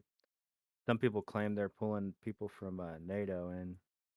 Maybe from Israel. Who knows? Mm-hmm. I wouldn't doubt it. I didn't verify any of that though. I saw some United Nations like planes in Canada, North Bay. Pretty. Well, I heard the tow truck drivers are like, "Fuck that! These are our truck driver friends, man. We're not hauling their shit away." They were like that. They were saying "fuck that" until they were getting arrested for not doing another law came down arrested? Come on, you're gonna arrest the guy for not showing up? I'm not coming to work. You drive the truck. Yeah, something happened where tow truck companies got told to not disobey, and they started what about fucking the drivers? Someone's got to drive the truck. I don't see Trudeau driving a fucking truck. How does this work? I don't see him going there to someone has to do the job. How it works is they say you're going to be put on unpaid leave if you don't do this. So that gets some of them to do it. And then the people that quit get replaced with vaccinated sheep. Yeah, but you can't always replace a specialty like a like a tow truck operator. It takes time to train people. Yeah, sure. Yeah. They did find some scabs to finally do it, but you are right. They had a lot of resistance. A lot of the tow truck companies were saying they couldn't do it because they had COVID. But so that was their form of resistance. Well, they did a good one. Yeah, I mean, make something up. Oh shit, I can't go. I've got COVID. Make up Yeah, a story. they did say that. Yeah, but they got kind of told that they were resisting like orders and stuff, and I forget exactly what happened. If there was another mandate for the tow truckers. Yeah, I seen they had some come in. They covered their logo on their truck, and they were trying to.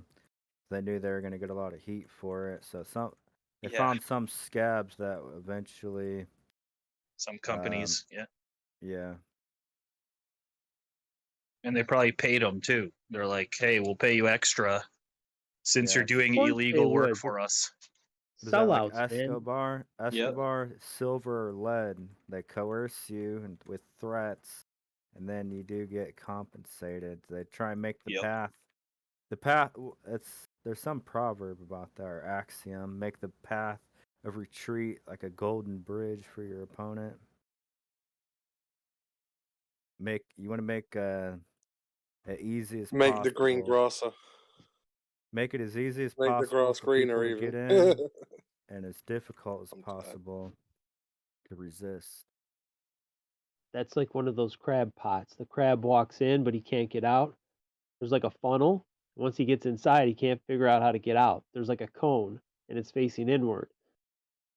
So all around the edge, it's same thing with a bumblebee trap. If you've ever seen a fly trap or a bee trap, they fly in, but they can't fly out.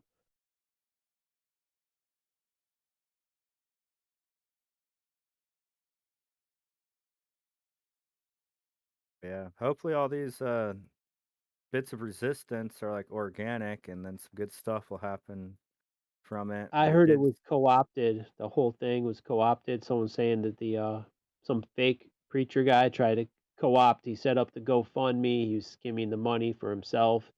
Oh yeah, instead the of, like, buying organizers. diesel. The Yeah, the organizers. organizers. Yeah. They were They they were all- infiltrators. Basically, yeah, like they would get arrested, and then they would make the truckers look really bad because they would say, "We're here to take down Trudeau," and it's like most of the truckers aren't there for that. Most of the truckers were there protesting See, mandates. When the people need a hero, we'll provide one for them. So they set up Yeah.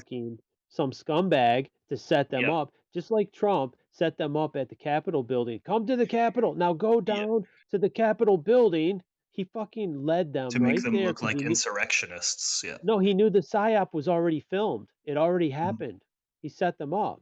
Like they pre-filmed all this shit. So he didn't help what, any of them. what message is it trying to send to the rest of the world? Don't protest. Right, because you'll be called an insurrectionist and a terrorist and a white supremacist. That's what they'll call you. It's like, wait, Yeah. I just want to protest the government. I don't like that they stole the election.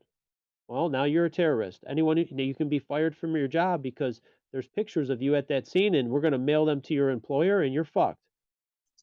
Yeah. The president of Belarus was offered so much money to go along with the COVID mandate stuff, and he declined. He was offered 10 times as much as France. Well, he didn't sell out. And now he's an enemy of the Great Reset, Klaus Schwab, and Russia and the Ukraine. Like, it'll spill over into Belarus, and they'll take out any opposition. Any opposition to the Great Reset. Yeah. The Belarusians are basically more or less, I would say, 100% aligned with Russia. Yeah. They're kind of getting. I don't know if but that's what I'm saying. Is like, I think they're under the thumb. I don't know if the citizens agree, right? Like, true, I don't know that the like Russian the people citizens don't agree. I'm talking about the states. Oh, the state. Well, they all are. They're all under the thumb of the NWO. All these governments. Yeah, I think some more willing than others. Though some are directly, like they've got central banks, like Rothschild central banks and stuff. And don't. There is a little resistance. Some of them don't take any refugees. Right? They were taking refugees from like even before 2015 when there was all these migrants pouring into Europe. The Polish didn't take any. They said we have refugees from Ukraine. They're war refugees in our country. We don't want any of these people from Somalia or Iraq or wherever the fuck. We don't want them here. And they opposed it, and the Hungarian government did too. He put up some razor wire. He had the military put up razor wire, and it's like, fuck this. I'm stopping this. This is an invasion. And yeah, there is some governments that are better than others.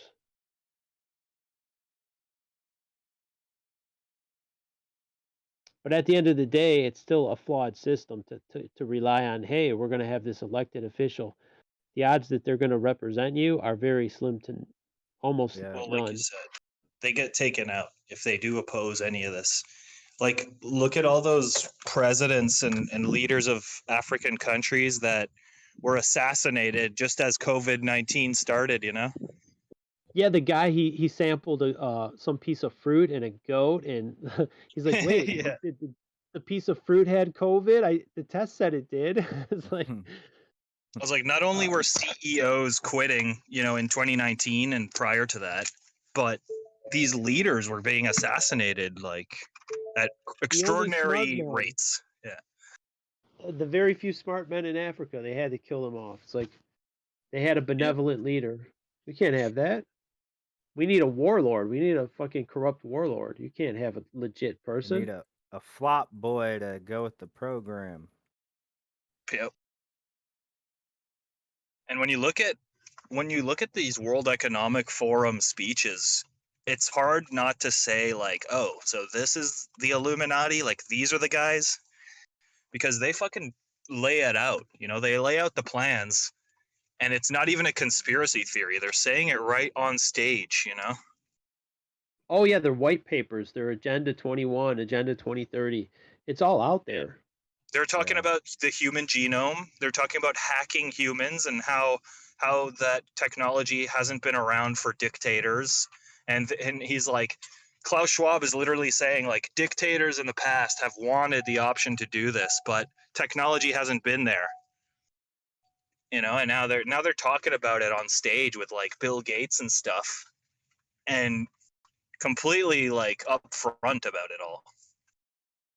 Yeah, they've inoculated people for so long with the information that now the shock value is gone, and the few people that actually like recognize the danger of all of it, it's like they're marginalized enough, their influence is low enough, and yeah, it's oh, and they've also stigmatized questioning any of this crap with the conspiracy theorists.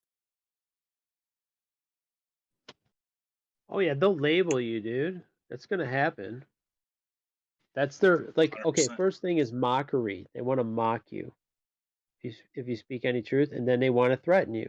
If the mockery doesn't work with the people who are calling out COVID, you're a science denier. You're an anti-vaxxer. Okay, no, yeah, anti-vaxxer. I'm cool with that. But the science denier, show me some science that this shit works. Show me that it's ethical. Even the corrupt FDA wouldn't approve it, and one of the lead person resigned over it. I'm not going to approve this. It's not approved. It's so. I mean, Well, some some of those people people try are to just do their. They did a little protest, but it's like we don't have any good people. Like, okay, the guy that resigned, maybe he had a good moral compass, but what did that accomplish? They still fucking jabbed how many millions of people with that shit? It didn't accomplish. It didn't save them from that. No. That's Let's say it was rat poison in a bottle. Here, it's not FDA approved. It's fucking rat poison. Well, so it's an emergency. It's emergency purposes. We're gonna use it. Fuck it. It's like, oh god, we're in No deep refunds. shit. I don't know. Well, it's even worse than that. They literally say we want to reduce the population of Earth by to 1 billion, you know, and then they say China will have 500 million based Really? on their ability to control their population. Yeah, Klaus Schwab said all this. Alone? Well, wait. The Georgia Guidestone said 500 million total population. So China will be the only country with any people. We'll all be gone. Well, I know the Georgia Guidestone say, but Klaus Schwab was saying this during a World Economic Forum thing. He said 1 billion by 2030 or something, 2050. And he said China's ability to control its population means that they'll get 500 million, and then the rest of like Europe will get 500 million. That's literally Klaus Schwab words. Europe doesn't even have 500 million. They have like 300 million. Well, Europe and North America, and he says that North America will be like decimated. No, Europe's got a lot more than 500. There's 75 million people. There's 75 million in the UK. There's about, I think, 80 million in France, last time I checked, and another 80 million or so in Germany. That's already 200 million in 3 countries. And then 360 mil in I would be very America. surprised if it wasn't. Wow, there's a lot more than I thought then. I've heard it was the same population size as the United States. But what's fucked is that this isn't much some bigger. It depends what you count. What's crazy so it is depends. this isn't Count some Russia? Georgia. Is Europe- Oh, sorry. Go ahead. You go. Do you count Russia as Europe? That's a good question. Eastern Europe, I guess, parts of it. I mean, Russia is half Europe and half Asia, so The way Schwab was talking about it, he made it seem like, yeah, it's just China and then the rest of the world is Europe. Yeah, like that's how he was saying it. I would say the eastern part or the western part of Russia is European. Like the but then you get to like Uzbekistan and like like way out east Asian parts. I don't necessarily think those are Europeans. They might be Russians, but they're not European. So there's a boundary somewhere. Yeah, well, we say Ukraine is quasi-European. I'd say there's a intermingling of the peoples. Like throughout those countries, you got European people mingled throughout all those countries. Europe, of like Ukraine, Russia, and then if you go north to what are those? Lithuania, Latvia, those little countries right on the water there. Those are definitely European. Seems like NATO has been pushing and trying to. NATO's been kind of converting Ukraine into more of a democratic nation. I mean, for decades now. They've selected that leader. I mean, come on. That's 100%. He's been mentioned by Klaus Schwab, that Ukrainian leader. I mean, they're all puppets of the World Economic Forum. Oh yeah, you're talking about Zelensky? Yeah, 100%. He's a puppet. Yeah, didn't they say that he jailed the opposition party leader and he's shut down like the news stations for the opposition party or the TV stations? He's done a lot. I wouldn't be shocked. I know that there's sus activity. There's an account I follow. He's not even. Isn't it funny they always elect a Jewish guy? He's a Jewish comedian, so it's like he's not even Ukrainian. It's like they have all these chameleons infiltrate these countries. Hey, we'll be your leader. Yeah, I call them dual citizens, but we know what we're talking about. Yeah, I call them chameleons. The internationalists. They'll take a Ukrainian name and pretend they're Ukrainian. I call them the enemies of Christ. Yeah. The synagogue of Satan. The son of Satan. Oh, the synagogue of Satan. Yeah, synagogue of Satan. Well, it's redundant to say that because the synagogue is the church of Satan. Yeah. That's what it calls them in the Bible. In Revelations 2:9, it calls them the synagogue of Satan, and in Revelations 3:9, aren't it we calls the Amalek? Well, read it. Revelations 2:9, Revelations 3:9, both of them. It tells you who the synagogue of Satan is. I think Jesus spoke right to them. Right to their face. Yes. Yelled right at them. Yeah.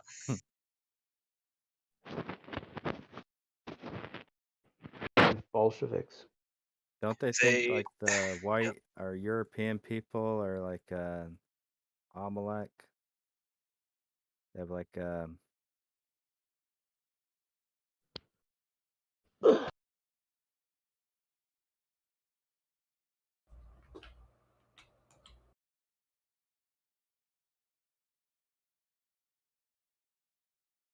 See, Ukraine. So yeah, Ukraine's a big country. It's the landmass of Ukraine it's a lot larger than you think. It looks small comparative to Russia, but it's actually quite big. It's the largest nation in Europe, landmass wise. If you don't include Russia, right? Like Russia is like Asia, Yeah, of Europe. course. Yeah. Where's the cutoff? I mean, like, where's the official cutoff for Russia being European and Asian? Then you Beats have me. you got some mongrelization and Didn't they kill a lot of people in Ukraine and like the Russian Revolution, Bolsheviks? oh I don't yes, remember the where it was Holodomor. The Holodomor, that was the genocide of the Ukrainians, the White Russians. It was a genocide by their government, who was basically like a Bolshevik controlled, and they starved them to death. The majority of them.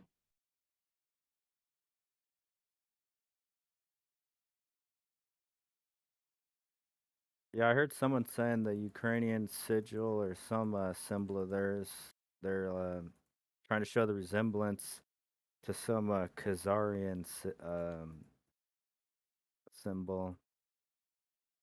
Wonder what that's about. Wouldn't be shocked. It's like, does the Ukraine have a Rothschild bank, global bank? Oh, for sure, yeah. Yeah, well then 100% this is all bullshit. like what's his name?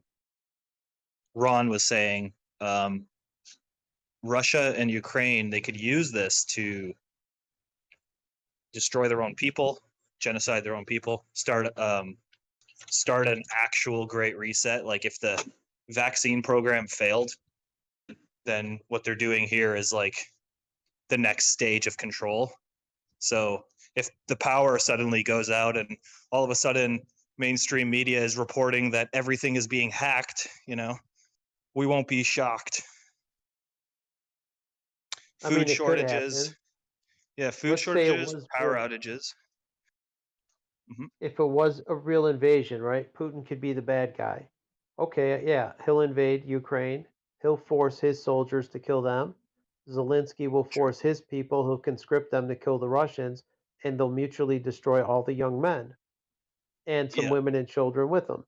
And then they'll diminish that population. They'll capitalize. That's pretty much and sell the Europe, weapons on both sides. And World War II was just that. It was a genocide of Europeans. Both of them. Yeah. I know that the CCP took out all the opposing parties, like at the beginning of COVID. They just went door to door arresting them. In Wuhan, still I think. Controlled by them. The Bolsheviks still control Russia and Ukraine.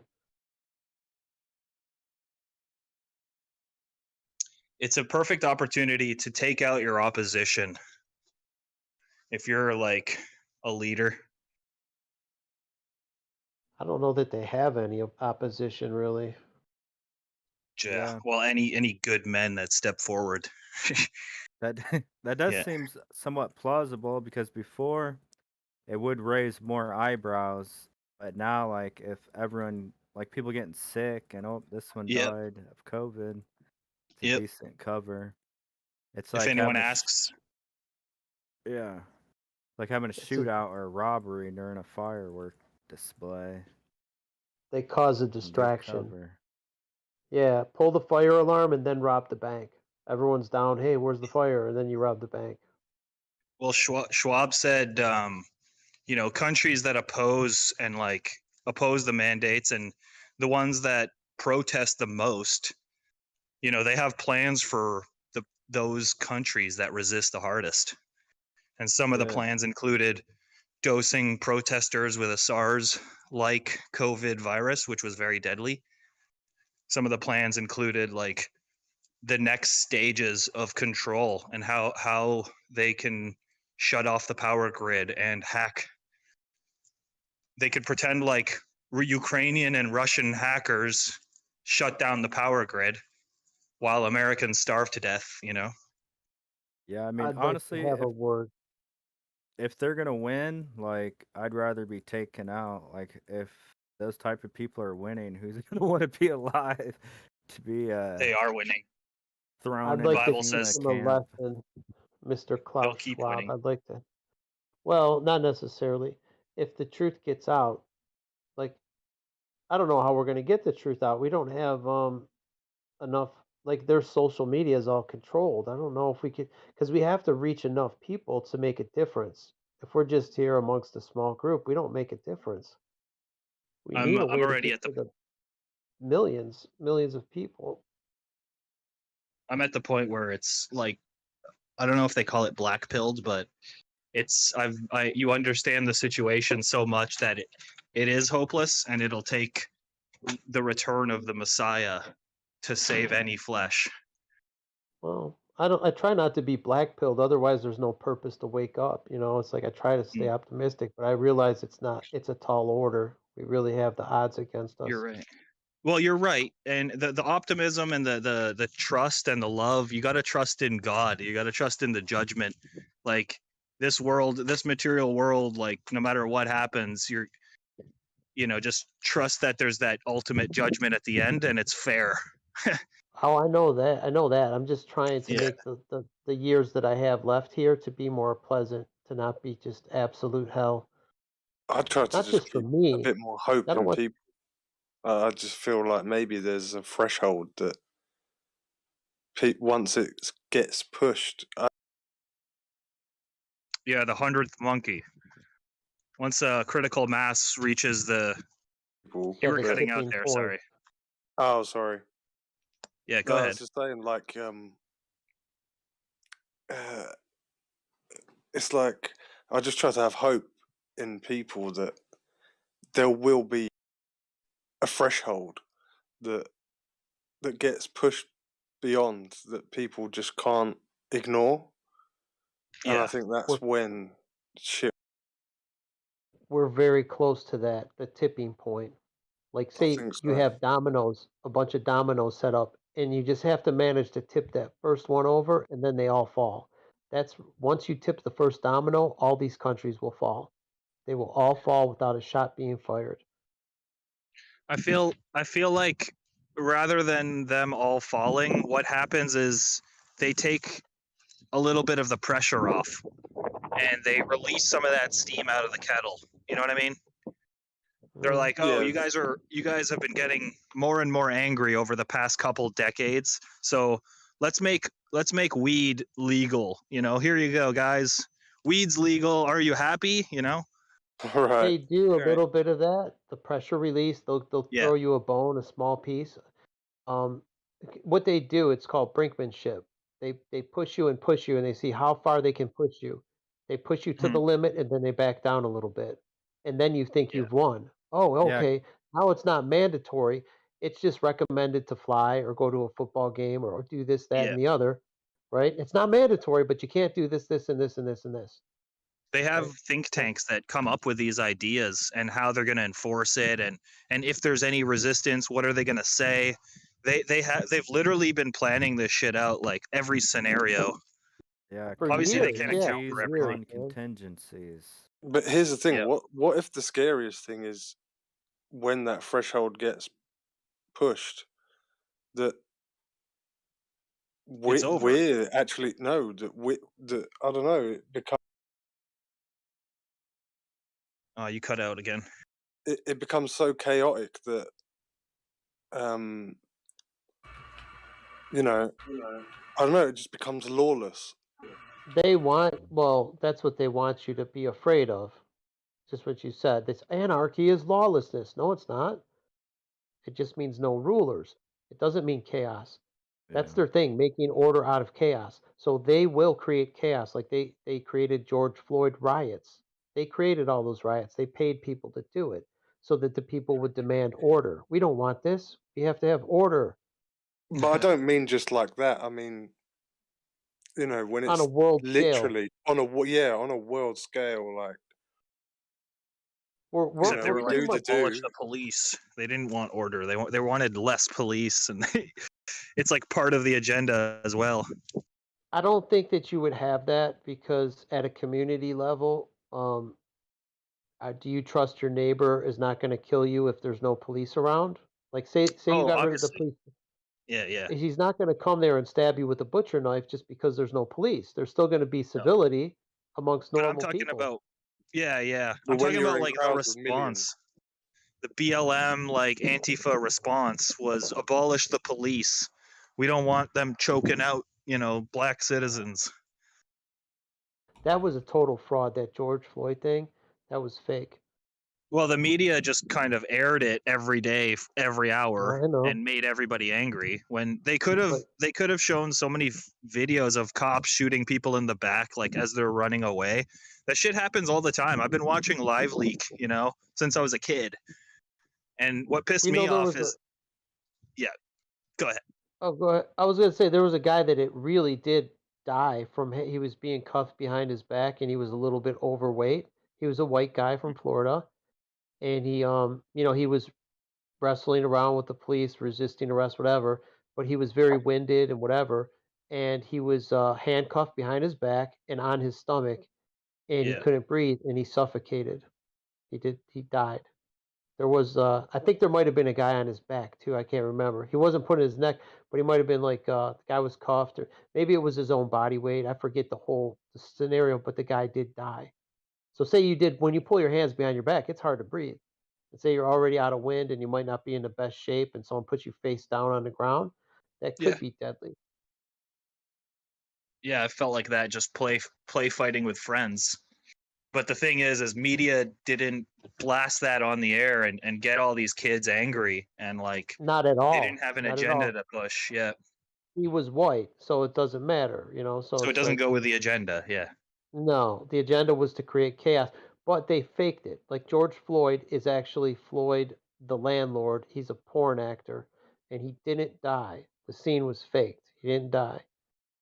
Well, see, I don't need to go that deep into it. Like, real or fake doesn't matter right now. It does matter. It does. It was all planned out. Yeah, but like it's kind of like the 9/11 thing. It's like I don't care if there was no planes or if there was two planes.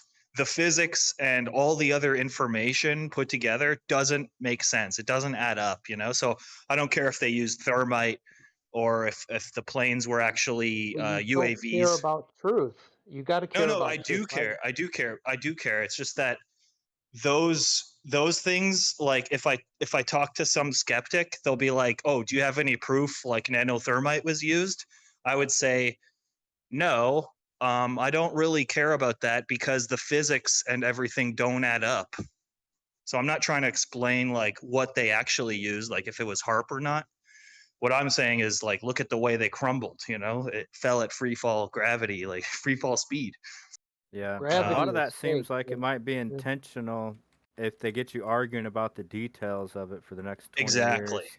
No one's 100%. saying, wait a minute, these fuckers just pulled some bullshit. That was what architects and engineers was designed for. It was the Yep. second option, the second fake option. We knew a lot of people knew the airplane thing was bullshit. They're like, that's complete bullshit. A large group of people, maybe 20%. The So jet how fuel. do you, yeah, the people who are skeptical. So how do you appease them? You give them a second option. Here's the second option. Aha, it's nanothermite, and we're engineers and architects, and we're specialists. We know about buildings because we build them, and this is what we think. So trust us. Yeah. We're appeal to Here's authority. another Trust lie. us. Yeah. Yeah, Yeah. we'll feed you the red herring to distract you from finding the truth. Yeah. Meanwhile, the truth could be a directed energy weapon and whatnot, like you were That's saying. what it was. It Yeah. was. But I the put the effect is video. still the same. Yeah, the Like, effect Not and the really. results and the gravity and the Tower 7 and the Pentagon, like the one camera What angle. And, gravity? yeah, sorry. Wait, are you a flat earther or gravity? What? I'm not a flat earther, but everything Oh, okay. else. Yeah, that's okay. Yeah. I find But when it comes to vaccines and COVID and Ukraine and 9/11 and every other subject, you guys are way more, well, you guys as in flat earthers are way more awake to those subjects. What about the moon We landing? pass through the rabbit holes, man. Once you pass through the flat Earth, you don't just get to flat Earth without going through the other loopholes. Like this is kind of the bottom of the rabbit hole. Yep. But once you pass this threshold, all the other lies start coming into focus. Like, oh my God, 9/11, and you find out what here's the reason 9/11 does matter. What did it? Because they're still using them in Colorado. They burned up Colorado, all these homes burning up. They burned up Paradise, California. They burned up Fort McMurray, Canada. They're using the same weapon. It's a I think weapon. they used it in Australia as well. They did I've use heard. it I've in heard. Australia. Yeah, they wanted They're to make. using it Yeah, everywhere. They're I know. using a weapon against the people, right? And they don't. If you knew this weapon existed, if the general public knew the results of this weapon, what the aftermath looks like, they would realize someone's hitting them with a weapon. It's not a natural event. It's not a natural fire in Colorado. It's a fucking weapon. Now you have to decide who's doing it, who is pulling the trigger, who is doing this, and they would soon realize it's their own government, because their own government is, they have NORAD, right? NORAD is supposed to protect the airspace. Well, guess what? If they're not protecting it, they're fucking doing it. Yeah, or some Zionist organization is doing it who have Well, who do you control. think controls our government, dude? Who do you think Yeah, controls it? yeah. Well, no, yeah, for sure, Zionists. But you said your own government. It's like, yeah, I hear what you're saying. It's You the know, NORAD is government supposed to be. control all of it. They're- They control the military. They can, like, if the people in charge to protect you are burning your shit up, with a secret weapon that they don't even want you to know exists, it's very critical that they hide that fact from you. If the average person knew airplanes didn't do it, they would know there's no terrorism. There's not a war on terrorism in Afghanistan and in Iraq. That was totally unjustified because they did it themselves. Birds with one 100%. stone. Here's an airplane, right? This airplane flew through a hailstorm. Look what it did to the front end. Oh yeah, I mean, you're preaching to the choir here. I agree. And most of How did he the fly through a building with this tin can? tin can explodes on impact. Also, like, why are they saying jet fuel just pooled up like it didn't You want to explode? know something? You want to know something? There's no fuel in the jets. Well, okay. I mean, there was an initial explosion. You know, even if you do take the into account, like, okay, the wings were completely full of fuel, that still wouldn't add up. The physics don't make sense. It's not even hot enough to bring down a building that way, you know? The wings contain no fuel. Look at this picture I'm putting in here. Check it out. Well, okay, well, we know that the wings do. Hold on, hear me out. Yeah, go ahead. How do you know that? Well, in an average plane, like, that's where the fuel is stored, right? No. Not in a jetliner. Maybe in a small Cessna. I'm talking about a jetliner. Yeah. Like a 747. Yeah, this is an Airbus 380, this wing. It's hollow. There's holes in the bottom, maintenance holes. And the airplanes contain no fuel. The engines don't require fuel. That's another thing they don't want you to know. These engines run on free energy technology. Once you spin them up, once you get that engine running, it doesn't require a fuel source. Mm-hmm. See that wing? So how would you use that as a fuel tank, this wing? See all the holes in it? And it's got, inside this wing, there's also hydraulic lines, there's servo motors, there's electrical wires. There's a lot of shit routed through these wings. It's not just, like putting that in and then there's baffles, there's segments between it for rigidity, right? They're struck. You could never line this thing and seal it for fuel. Seal all these crevices and rivets and all that, and you'd have to have fuel pumps in hundreds of spots because these wings are segmented. Do you know what a truss is on a house, or like a floor joist? Picture a floor joist, segments to give the wing rigidity. There's segments in between all those spaces. And here's a wing that's ripped apart on this plane. It's completely dry. It's bone dry of fuel. There's not one drop of fuel or fuel residue on that wing that's been fractured off. They just don't want us to know that, like, the shit is running on free energy. Like here's a guy crawling inside the wing. Look how thin the wing is, right? There's not enough space in even if you did fill that cavity with fuel, it's not enough volume to contain the amount of fuel they're telling us. See how thin that wing is? It's not very thick. And if you did add fuel to that wing, how many thousands of tons it would weigh to fill that with fuel? Think about it. Think outside the box for a minute. Yeah, it'd weigh hundreds of tons. Yeah, but even then, You think it's rigid enough to withhold that, plus the weight of the aircraft? And then you put fuel that's sloshing around, all that additional weight, and it's going to tip. Did you ever empty an aquarium with water, and it's got, like, say, like half of it with water, and it sloshes around violently left to right? Like, I had a pet turtle. that's why there's gasket. That's why there's those. You know how he's crawling through that section right there? Yeah, baffle. That's not what that's there. That's a rigidity. That's a structural member. That's like a floor joist. Yeah. That's not It just there. also That's not a fuel baffle. separates. No, well, that's not what it is. Well, even then, like we're talking about free energy now, but like the fact that there's no engine, like there isn't an engine in the wreckage that hit the Pentagon, right? Like there wasn't debris of a plane. Or 9/11. So like we don't have to They go into the spaced it free there. energy Wrong thing engine. and piss off. We don't have to piss off like paid NASA shill over there. You know what I mean? Like we could just stick to the who? like paid NASA shill. He's always like on my ass. Like if I talk about certain subjects. Well, he could be pissed off, but that's too bad. That means you're over the He's gonna target. hear the You truth. should talk about more. Yeah, it's like okay. So without talking about directed energy weapons, we could just say the wreckage that hit the Pentagon didn't even have engines. You know?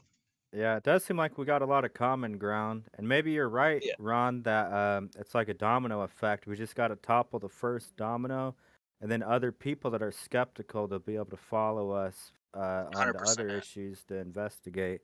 Because imagine if you did uncover like a pedophilic cabal, I think a lot more people would be open That's to some already of the been discovered. ideas. Yeah, We've talked about it's just that. gotta hit it. It's gotta hit a critical mass of people. Well, discovered as in 2015. taken down. Like, let's say they're taken down, and then people are like, "Holy Who's gonna shit, this take shit them was all down? real." Who's gonna take them down? We And already know it's real. We had Jeffrey Epstein. We had well, let's say everyone accepts it though. Let's say a majority of the population comes to terms and accepts it as truth. I think at that point that might be a domino that's knocked over to where a lot of these other things people are And it actually happened. willing to accept and acknowledge. It never happened. We did that in 2015 and 2016 with Pizzagate, and it got fucking glazed over. And that's when YouTube was pretty open. YouTube No, was it's open, kind of wide happening. open. Come on, listen, it was happening, and then the What is QAnon happening? stuff kind of got co-opted or hijacked. But QAnon, oh my god. yeah, it all got hijacked. But like we understand It was a psyop, dude. It was a psyop from the get-go. You understand that. We understand that. Like Zedek over here gets it. All right, like we're understanding it. It's just the sheep, the ones who don't get it, they still don't get it. Okay, so we have Hunter Biden, who's got naked children on his computer that he's walking around with, right? That's been Hunter Biden's laptop. Well, we had before that Anthony Weiner's laptop, and it had the all the stuff, the evidence of all their pedophilia and child sacrifice. All that stuff was allegedly out there, and New York police had it. Nothing came of it. Well, yeah, I was just trying to appeal to your if we have some type of hope. We do. Not through the system, not at all. Not through the system. Yeah, It's not I gonna personally don't think that we do, but we've switched. You're not going to win in their system. You're not going to win in their system. It's just not happening. You're playing I on was the their one who said chessboard. that. I was the one who said it's a hopeless situation, and Well, to now go, it's no, to switched. go, wait a minute. no, to go through their system to say we're going to sue you in court. That's hopeless and Oh foolish. yeah, That's yeah, I folly. agree with you. We're going to have to do it another way. We can't do it in their system. That's what I'm saying. I It's think not we got to hopeless. leave Minecraft. We got to go out into the real world. You got to come outside their box. But who knows? You're not going to win it in their courts. It ain't happening. Agreed. Well, that's why Nuremberg trials and stuff, they happen outside of their courts, you know? And Oh, I God. hope shit like that was a dog and pony show, dude. That was all staged. Like, Oh, agreed. if you Yeah. Well, we Yeah, lost. We lost the war. Yeah, I think we lost everything. But hopefully this life isn't all there is to everything, because I don't really. No, it's not. No. It's, you But get one also, go here. also that's what I was going to mention earlier is kind of you prepare for the worst, but hope for the best. It's like, even though I don't think we'll win, I'll still keep my ear to the ground. And if there's an opportunity where we have a chance and everyone's fighting, at least I'm prepared and I know like what or who I'm fighting for and with. It doesn't mean you don't fight. It doesn't mean to give up. It's like, I'm just saying you're not going to win in their system. We're not going to beat Yeah, them in court. We're not I going to think we're in elect good agreement. people to beat them. Hey, we're just elect more people like this guy. They do it on both sides. They do it on the Democrats and hey, you had the lefties. I like Bernie Sanders. And then other people, I like Trump. And they're saying the same thing. Build it in America. Okay, great. We like that. They tell you what you want to hear, but they'll never do. They'll never fulfill it. Like people say, "Oh, build the wall, build the wall." There ain't no fucking wall, right? They never built a fucking wall, and they're not going to build a fucking wall. It's Yeah, just going to be. That's a It's going to be farce empty too. promise. Just to suggest there's like you can only vote this or vote that, like that's a complete load of shit to begin with. Just the premise itself. Even Biden's saying build a wall now. And he said it in his State of the Union speech, which, by Dude, the how way, long do you think it's going to take? No one's ever going to do it. It's like one of those things. It's like NASA going back to the moon. It's never going to happen. They're going to keep promising, hey, we're going back to the moon. It's been 50 years. We're going back to the moon. They're never going to do it because they can't. They can't allow that. Maybe when they fall from power, maybe countries will be giving autonomy and we could run our own autonomous areas, which needs to happen. Like people need to have their own countries. There's nothing wrong with people having their own countries. That's the way it's supposed to be. But giving control, leadership in a pyramid fashion where the top has all the power and the base has none, that's a recipe for disaster. We're going to find ourselves in the same boat if we build the same structure. It's too co-optable. It's like it's so easy to control it when you only have the power in the hands of such a few. Okay, we have Biden and Trudeau and some other chief people. You control the whole nation with a handful of people. You can't have that. Or like someone like Russia or China. Russia, let's say Russia was actually controlled by Putin. If he could really had the power to do that, send his young men to die for no reason, they're just going to invade because I said so. You're going to kill your neighbors and brothers because I said so. We can't live under that. That's too dangerous, dude. Yeah, no more brother wars. it's not. No. Yeah, but he isn't just doing that because he says so, right? Like NATO has been encroaching through Ukraine, right, and building American bases and pointing them right at Russia for decades. Like this is a direct response Do you know to. about the That's what I Antarctica was Treaty? bringing up earlier. Is that he got on his live stream like the day before they invaded and basically laid this stuff out and said, "Here's what the problem is, and here's why we can't just sit here and let it happen." Yeah. They've been pointing missiles in their direction and encroaching, and we're basically the Ukrainian ministers of parliament are like saying we're not just fighting for Ukraine, we're fighting for the New World Order. Like she says They're this. all fighting for New World Order, dude. Yeah. I mean, she literally says this during her freaking presentations and speeches. Klaus Schwab says it. Here, I'll post that one. Unfortunately, they're all New World Order. There's a picture with Putin, the president of China, and George Bush all wearing the same Freemasonic robe. They're walking together side by side. They're all wearing the same. I've seen that. So they're all on the same team, dude. They're on it. Putin is on the same team as Ukraine. They're playing a game for the world stage. 100%. I'm saying the game might involve actually killing their own neighbors. It might actually involve that one day. Well, the game's going to involve every nation killing its own people, basically. Right. Yeah. And we're going to be attacking Canada. Like Canada has oil. They're going to say, oh, Canada, there's terrorists, and like there could be an event that's just as ridiculous as Russia attacking Ukraine is the United States attacking Canada. How stupid it would be, so because Canada basically has no military. I mean, comparative to the United States, and it's such a smaller population that and there's no reason to do it. It's not a justified thing. It's like, what? Why is Russia, this much more powerful nation, invading this much smaller nation without a military? And it just because they can, like, and they want us to think that which is not true. They're not really doing it, but it could happen. I mean, there's no reason they couldn't do it. Yeah. Or it'll get to the point where they don't even need to. Yeah. Like right now, our Justin Trudeau is just a cuck patsy. You know, he's being controlled. He has no thoughts of his own. He's just a rich kid, multi-millionaire All family. controlled, man. Yeah. They're all controlled, is what I'm saying. Like, even like I said, the people like that you might like, a Rand Paul, think, oh yeah, we just need more people like that. They're still controlled op. They want to present someone so everybody feels that they're being represented by someone, right? They feel they have some representative. Like, or oh, if a this is a genuine person, moderate Democrat.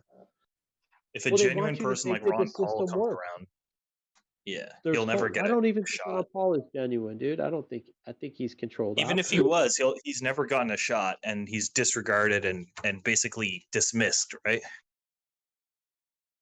Let's say you're legit, right? And they put you in a place. You're a member of Congress. You're not going to have any power. All the power is with the sellouts, right? So even if one guy does slip through the cracks, he can't do shit. Just like we can't do shit from here. Hey, I don't agree with that. I don't vote for that. Like there's no way to overrule their stranglehold. So I don't know if Mr. No, Smith goes to 100%. Washington, one legit guy slips through their fraudulent voting machines and whatnot, and somehow I just don't know that it would change anything. Yeah, that'd No, be a it pretty won't. It dumb won't. system of control. Like if you've got world power, but then if some random dude, Johnny Pencil Pusher, can say enough bullshit to get into office and topple your whole, like, all your plans. Well, that's the thing is they can't. Like Ron Yeah. Paul couldn't. They wouldn't allow him, you know? Like he would be against every war and all sorts of good stuff, and he just gets ridiculed by mainstream media and disregarded, yeah. If So voting no mattered, one they takes him wouldn't let you seriously. do it, right? If it really mattered, they wouldn't let you do it. True. Well, there's no, it's the illusion of vote. Yeah, they would have That's given why you the they do it. illusion.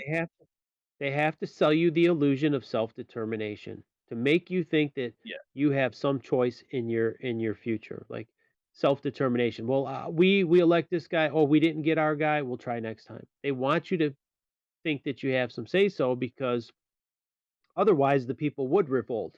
Say, we're not going to tolerate this slavery. You would realize that you're in a slavery situation, and you wouldn't tolerate it. And it doesn't have to be violent. It could be like the Indian people saying, like a Gandhi thing. Hey, we're just going to go on strike. You pick your own tea and pick your own cotton. Fuck you. We're not going to be your slaves, and we just refuse to be your slaves. You can whip people and whatever, but you're not getting your tea picked. Oh fuck, they're not working for us. We need a new plan. Let's have a leader that they like. Oh, you like Gandhi? He'll be your new leader. Okay, we'll appease them. And now Gandhi is really their sellout bitch all along. You know what I mean? Or someone like that. The guy that you think's going to represent you, he's really a sellout, but you think you've won. And then you go back to work being the slave. That's how it works, right? Like we think we've won. Like, yes, we got Trump. Trump calls them out. He didn't do shit. You know what I mean? He sold out the people. Go to the Capitol. Now walk down to the Capitol building and protest. Yeah. He totally set them Well, up. look what happened under Trump. Like I fell for that shit a little bit. Even though I'm Canadian, I just kind of fell for it. But there was, COVID came, the lockdowns came, Antifa and BLM got bigger than ever. Like all these Force, things. the fucking Space Force. Hey, Space Ron, Force. you ever suspect that Trump is probably Jewish? He is. 100%. Yeah, well, his family definitely has ties. Yeah. And you're not a billionaire in New York for that many Yeah, decades. he's and not. He's not. yeah. He was lying. He said he was a Christian. He's Jewish. His children are married to Jews. So Ivanka, whatever, converted. So yeah, Trump is too. I seen he had that thing, that tree of life.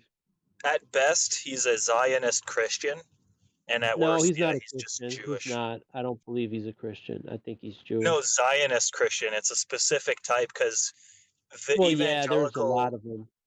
Yeah, and his he had like some Christian counselors and stuff.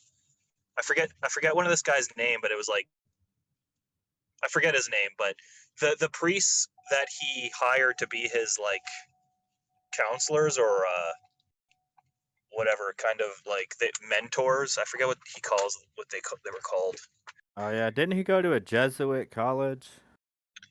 Yeah, they're all Probably. kind of weird, That's dude. the thing, dude. Jesuits are really Jews. They're the same people. I was going to ask you. Do you think Jesuits are all Jews?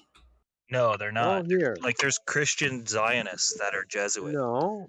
Look at here's a picture of the Pope, right? He's kissing the Rothschild's hand. Oh yeah, he's a they're wearing Jesuit the priest. same, Yeah. They're wearing the same hat. They're literally wearing the same hat. Give me a second. So it's like a Jesuit is a Jew in a suit. That's all he Hang is. on. But there's Do you think there's that the Pope, do Zionists. you think the Pope could be Jewish? He is. 100%. He's Jesuit for sure. He says he's Jesuit. But he's also Jewish. I mean, yeah. Yeah. At a certain point, I guess the hierarchy doesn't even really matter. The effect is the same. Like whether you believe Jesuits are controlling the Jews or Zionists, or if you believe the Zionists are controlling the Jesuits, and it would all have basically the same. Well, they're on the same team. It's part of the same it's all team. Saturn, the quarterback. Saturn worship. You got the Yeah, quarterback. I don't You got know. the line. You got your offense and defense, but they're all part of the team, right? It's not taking one. Okay, here we go. They're all part of the team, dude. It's like that's Like the theater. Rothschild in the suit, and there's the Pope. You got the black Pope and the white Pope. One is wearing a suit. The Jew in the suit is a Jesuit. The Jew in the robe is the Pope. That's what it is. Pope Francis. Yeah, first Jesuit Pope. No, I think it's been that way a long. The Catholic Church is evil as fuck, dude. The stuff they've done, they're evil. Yeah. And you know what? My mom is Catholic, so was my grandma, but they're not bad people. Same thing. I'm not calling all Jewish people bad. I'm saying these leaders at the top, they will lead their followers, like the good Jewish people. They will fuck them over, just like they will fuck over the good Catholics. Both of these guys are the players at the top. They will fuck their own people over. It's like Putin and Zelensky will send their people to die, right? They will do it if it benefits them. They don't care for their people. That's what I mean. These elites, they just care about maintaining power. Do you think that most Catholics are probably Jewish? No, I'm not saying. I said most Catholics, they're Catholics, but I'm saying the Catholic Church is at the top. They're involved with these groups here, these Jesuits, which are actually Jewish. I mean, you see the hat is the same. So secretly they may practice Judaism. I don't know. It's hard to say what religion they practice. I don't even know if they claim to be Jews, but I don't know if they are. Like the Rothschilds, I think that they're fake. I think they're fake Jews. I think they're actually like they're sun worshippers. Some say Saturn. Yeah, Some Saturn. say Satan. The black cube. The black cube is Saturn. Cube and they is do Saturn, have a black cube. So it's hard to say what they're actually worshiping. I don't know. Do you listen to Sam Tripoli? Sam Tripoli. I have before. He's okay. Yeah. Yeah, he's great. Yeah. Just wondering. I just know that they don't have good intentions. Like the people themselves, like the average Catholic or Jew, doesn't really know what's going on. Even the priest and stuff, like they might not know what the Pope is up to. They don't fucking know. Oh no, and there's Christian Zionists. Like going back to the Trump thing, all his Christian advisors were all Zionist Christians. Mike Huckabee is total Zionist, dude. They're Israel first. We need to protect our ally, Israel. Exactly. And it's Yeah, like, well, and what makes them Zionist Christians is they are trying to usher in the end times. They're the ones who brought Jews back to Israel and want to build the third temple. Like they're the ones donating the most money. They got to destroy the Amalek to bring their Messiah. Yeah. Israel, So what? That's what a Zionist is someone that is Israel first. They put Israel first. That's all a Zionist is. Yeah, And they're Trump trying to is definitely fulfill. that.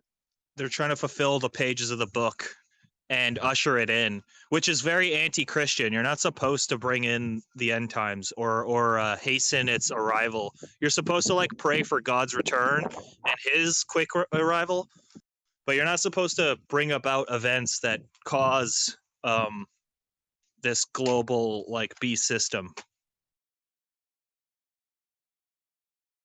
which is what these Christian evangelicals and stuff do. They are pushing for the end times. They want this Antichrist to come. It's coming whether they like it or not. So you can't do shit about it.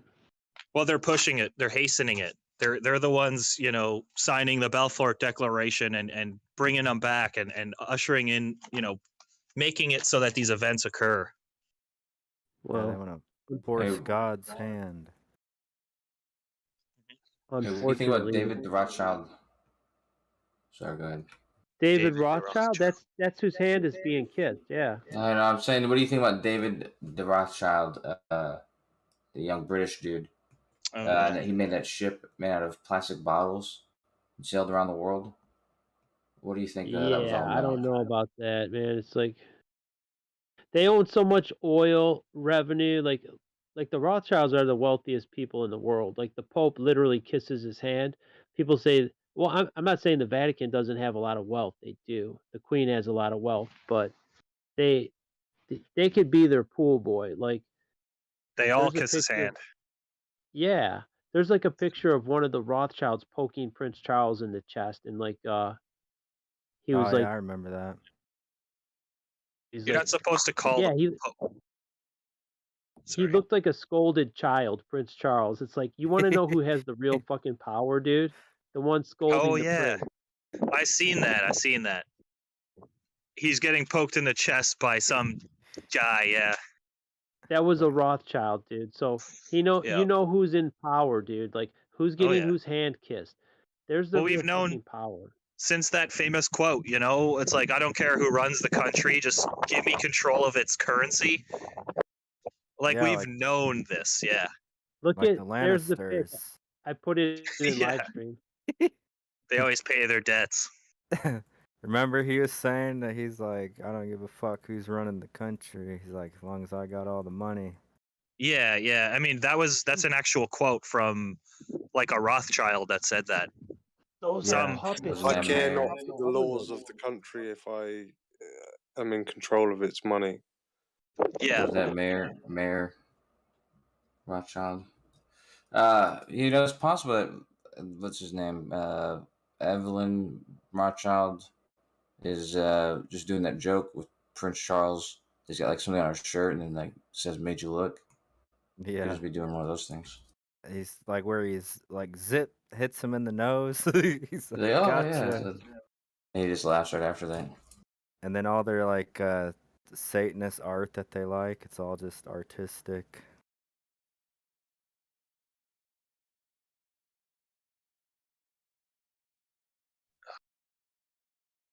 He does look like if you wanted to have somebody play like a evil billionaire, like super villain. Klaus Schwab fills that role too. Oh yeah. He's like Dr. Evil, yeah. It's so funny. I seen somebody posted a clip of Joe Rogan. He made the guy play the Darth Vader music when he was playing it. Oh yeah, yeah. Schwab. Yeah, some of the stuff he says is so beyond, like, you're like, this isn't a conspiracy anymore. This is literally the Illuminati shit I've been hearing about, my whole life. This is, like, when Klaus Schwab speaks at these World Economic Forum events, it's insane the stuff he says. I have clips out the wazoo. I post them to my own server, but it's insane. He's literally saying we've penetrated the cabinets, we've infiltrated our men, and Makes Dr. Evil look like a preschool teacher. it's so fun when the movies and the shows that have been pre-programming us, it's funny when the actual stuff occurs in reality. You're like, oh wow, like I could have never expected global lockdowns and face masks and stuff. I never expected that, but I was always into these conspiracy theories. I just never realized like how simple it would be to slowly like acclimate everybody into accepting this bullshit. And then all my friends and family members are all taking 3 jabs. They have no idea what's in them and stuff, and they're all listening. What do You you want to guys know think? something? Lockstep. They've convinced you that the Earth is a globe. That's how much power they have. Not just you, but all these governments that have a space agency. They're like, oh, Russia has, they have their cosmonauts on board the space station with the Americans, and we need the Russians to give us a ride on their shuttle. I have news for you. No one is going into space. It's all a lie, and they're all together in on the lie. If they're in on the lie about space, right, and the Earth being a globe, they're in on these wars. They're in on these. They're on the same team. Behind the scenes, all these people are working for the same boss. The same guy poking Prince Charles is the same one controlling all these nations.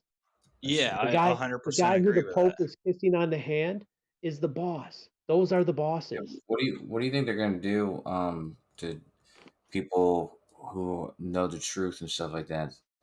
Now they basically have control, giving people They've had Vindicate them. control. Like going, We are no threat. Like, okay, we know the truth, but what have we done with it? Like, there ain't a fucking thing we can do. Like, they can steal elections. They could shut down the world. Dude, they shut down the world economy for 2 years. We couldn't do a fucking thing about it. Maybe make us live in a pod or a FEMA camp and feed us bugs. We already are, dude. You're in a prison, right? Like, what can you really do? Like, specifically the people who know the truth and talk about it openly and stuff like that. well, then first They you get will- censored. Well, First I they think censor you. that the people who willfully go to these clinics and get jabbed and stuff, I think those people aren't as useful as they think. Because I always hear the argument like, why would they keep all these skeptics and disbelievers alive? If, why wouldn't they kill off the skeptics and disbelievers and then leave behind all the sheep who like ran with every program? Well, first they're going to kill off all the sheep first, all the people that are believing their bullshit, and then they'll have to deal with us. That will Would be that their be your worst strategy? fucking nightmare. Because once the sheep are gone, then we're pinning back. We're coming after the motherfuckers. Would that be your strategy though? To go sheep- and kill no, the my- willing sheep first and leave the dissenters? Yeah, I would make collapse? all the truth knowers look like crazy nuts that are dangerous, and then genocide them. Then you can tell. the sheep whatever that's you what their goal. I'm sure they want us dead, but come at me, bitch. Come at me. I think they've been trying to kill us off. Maybe they starve us out. Like, I don't know. I don't know their game plan. But they want us all dead. That's not the point. They want all of us dead. Surely they have like they have a separate agenda for those people, and even if it's the Who same knows? agenda, you think it would be more extreme or They quicker. don't care about loyal slaves, dude. The people who are most loyal to them are getting jabbed. They're getting the poison, man. The people who their best people are getting jabbed. They But have is no that a loyalty, dude. strategy? Like if I don't know. I don't know. I mean, they just hate people in general. They hate humanity.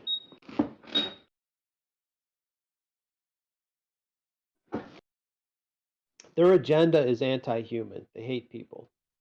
Like even Bill Gates.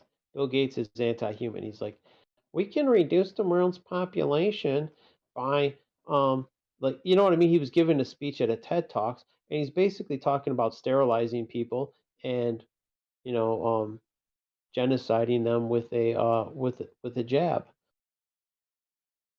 That's crazy that he would speak about that at a TED Talk, right? Well, he did. We can reduce the population by this and that. I'm like, holy shit.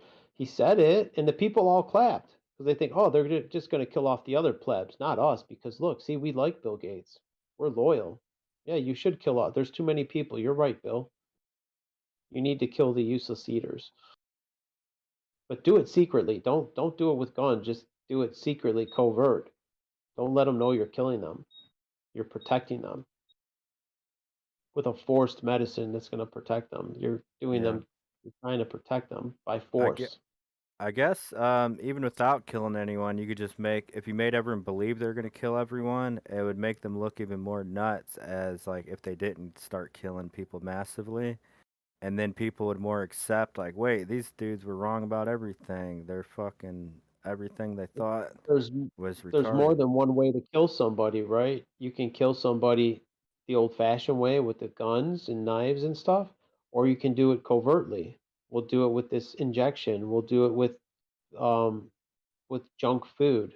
We kill you with sugar and junk food, and that's a slow kill. Alcohol, drugs, people dying of what is that shit? Fentanyl and opiates and shit. They've been pretty effective, dude. They've killed off a lot of people. Isn't it crazy that slow killing? Because they've been slow killing people for a while now, and but it's weird. Like the population or the life expectancy has been increasing. So it's kind of Nah, like I a don't think weird so. paradigm. I Yeah, don't like the think life so. expectancy increasing, but they've been slow killing people for some time. Not in So the it's not really United States. effective. It's been going down in the United States due to all these young people dying from drug overdoses, heroin, OxyContin, fentanyl. There's been a lot of people that say they die in their 30s, that cuts down on the overall life expectancy. People are living like half their normal age.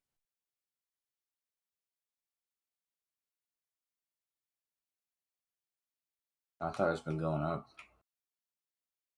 Well, you got to factor in all of it. Look how many people have been dying of these drug overdoses and shit.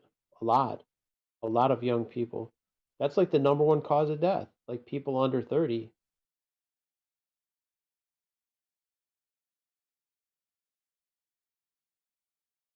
They ain't dying of COVID. It's like they could die from fentanyl. So yeah, it's a COVID death, whatever.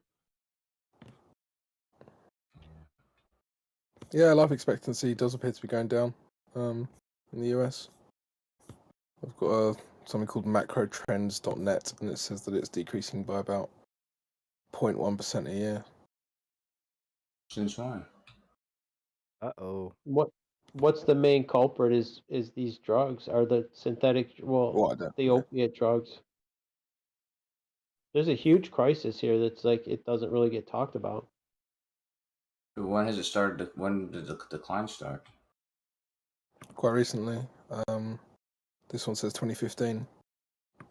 I think it even started before that. Like the OxyContin thing led to a lot of heroin, and probably with the war in Afghanistan brought a lot of opium, like opiates, like the OxyContin and things like that. That was being heavily prescribed in the mid 2000, like I don't know. Let's see, when did they invade Afghanistan? 2002 or 3? Yeah, sometime like 2005, 6, 7, like there up until now. So like 15 years, 20 years, about 15, 16 years. That opiate epidemic has gotten a lot worse.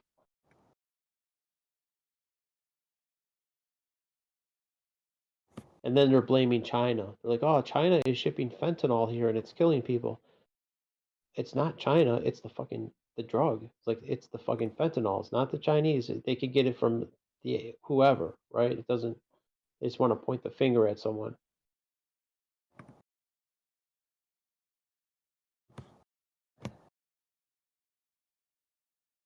Yeah, that would suck if like there wasn't a big die off from the vaccines or COVID, then like no one would ever believe us again, and they'd be free to do whatever they want. No one believes us anyway, dude. Like most people are fucking brainwashed.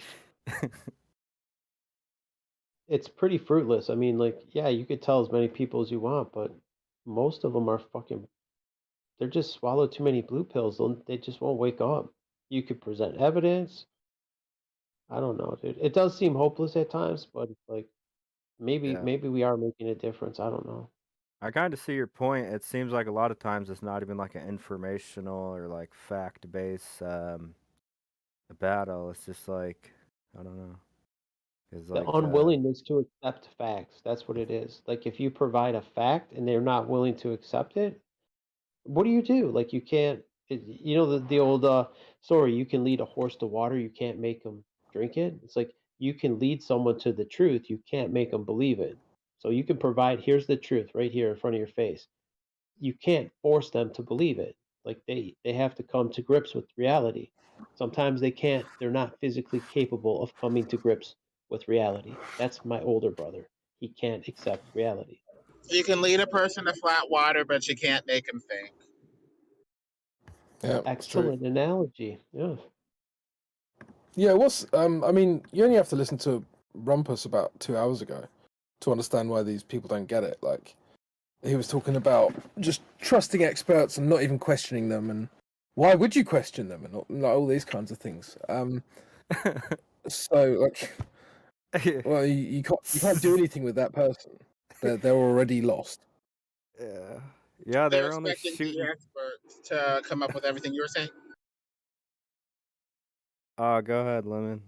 Good to see you. I was just saying they're expecting experts to come up with everything, so they can't accept it unless the experts, gave it the imprimatur of their authority.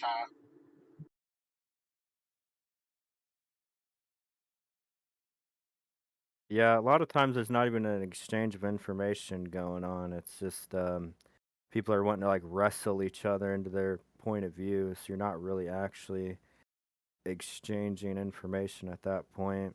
I think a common saying is people don't want to like understand, like see your point of view, or they just want to hear their answer out of your mouth. So it's just like a wrestling match to get the other person to say like your answer, your views. Well, they're basically trying to buy time for their authorities. They try to beat you into submission saying you're not good enough or you don't have the answer, you don't have the expertise. Listen to me because I'm smarter, or, listen to these authorities because they've got it. So really they're just kind of buying time and making an appeal to power in a way, saying, shut up, don't think, and just obey.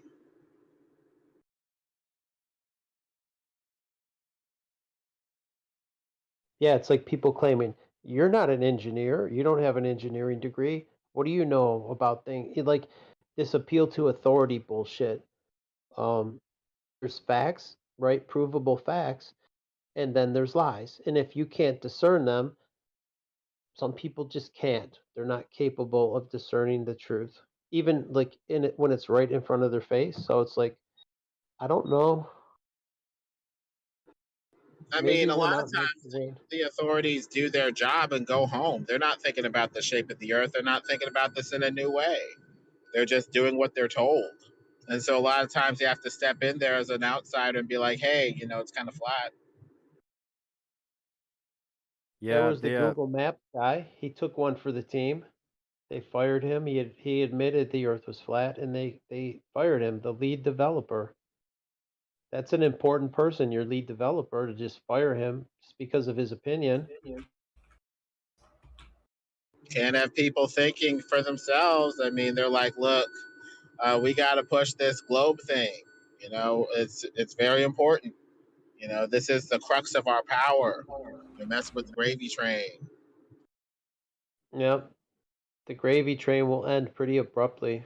It's not just financial, but not just the monetary side of NASA, but it's worldwide control. Like you start to realize there's one group of people somehow, we don't know exactly who. I mean, I have a good idea who it is, but someone is controlling all these nations covertly, controlling all of them to be on the same page, at least on this one topic, this one thing alone, that saying the earth is a globe. They're all on the same page. That's a pretty big fucking someone with some pretty powerful control system, international control system. That needs to be addressed. Just I don't think that like, oh yeah, the FBI will get to the bottom of it. Yeah, right. That's their police, dude. The FBI, the CIA, that is the New World Order secret police. Those are Yeah, the gulag guys. that's like coming to my bodyguard and like trying to hire him to investigate me or something. Like he's just gonna Kind get of, yeah. fired. And a big part of controlling people like governments do is you can't have people thinking too much for themselves. You know, it's like once you take one bread pill, you start taking another and another, and before you know it, you start thinking for yourself. Well, that's Yeah. why they want to do away with us before, like, they just want submissive people, submissive slaves. They don't want you questioning authority. How dare you question authority? You're a science denier. How dare you? You'll Yeah, be I think mocked and ridiculed and threatened. I think a lot of people have tied their like views of the world like into being a good person basically. If you agree with the system and this like views on a lot of things, you're a good person. So trying to present any facts or information is not going to go through because you're trying to convince the good person that no wait, you're actually the bad person. You're a bad person. So it's no one's really it's very hard to accept any information to become a bad person because most people want to be the good guy. The programming Are is most deep. are most of you guys flat earthers? I know the Canadian guy said he wasn't. Yeah, I think most people are flat, and then there's one or two. Kosho, he's like, I don't know if he'll ever get it. He's kind of like my brother, my older brother. He's stuck in his ways. He doesn't want to accept any truth. It takes time. I think people think that it's, flat or something like that, but they just don't want the trouble. They're like, I don't want to be thought of as that weird conspiracy kook. Especially nowadays when you get canceled for having the wrong viewpoint and stuff, people are just like, look, even if it's flat, I just don't want to deal with it.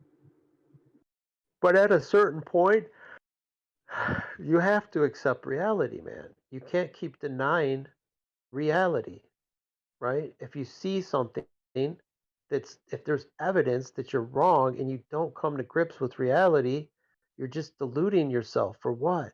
You're staying stuck in this false reality. Yeah, that's true. It's the Matrix, what they said it was actually a documentary. It's like, yeah, it is. There's people walking. No, these people are your enemies. Don't try to wake them up. It's true, man. They will turn on you. They get vicious. It's like there must be some kind of spell. It must be like that. They've got them under their control, some mental control, and there's just no. I don't know. We need red pills, dude. It's like a thing, an actual thing that's a red pill that's an antidote for their brainwashing spell. I don't know if that exists. Yeah, Some kind of maybe truth serum. we just got to start like finding some common ground. Find one or two things where you can find some common ground. Maybe try and build from there. But there's also the big reality of a lot of people just are never going to come around. There's a ton of people They that don't are. want it, man, because it will pop their bubble and destroy everything that they believe in. I'll tell you what, that was a tough pill for me to swallow. After the fact, I'm like, what have I done? I want to go back. I don't like I had no one to talk to. I'm like, this is fucking crazy. The world is fucking crazy. I can't believe it's this crazy. You know what I mean? Coming to grips with reality is tough. It's a bitter pill, but we have a community of people to like get over it. Just get over it, dude. This is the way it is. It is fucking crazy because what we're presented with as reality is insanity. The world that we're presented with is fucking. Yeah, I wish they did a better job because I tried to blue pill myself a few times. Like go back in the system, like Cypher from the Matrix. So I was like, man, fuck this. It'd be a lot easier if I just believed all this shit. I'd be. You can't chilling. undo it, dude. It's a one-way street. It can't be undone. So it's like I am a little bit careful because you know what? My brother's happy with his life. He's got a good job. He's content.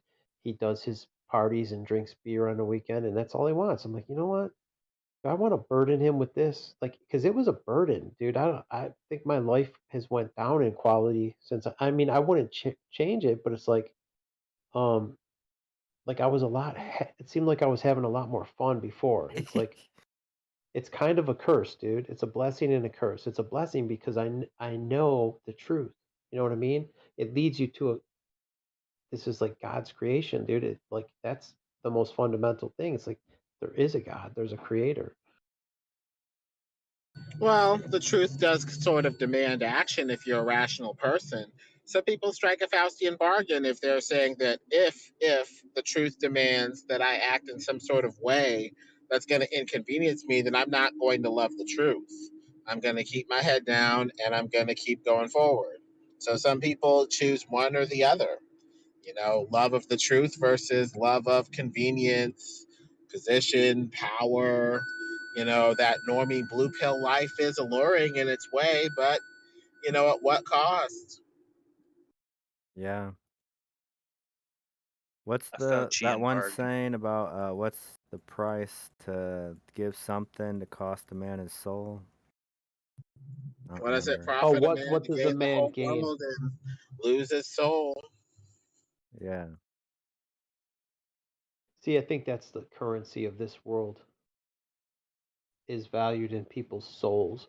So you could have like what does it benefit you to be the richest guy in the cemetery?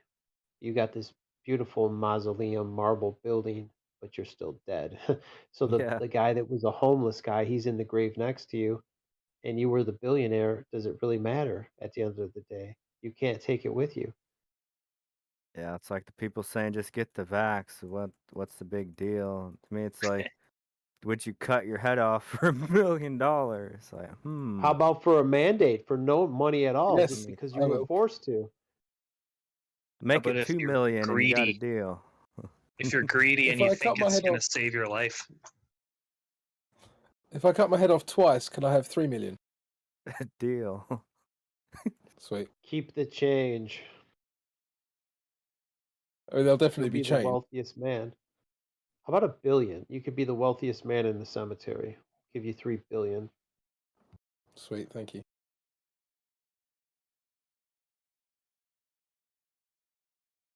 No Bible Yeah, I bot, mean, eh? In the the live thing stream. is, we just, at least for me, I just want to live in a world that's not controlled by these psychopaths and live. I would like it to be like without these dictators, right? Like a Trudeau or Joe Biden or Gretchen Whitmer. These people like putting mandates on us. I don't want to be in this situation. I know they want it to get worse, and maybe it will get worse. I don't know. Like if they plan their fake alien invasion, things will get much worse. It will be fucked. Like because they will, say they shut the power off, they shut the internet off. Oh fuck, dude! If we had no internet, we couldn't come on Discord. We couldn't like all this stuff. You have no electricity, no heat for your house, and they blame it on space aliens or whatever. You need to What go if to the they FEMA camp. use No electricity. You're gonna freeze to death. You got to come here. But it's actually a FEMA camp. Here, we what got if they heat over use here. The building's heated. what if they use real aliens like the outer ponders or something? Whatever, The dude. Whatever. I mean, whatever they want to blame, say they're from outer space. I'm just saying the whole scenario of using an enemy, like a common enemy. Like here, we're people of Earth have a common enemy of these alien creatures. What what do you mean use the outer ponders? like if they're in contact and working with them. And so how people say like Project Bluebeam that they're gonna fake it, I think that would fool a lot more people if it's actually real. Like they're so if they come, they have advanced technology, they don't look anatomically human at all, and they're like display like incredible levels of intelligence and technology. That would be very hard. Well, that's what I'm saying. Because do you think it's Somebody rational say to outer think? ponders. Yeah. Do you think it's rational to think that an advanced civilization potentially would answer to humanity and the Earth itself. What do you mean, like the planet or the like humans? Like I think if there was an advanced civilization looking at humanity and the Earth, they'd be disgusted. Yeah, it could be. Well, I don't think they would. disgusted I with don't the think. people that make us how we are. I don't think. I don't. Disgusted with the leaders. I don't think they'd be bowing to humanity on any way, shape, or form. I think we answer to them. Yeah, that's basically. Sure. I think. Wait, are they'd we be in talking about charge. outer ponders? Yeah, basically they're bringing up because a lot of people talk about Project Bluebeam, and if they fake an alien invasion, I was just bringing up the point that they might actually be real. Like they might legitimately, if there's a bad group and they're in charge or the ones doing things, then don't be surprised if there's people that look like real legitimate aliens with advanced technology. Don't believe that either, that oh wait, it was a globe, we were wrong. That I thought you said outer ponders. yeah, They that's have what I said. technology. He did hundreds of years ahead of I've us. been talking about this for years. Merle will tell you, like I'm the guy that was like from how long ago, Merle? Was I putting this out like this is what they're gonna do, guys. They're gonna tell us that the aliens are ancient humans that live in outer ponds all around us, and they're gonna absorb the flat Earth if they didn't roll it out to begin with, and tell us that we're surrounded by outer ponders, and then they have real time gods and say that's where the UFOs have been this whole time because they can't sell us space aliens. They can't sell that. It makes no sense. They can, dude. 99% of these people believe it, man. Like I'd say. No, they don't. Oh yeah, They dude, say a they lot of do, people. but they really don't. They really don't. Oh yeah, I'm telling you, Nah. dude. They think they're going to Mars. Tesla's going to Mars. Like people believe Nah. that fucking rocket is landing on its tail section. People I are think- gullible, man. I think they are, but I don't think that they're depending on the gullible people. They're depending on the people that are paying attention. And even the people paying I don't know, attention dude. might buy the idea of ancient ancestors. Even us. We are We won't know if outnumbered, that's true or dude. not. We are outnumbered like 99-1. Yeah, but Well, think I'm about saying it. If they just flip the average- script, if they flip the script and they get everybody on the same page with revealing the lie, the great truth from Scripture. Go Right? ahead, Crypto. Just a quick demonstration. Kosho, do you think that there is a Tesla car in space? You mean like a roadster? Yeah, specifically. No, the There's model. At least one, yeah. Right, yeah. I think that's what we're up against. That's right. Yeah, Okay, can I ask you him a and my question? brother, Yeah, dude. but Do you who's think that the Pope and Jeff Bezos and Thomas Edison are Jewish? doesn't Who, me? It was yeah. I don't It fucking was know. just, Why would I know? it I was have just no an idea. interesting comment to me to hear, like using the outer ponders. Like that's almost like you. It's like, has anybody got like alien headquarters? Get them on the line. And there's some, like, we have a situation on Earth. We need you to do a flyby in, a mothership over fucking Washington. No, I don't think humanity would be in They- charge, but I No, they think could that fake it. They could fake the outer ponders. That's the whole idea. Well, Even yeah, if they the outer could ponders fake aren't it. real, then They they do could the blue fake beam it. and all that, and say that the outer ponders are actually there, and then they could just use regular humans as actors. It's much easier to do that than try to fake an alien costume and all that. So, like, humans pretending to be aliens. Project Bluebeam, yeah. Pretending to be ancient ancestors of ours from outer ponds and in a more advanced society. That's the whole Project Bluebeam deception there, right? It's a fake Yeah, that would alien make sense. invasion. That's their best move. I don't want to give anyone ideas, but I'm sure they thought of this. Yeah. Yeah, Then they basically sell the us. point. They give us the truth to sell us more lies. Basically, the point was no matter what they throw at you, I'm not trusting any of it. Was the point of all that? And I wasn't saying I don't think humans would be in charge of aliens or any advanced civilization. No, Yeah, but what he was well, saying, is there could be like a blackout or some kind of event like an alien invasion where all of a sudden we won't be able to communicate with each other. We won't be able to share, vaccine information or anything like that. And they'll implement these laws under our noses, like while the internet is down. They could do so much stuff like that. Like all of a sudden the 4th booster is mandatory, Do you think it matters if there is some kind of hierarchy in creation?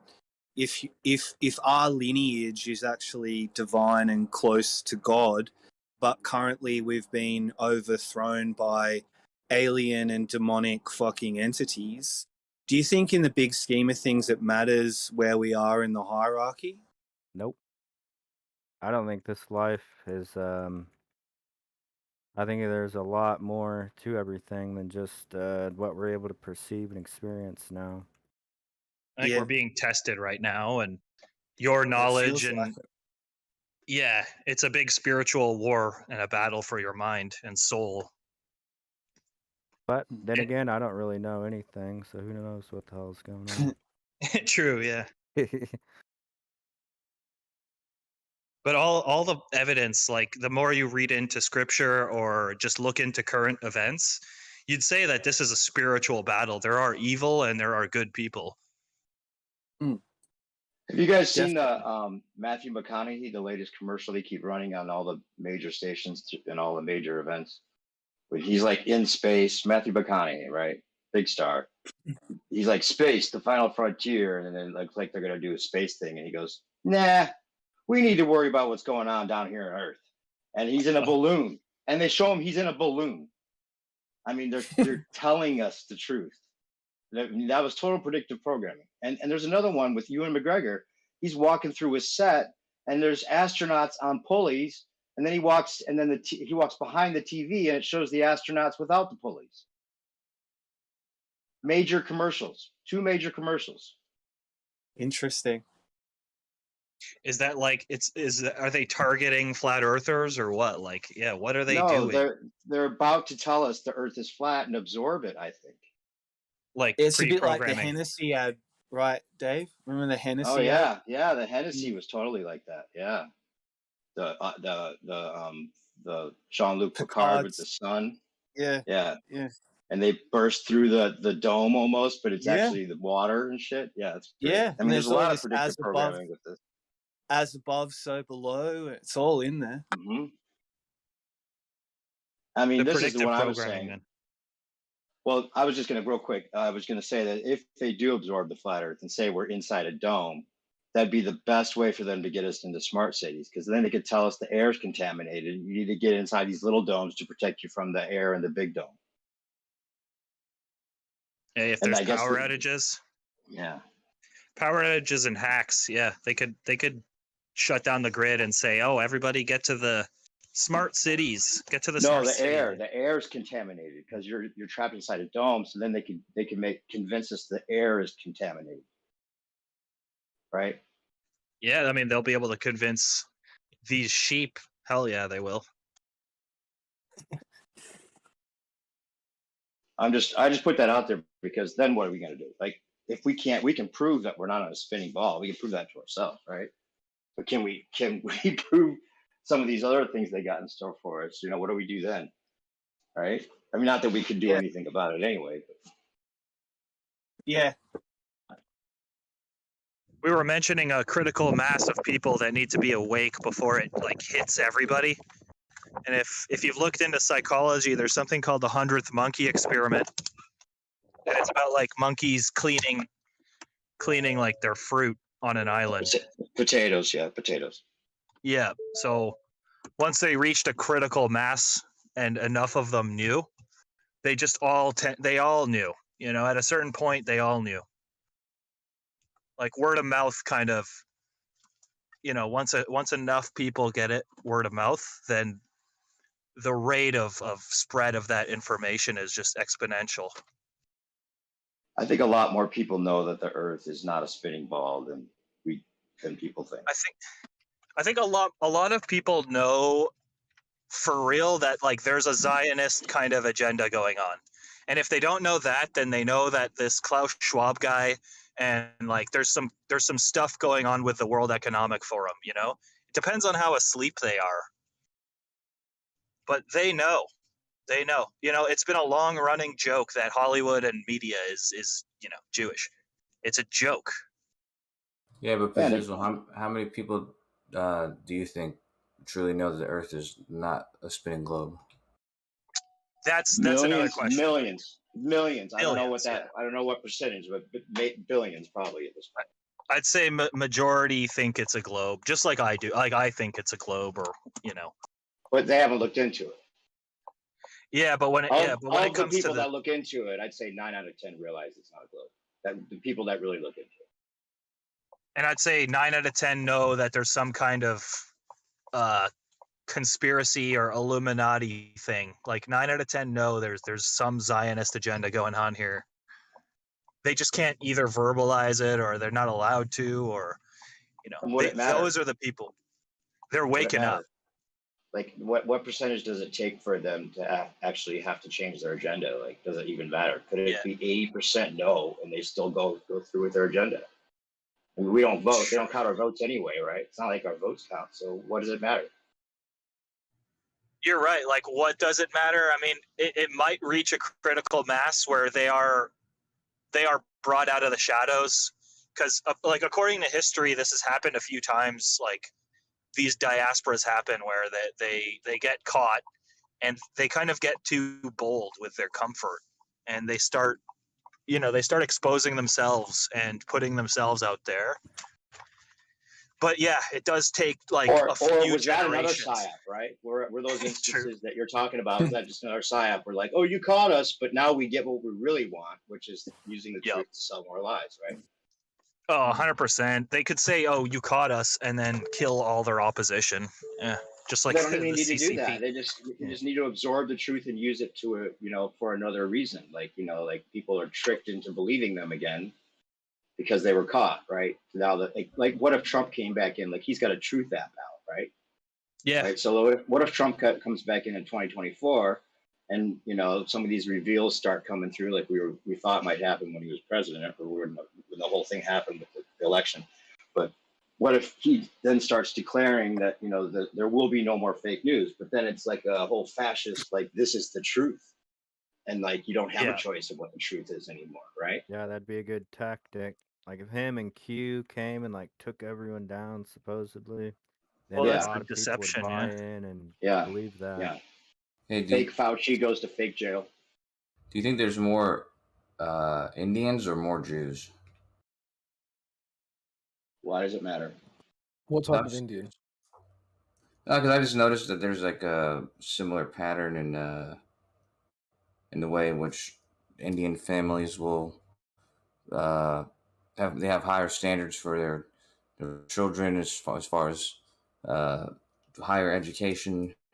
They tend to go into the fields, almost the same fields that Jewish families were putting their kids into. Yeah, I was Like noticing doctors and lawyers and stuff. Yeah, Yeah, exactly. white Even people do it. tech Systemic jobs, business oppression. jobs. I see the next 100 years as having a very similar, a similar presence, almost like there's a high Jewish presence in those higher paying jobs. I think that there's going to be a lot of Indians in those higher paying jobs. Only difference is there's a lot more Indians, so I think there's going to be a very similar sort of fear, I guess, that some people have, that they're truly in control. Did anyone I see doubt the that thing very I much. posted? Did anyone see the thing I posted with the screenshots of the Jesuit New World Order, Jesuit Jewish New World Order? There's one thing I highlighted. There's no one more powerful than the Gray Pope. Whatever that means. I mean, there's a whole thing that outlines it. If you look at the white pages, I put the screenshots in. There's some truth and possible reveals in that page. I think it was 2010 when it was updated, so there's probably a lot more to it now.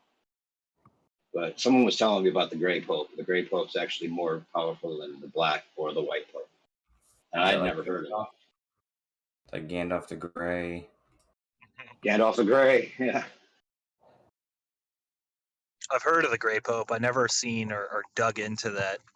And then I've heard of, the Black Pope and then Black Nobility and stuff like that. Saturn worship.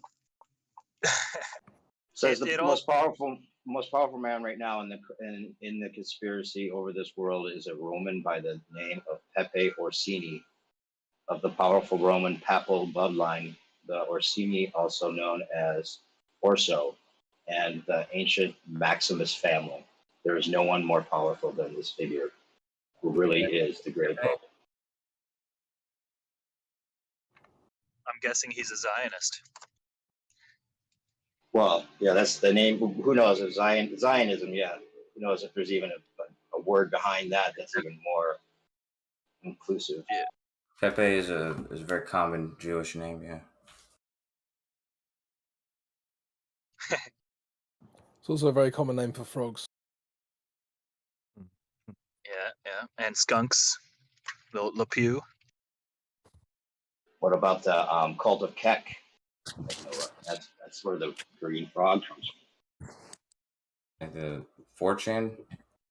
Yep. Isn't he the savior of 4chan? Are you the hacker known as 4chan?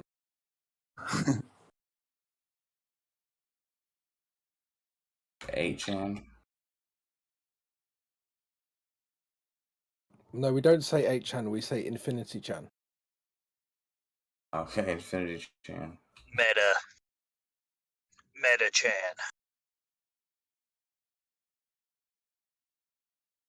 What is that robot doing? Mark Zuckerberg, like, what is this? It's a joke. The guy's like a weird alien robot. He goes on stage talking like a alien robot. He barely sounds human, and he refers to us as humans. He's like, you humans are gonna love my VR world. I mean, I'm gonna love my VR world. I mean, I'm a human too. I mean, I was a human. His VR, Mark Zuckerberg looks more human than he does in real life. Yeah. I mean, what is this joke? Is Elon Musk... Someone was mentioning Elon Musk being like the savior soon, along with Bill Gates. Like, hey, yeah, if they keep making Bezos and these guys look like freaks, like literal reptilians, then yeah, Elon Musk is going to look great. Apparently, Meta's stocks have gone down massively this year. Since they announced this whole Meta thing, they just can't get investment. Good. And then we got Bill Gates, bragging about how vaccines have been his greatest investment ever. It's the most lucrative investment I've ever done. I've basically got all the money back from my divorce. This guy's insane. Klaus Schwab is like a cartoon character. He's literally Dr. Evil. He's got the German accent. Everything fits. We're watching a stupid TV show right now. You have a infatuation with this Schwab person. Yeah, Schwab, you need to watch these World Economic Forum things. He is like one of the most dangerous men on the earth right now. More dangerous than Pepe Le Pew? Yes, far more dangerous.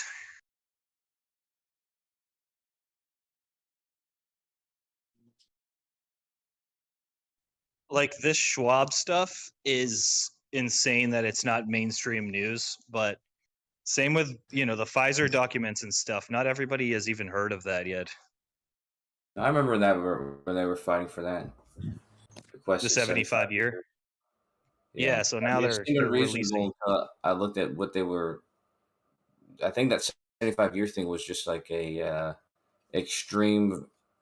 It's kind of like them trying to make it seem like it would take. That's how long it would take if they would be strenuously, going through every document and stuff like that. But yeah, well, they find you can probably not be you can probably do more sheets a day. I think that equated to like something like 25 sheets a month for I don't know 100 people or something. But that only matters if you're like they must have originally produced that content, right? So that only matters if you want to edit the content before release.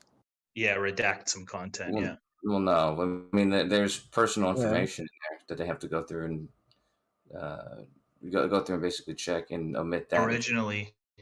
Originally, what they said in court was they don't have enough staff to do that. But then the court ordered them to like grab all their interns and all their fucking, everybody they got and do it within 11 months. And that's what they're doing now. So they're releasing 10,000 a week. Well, yeah, if you got people that you didn't need doing other work, like interns or something, if you got them only doing this, and then they weren't doing 25 pages a month, they were doing more like 25 pages a day, then it could be done a lot quicker. Well, exactly. And now they're doing 10,000 a week, and the court ordered them to do it. They said, I don't care if you're short staff, basically go get all of your employees. And I don't care how, any of your excuses, we don't care. You have to release them within 11 months. And that's what they've been doing, forced to do. I mean, they made about $40 billion last year, didn't they? Profit. So I'm sure they can afford to hire a few people. Yeah. Literally, the judge said something along those lines. Like, you're rich enough, you have thousands of employees worldwide. You can grab like people from different companies that you own and stuff. I mean, that's still not I think that's what you just said, 10,000 a week. So that would take 20 people if they were doing 100 pages a day, which is more than a lot of work.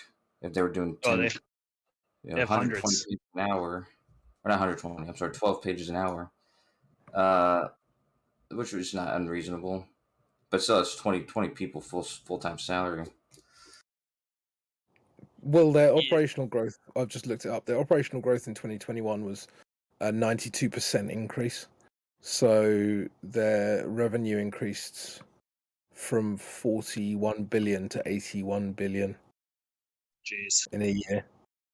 I don't know how much of that was profit, but it's a lot of money. Like, that's a good. Oh no, hold on. This here, the Guardian says their profits doubled. Let me just check this out. Yep, they made 37. Oh, it says vaccine sales. I don't care about sales. How many pages total was that again? It's supposed to be 10,000 a week. It's around 50. I mean, 50. Yeah. I'm talking about total though.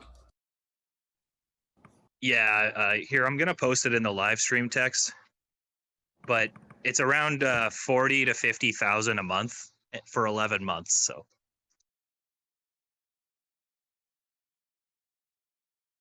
There's so 500, somewhere above 500,000. If you read like what the court order is, or like any kind of the talking, the judge is so great. He's just like, get guys, hire people. I don't care, if you want 75 years, you're only getting less than a year. I love the fact that there's still some justice apparently somewhere. Well, why doesn't because it's obviously there's a lawsuit. I mean, certainly they could help pay to do that. Because I mean, it's not a lot because it's a big company, but still the salaries of those people, it's like it's probably $1 million total.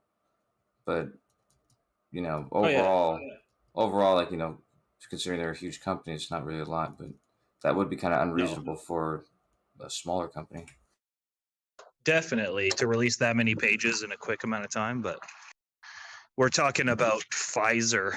Yeah, they can handle it. Yeah. If they can't handle it, then they're definitely not the right people to be in that position, even if you believe the narrative. And the judge did his math. He was like, in 2019 you had 5,000 so-and-so employees. In 2020 you had this many. So go friggin' deal with it, just they've done all this research and showed how many employees and interns they had. And he's like, go get some of these interns and release the documents. Yeah. It's kind of like a useless endeavor though, because they've already given out the summary or whatever. So the people who have gone through it, and then they have the summary, That's published to everybody. So it's when people actually go and look at the actual, mundane data that makes up that summary, unless it's something different than what the summary says, it's going to be a totally useless endeavor. Some of it will be useless, but a lot of smart people, this might be the thing that gets them reading. I mean, like when there's 9 pages of 9 pages of side effects. Yeah. And if you were to send that to someone who had any integrity at all, they might be like, okay, I never heard of this and stuff. But you're right. It won't make a goddamn difference. No, I'm saying unless it's not in the act, because the summary is already published and everything. So unless they completely omitted things from they did, yeah. that, then it'll be useless. Well, like what's going on is the people who got themselves injected had no idea about like 90% of these side effects. They were only told about a few. Very limited amount of side effects, but some of the trials, like Globus just said, there was trials on dogs and animals, and those trials are all being released. So they all died. In conclusion, all those animal trials, after getting reinfected with COVID, they all died.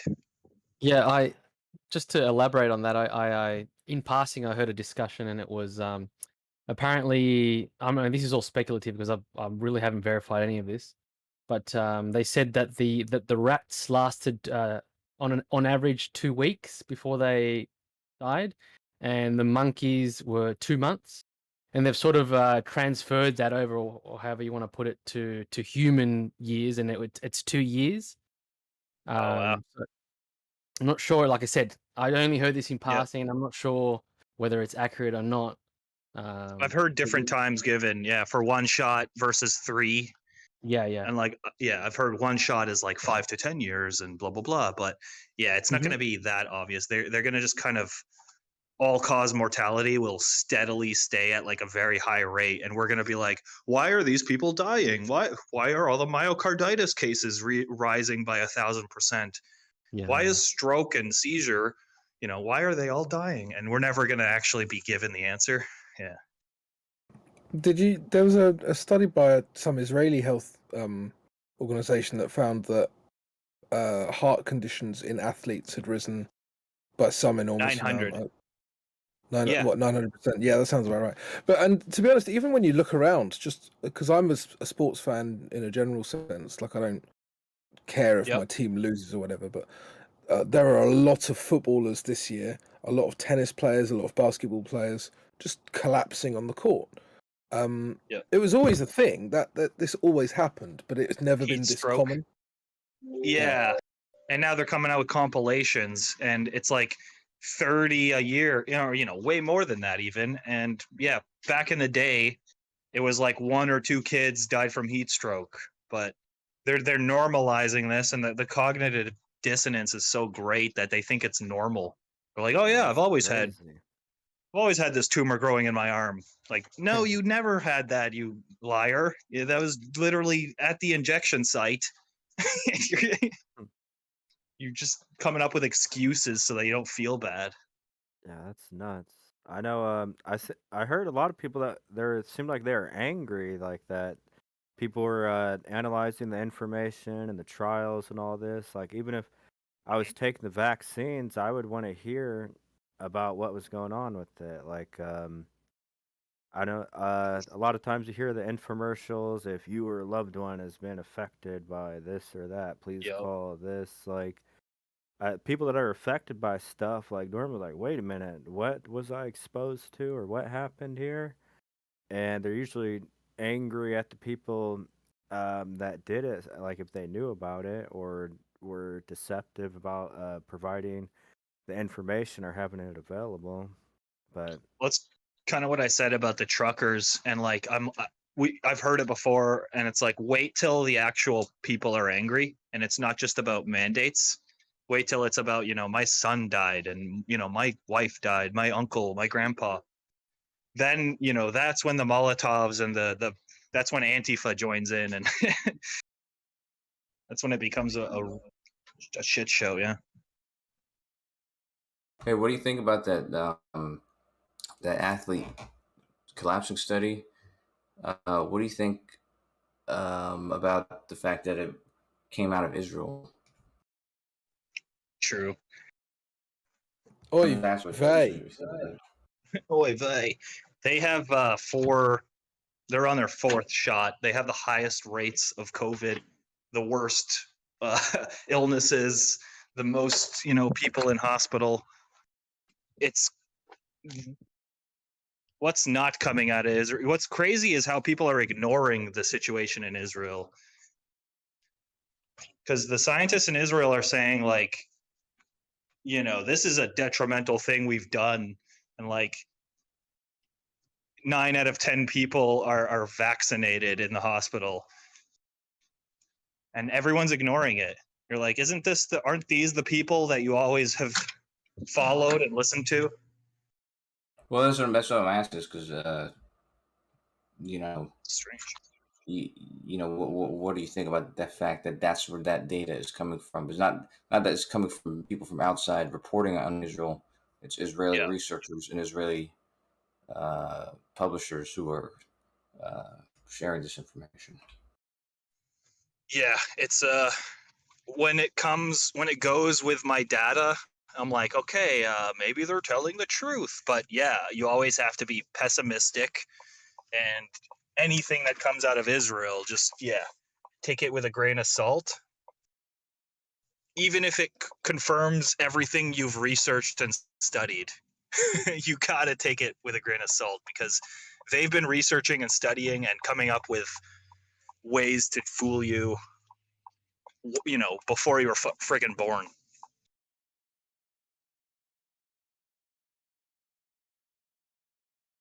Yeah, but I remember I read that article. It was interesting.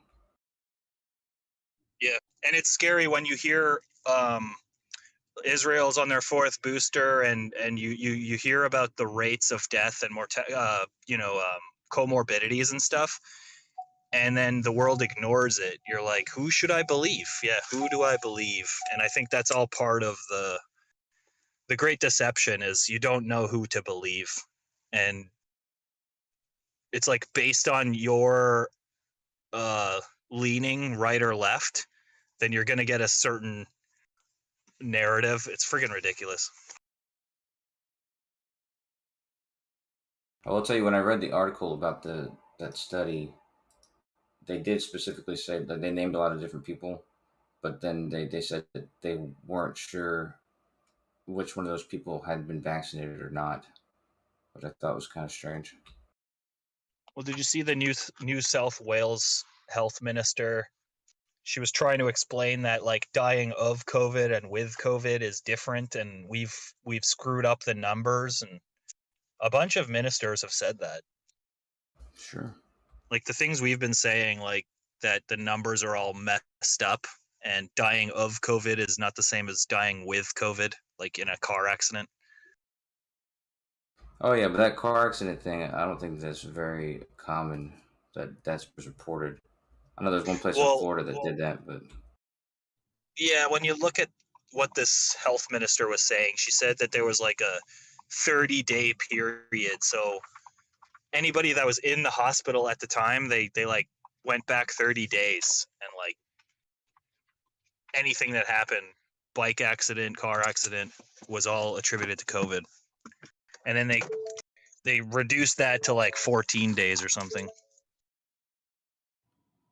of being admitted to the hospital. Did you end up getting the jab, or did you never get it? I mean, I have a vaccine card, if that's what you're asking. Fair enough. Yeah, I know that, but I'm just saying you never actually got the special juice there, or the non-special. I think all Jews are special. Oh boy, I was trying to make a joke, but it wasn't funny.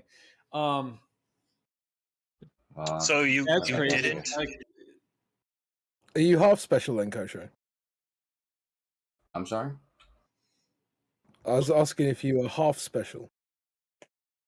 No, I'm all the way special. I was on all the special classes and everything.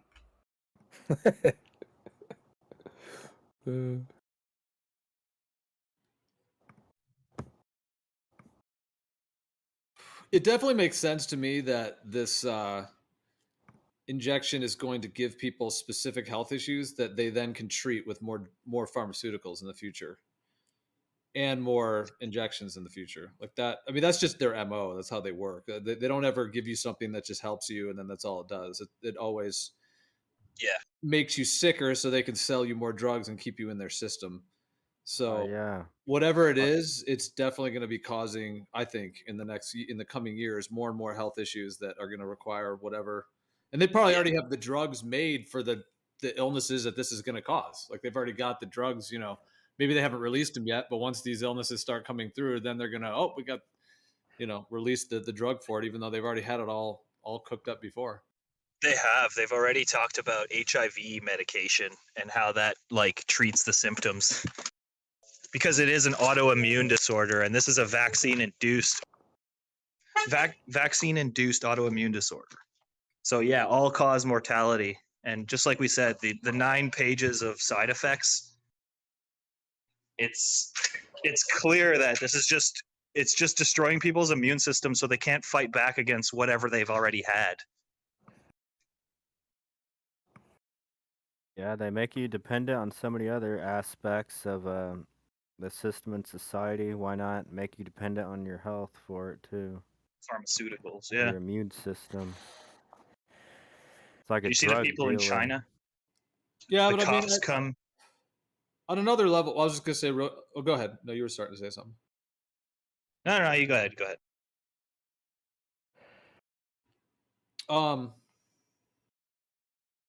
No, I forget what I was going to say. I guess you were starting to tell a story, so I feel like you should go. In China, there's like the cops are coming down the street and everybody's like running in a panic to go get tested to test negative. Have you seen that? They're all like in lockstep, afraid. They run into to like line up. That's crazy. It's like you turn off your TV and it all goes away. True. But yeah, as far as I believe, that sounds plausible. Like if Gio was saying, they'll have people like any of these symptoms and side effects, like they'll have people lining up to get treated for all this stuff. It's like a drug dealer, like lacing your joint with something like stronger to get you addicted, and then you gotta keep coming back. I can name like 4 doctors right now that have said it. It's vaccine-induced AIDS. They've said it 100%. Obviously, they are being blackballed and listed, and they're not allowed to speak on YouTube anymore. But Zelenko, Yeadon, Dr. Jacob something. Like, there's so many of these doctors that have said this is exactly what it does. It compromises their immune system.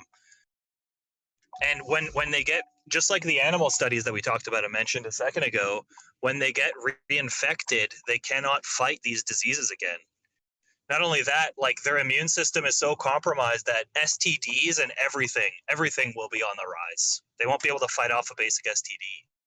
Dang, that's crazy. And these are experts saying that, so the trust the experts should apply. But I guess the experts have to agree with liberal These aren't, media. the mainstream media experts, but they are the ones being banned off of everything. Like Zelenko and stuff, they are on BitChute. And they are testifying in front of, say, like the rabbinical court and letting certain religious groups know because they're told to come speak, right?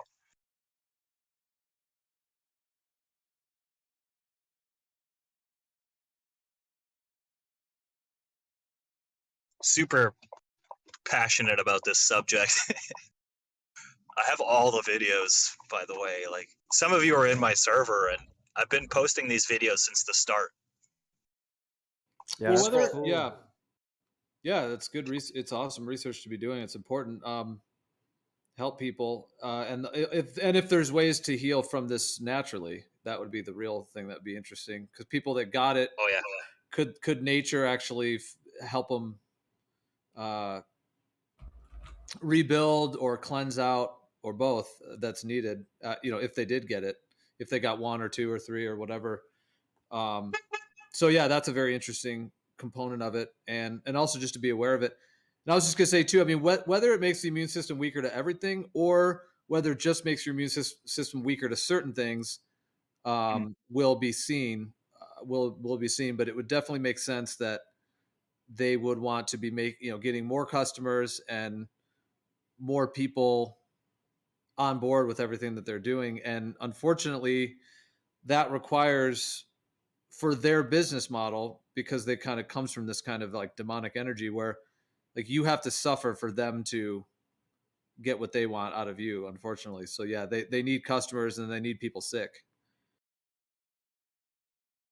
Agreed. And I think a lot of the side effects are listed because they are side effects. However, some of those side effects are like myocarditis or the palsy one. There's like several different palsies. Those might be more like common, you know? So they might not all get stroke or whatnot. But like if a majority of them have myocarditis, you know, then we can say, oh, it's causing more myocarditis and not as much palsy, although it does cause some. Have you read the 6-month Pfizer trial data? Because that's the only thing I've actually read myself. So, don't know if you're aware of it or not. No, yeah, tell us. What's the results? Well, in that trial data, they said that they estimate about 20% of the people who get a vaccine will develop some kind of myocarditis. Oh, wow. Yeah, and in the list of side effects, there's like several kinds of myocarditis and several kinds of palsies and stuff. And yeah, like any one of your friends who's taken an asthma inhaler in the past will require basically a steroid inhaler soon, you know? Like anyone with pre-existing conditions like that. But yeah, you're right. It might just be like compromised immunity. This is where the power of nature can come in, though, to help people, because that's a very dismal outlook. But it's also a real one as well. So I guess just the thing that jumps me to think is how we'll have to help these people as much as possible with nature's strength that nature has, because there are some substances in nature that are so strong that can actually rebuild the immune system. Yeah, there are. So yeah, and I can list like obviously ivermectin and hydroxychloroquine. They have certain benefits, like they will clear out worms and they'll help your immune system start back up again. Like if your immune system's constantly fighting worms, then getting rid of those worms will help. There's like obviously you've heard of zinc, vitamin C, vitamin D. And like Dr. Zelenko and some of these guys, they have like different regiments or different kinds of, you know, some are selling books trying to make money.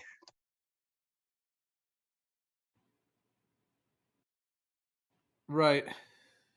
Yeah, I don't doubt that. Like monoclonal antibodies, you know, that's like the cure for COVID right now, apparently, for rich people. Like Joe Rogan and all these guys, like the president of Brazil. These doctors have hundreds of patients, thousands, like collectively. They've treated. Did Rogan get the jab? Did he say he got it, or what did he say? I don't. No, he didn't. He didn't get the jab. All right, that's what he says. Okay. Yeah. So what happened was when he got sick, he got a cocktail of stuff, like all of the things I just mentioned: monoclonal antibodies, hydroxychloroquine, Z-Pak, zinc. All these things helped and fixed him within 2 days, apparently, you know. Also, Zelenko and these other doctors like Yeadon, they've mentioned who they've treated, and you know they treated Trump, they treated former presidents. Okay. So yeah, they're. Yeah, I'm just not a fan of any of those synthetic kind of things. So I don't know what that's all You're about right. really, but yeah, it's some claim they're making, I guess. Yeah, you're saying you don't trust like no, I hear you. Like getting hydroxychloroquine or ivermectin or something. You'd look for the more natural remedy, right? Or Yeah, absolutely. Yeah, I wouldn't want to use any of those synthetic compounds for anything ever. Yeah, 100%. there's always something in nature that's more potent and more with no side effects and yeah, essentially no negative effects and only positive rebuilding effects. So yeah, I wouldn't ever be interested in any of those. I've heard, and I've heard like CBD and THC they might help for different kinds, but what we need for is example, like for example, there's a medicine that comes from a tree frog in the Amazon rainforest, and they call it the vaccine of the forest because it acts like like what a real vaccine should do, an actual real medicinal vaccine, which is where that term originally comes from. Where this medicine that comes from this tree frog has these certain peptides in it, these very unique peptides, and these peptides actually rebuild the immune system, like at the core foundational stem cell level of the immune system. It actually rebuilds the system. So it actually makes you more resilient to any disease by actually strengthening the immune system at its core. So that's why they call it the vaccine of the forest, because it actually strengthens the immune system in profound ways, cleanses out, like you were saying before, parasites, worms, bacterial infections, fungal infections. It clears those out as well. Has a complete like rejuvenative quality to it. But yeah, when you start working with something like that, then you're actually going to be able to get to the core and cleanse a lot of these things out and build the immune system to where you won't get sick. Yeah.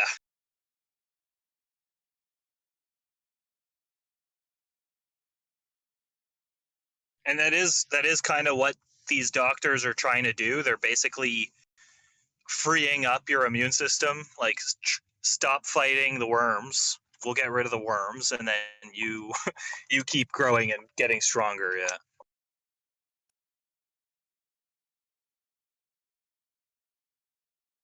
It seems like the spike protein, though, there's too much. It's like it's supposed to be a certain percentage different in order for it to bypass a.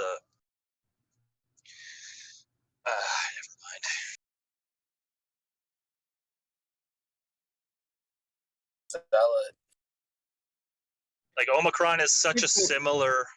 Someone talking? Sorry. Well, I was just gonna. Oh, I was just gonna say. I mean, I think they've made hundreds, if not thousands, of these, thousands of variants. Hundreds of main categories of these sort of bioweapon. I would refer to them as like nanotech bioweapons, essentially. But they have several different kinds to where, yeah, like there are the different categories that they've created, like the influenzas and the other family of coronaviruses, like all the common colds and all of those. So yeah, and I think the only solution, it even goes deeper. The jabs that they gave us as children, as babies when we were born, actually weaken our immune system to make us susceptible to the bioweapon diseases that they fabricate and that they put into the environment. And every time you get one of them, your immune system will rebuild rebuild that part that was actually already damaged by the jabs that we got when we were infants. Those of us that got it. So it's even that deep. And then the only way to be resilient to these is either to have a couple of them and go through it and let your immune system just work naturally to build the immunity, or to heal your immune system before you even get one of these things. That would be, I guess, the most ideal, is to just rebuild the immune system before you even get one. Wait, I have a question. You said that they manufacture this shit, but what about the Black Plague or the fucking that shit in the medieval ages that like wiped half of the fuckers out. The bubonic plague. Those stories were fake, man. Go back to like 1901. There was a pandemic. They were vaccinating people back then, even, and wearing masks. Oh, before You can see- vaccines, bro.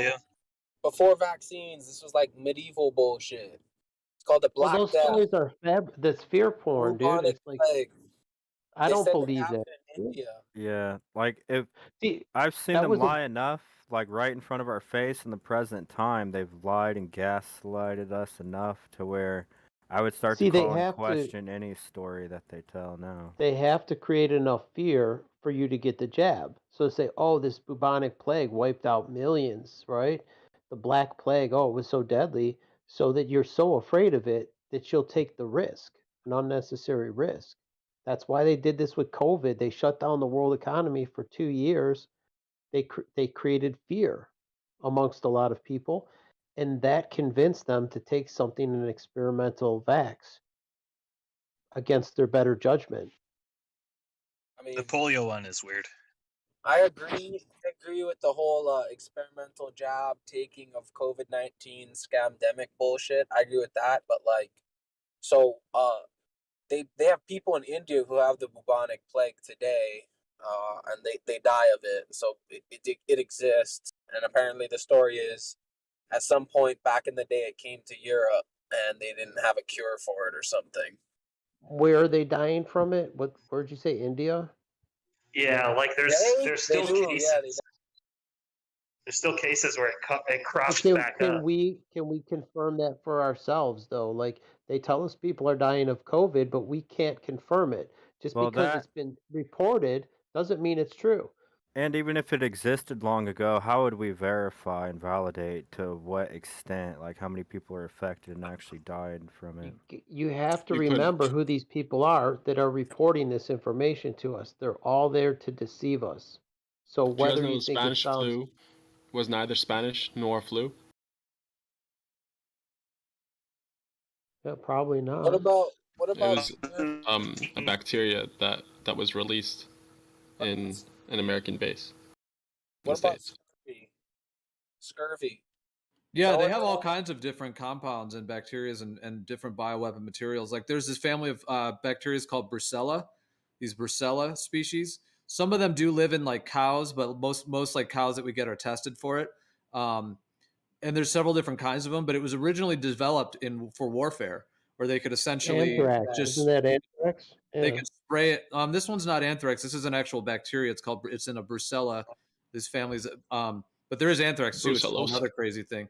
But the Brucella is like they can basically be sprayed, or they were developed so that they could be sprayed over, like in warfare over like a whole city or a whole area and basically get everyone sick. Yeah, bacteria will make you sick. Like funky, bad bacteria will make you sick. Well, I The think these whole are like virus thing. genetically modified, engineered, like freak bacterias. These are not ones like Right. Yeah. They're What Frankenstein about bacteria. leprosy? What about leprosy? So what about it? There definitely are very real toxins, I would say. Like but then But I you mean gotta look You at guys germ calling theory. leprosy into question? Like leprosy is not real? No, that's not what we're saying. Just because they're saying like COVID cases, right? All these people are dying from it doesn't make it true, right? Yeah, I There's understand that. misinformation. I They're get telling that. us that we're misinformation. Anybody giving you truth is labeled misinformation, disinformation, right? And a lot of people are being censored off social media. They don't want you to know the truth. Yeah, It Can I doesn't ask, benefit them. I can see can I that. ask Crusher another question? Crusher, can I Is ask he you a here? question? I always Yeah, like he's here. question hour with Kosho. Yeah. Yeah, Ask he's a here. Glober. I see him in here. No, Oh, you sure, may he's here. not. Well, just sometimes he's in here, but he's not. He's like either not as. I mean, he's my sleeping. Twitter talk wasn't working. My bad. I have to bribe him with a bagel. What Why do you think that Sajid Javid said on national TV to the UK public that they should get their 2 jabs, and that would basically end, that would be the beginning of the end of the pandemic? And then about 6 months later, he said that 2 jabs don't work and that 3 do, and that then another 3 months later that 3 jabs don't work and that the pandemic's going to have to run its course. I have an answer. It's because COVID-19 is code for humankind, and that's what they're referring to, is ending humankind when they say to end the pandemic. I was just wondering what Kosho's answer to that would be from the other perspective. Maybe they wanted people to take the vaccine, and perhaps they knew all along they would need to take 4, but they didn't. They wanted to ease them into it, or maybe they just learned the truth about it at the same time everybody else did, and were testing out the effectiveness, or were optimistic about the effectiveness early on. Do you think it's possible that he knew he was lying the first time? Could have been. Okay. Sounds like do you think that I should trust him when he comes onto TV next week and says that we need to get a 5th jab? I don't even know who it is. I mean, He's the UK's head of social care, Secretary of Health. I mean, you could apply the same question to the Prime Minister of Canada, to every, the Australian premiers, everybody, every country. Yeah, I mean, I didn't watch. They've been lied to. Yeah, I don't like watching any of that kind of stuff. So I didn't watch it all, but I did see like some of it enough to tell that like it was like rolling out a script. Like you were saying, all of these different prime ministers and leaders of these different countries. It'd be cool to see somebody do a compilation of those, because it seems like there's a lot of the same wording, a lot of the same information, and it was rolled out at similar. I mean, they mixed it up a little. They didn't want to make the timing exact, of course, so there is a little bit of mixing up in terms It's of. like, one of them will do it 3 days later or 5 days later. But yeah, I mean, that whole thing was just complete theater. 100%. If you've seen those St. Clair productions where it's like every morning news station is saying the same thing. Conan used to have a sketch on that, where it's like extremely the topic dangerous of the for our week. democracy. Yeah, this is extremely dangerous for our democracy. This By is 1 or extremely 2 or 10. Yeah. Fake news and misinformation is extremely dangerous for our democracy. It's all brought to you by St. Clair. Yeah, I was going to say, like, that they then just say, immediately after saying that fake news is dangerous for our democracy, and that's why we're shutting down our TV station. By the way, Noah, you had brought up leprosy. I was just gonna, you brought that up. But I was just gonna say that, like, yeah, I mean, a lot of these are caused by those like free kind of bacteria that we were talking about. A lot of these different diseases, and unfortunately, unless you actually get rid of that infection, some of them can be very, very resistant. Difficult to get rid of. Like the way certain cancers and things. So, Gio, do you like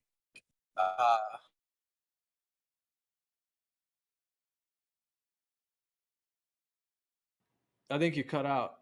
Either that or mine cut out.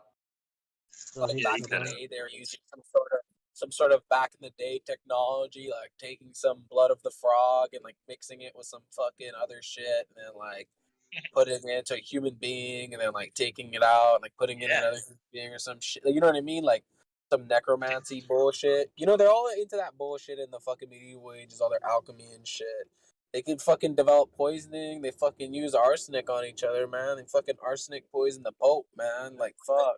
Absolutely. This is all dark alchemy. That's absolutely, you mentioned alchemy. Yeah, this is like it's a black magic, satanic, demonic form of alchemy with biochemistry, but they're definitely using spirit. It truly is alchemy, because these demonic entities are actually being embodied into these toxins.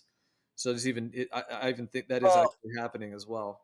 Well, I always had the theory that fucking not so much that the chemicals itself have the fucking like spirits in it, but that the spirits already know how all these combinations work and shit, and they just like only give human beings like the ones that are kind of destructive. If like, you know what I mean, like. Yeah, exactly. It's like the dark side of chemicals and all this. Yeah, and yeah, this gets into the bioweapon components as well. But yeah, I mean that is how I see it. Like I actually do think that these things are coming from like those like demonic layers. Yeah, but think about it. The concept of a demon is a non-corporeal being that can live for thousands of years. You know how much of an advantage that is to like gain knowledge and wisdom and understand the world and shit, and how easily you could just like, hey, human being, like, sell your soul to me and I'll just fucking give you how to make this fucking plague shit. Yeah. Yeah, Lucifer I mean, roams the earth. There's something called it's a rye fungus. There's this type of fungus that grows on rye and different grains, and it gives this disease called ergo. Yeah, and it gives this disease called ergotism, and it is absolutely horrifying. Like basically, it's this crazy freak fungus that grows on these grains, and if you eat it, it won't even cook out of it. So even if you cook it, you'll still get it. That's how like crazy it is. So even if you cook the bread or whatever, you'll still get the issue. And what it does is it's a complete vasorestrictor. So it restricts all of the blood vesicles in your body. And so, and as you're eating it, like in the hours after, like if you get a big dose of it, like literally like your hands, I mean, in some cases, it depends on how much dose you get or whatever, but your hands will turn black and fall off. Oh, fuck. Or they have to amputate it, yeah. Or they have to amputate eventually it will, because it cuts the blood off. I know, it's really dark. But the other thing it does is it gives people like a psychosis. Like it actually has compounds that, ironically, LSD is actually, LSD is lysergic acid, and lysergic acid is a certain thing. But within this rye fungus contains lysergic acid. So they can actually make LSD from this rye fungus. However, LSD is not the rye fungus. They are different, but people will make it from it, and there can be some overlap in the alkaloids. But if you have really good pure LSD, that's complete. That can be very, very healing and transcendental and mystical and very, very powerful, on a positive level. But this ergo stuff contains like this lysergic acid with some other crazy shit, and it makes people like hallucinate, like actual real like actual hallucinations. Where on LSD you're actually having like it's actually healing and bringing something out in that sense. Whereas these ones that people have on the ergotism, they actually are like they're actually going insane, like they're going into psychosis. So, anyways, but that, I mean, it's a crazy thing that it even exists, and they claim that it's killed tens of thousands of people back in that time. But the thing is, this stuff really does exist, and it does do this to people. So it's like, but my thought on that is that I don't believe that comes from nature. Like that was definitely made by, and they claim that this was such a long time ago. So I mean, they like Noah's saying, they must have had whatever ability. I mean, because how do you make a freak bacteria? What do? You mix this and that. I mean, how would you even do that? So then it gets into like, is this like some otherworldly like tech? Like how are they even doing this? To create these things, like. Anyways, it's very intense to even think about. Gene splicing, dude. They're weaponizing therapy. it with gene splicing. Right. Me, I mean, amazing as the story goes, like back in the times where they claim ergotism was really happening, these poor people were just like eating their grains, and then getting this disease, and they didn't know what it was coming from. Like so I mean, yeah, talk about that's like a real pandemic. Does it? What you said it was rye? It was rye bread. Was it Jewish rye? Well, that exactly. Well, that links into these grains, Oh, which it's is the whole thing. Unleavened. Yeah, that's funny. Unleavened fucking Jew bread. I mean, that's not a coincidence that this stuff grows on rye. It Boy, says when you mentioned rye, dude. I'm telling you. Yeah, just stop putting rye in your goddamn bread. Fuck. I have a couple videos. Yeah, but what if you didn't know? Like you're just you're doing your thing. Your bread is in your diet, and you're just eating it. And then that's what was. But I won't eat anything Jewish. It says Jewish rye. I ain't eating it, dude. It's like. Yeah, that's the problem. Is you're eating that rye, bro. They don't even eat that rye. They eat only unleavened shit. And they're wasn't the whole town. They're The like, whole "Hey, town Mark, kind of went eat this rye," and they just go eat the unleavened bread. And I don't get don't Italian fuck. bread, dude. Is that I'm in true? Detroit, and we got this bakery in Canada that makes good Italian bread, and that's what I get. Well, there was also, as part of this, was the connected to this. I've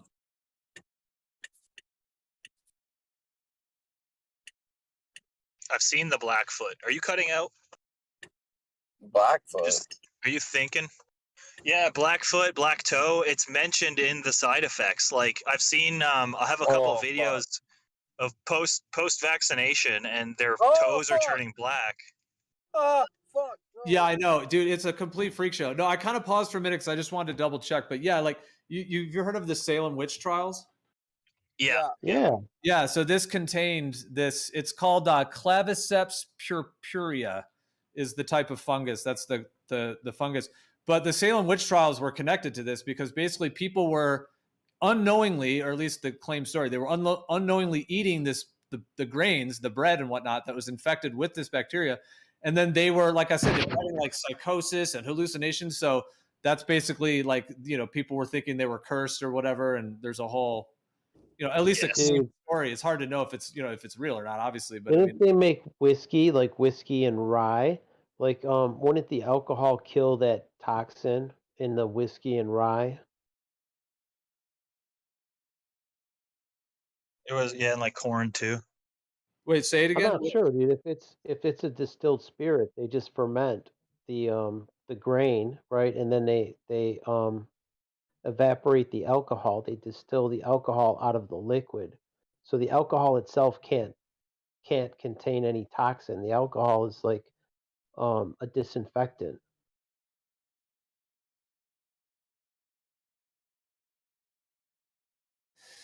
You mean, so you're But saying would it kill this fungus?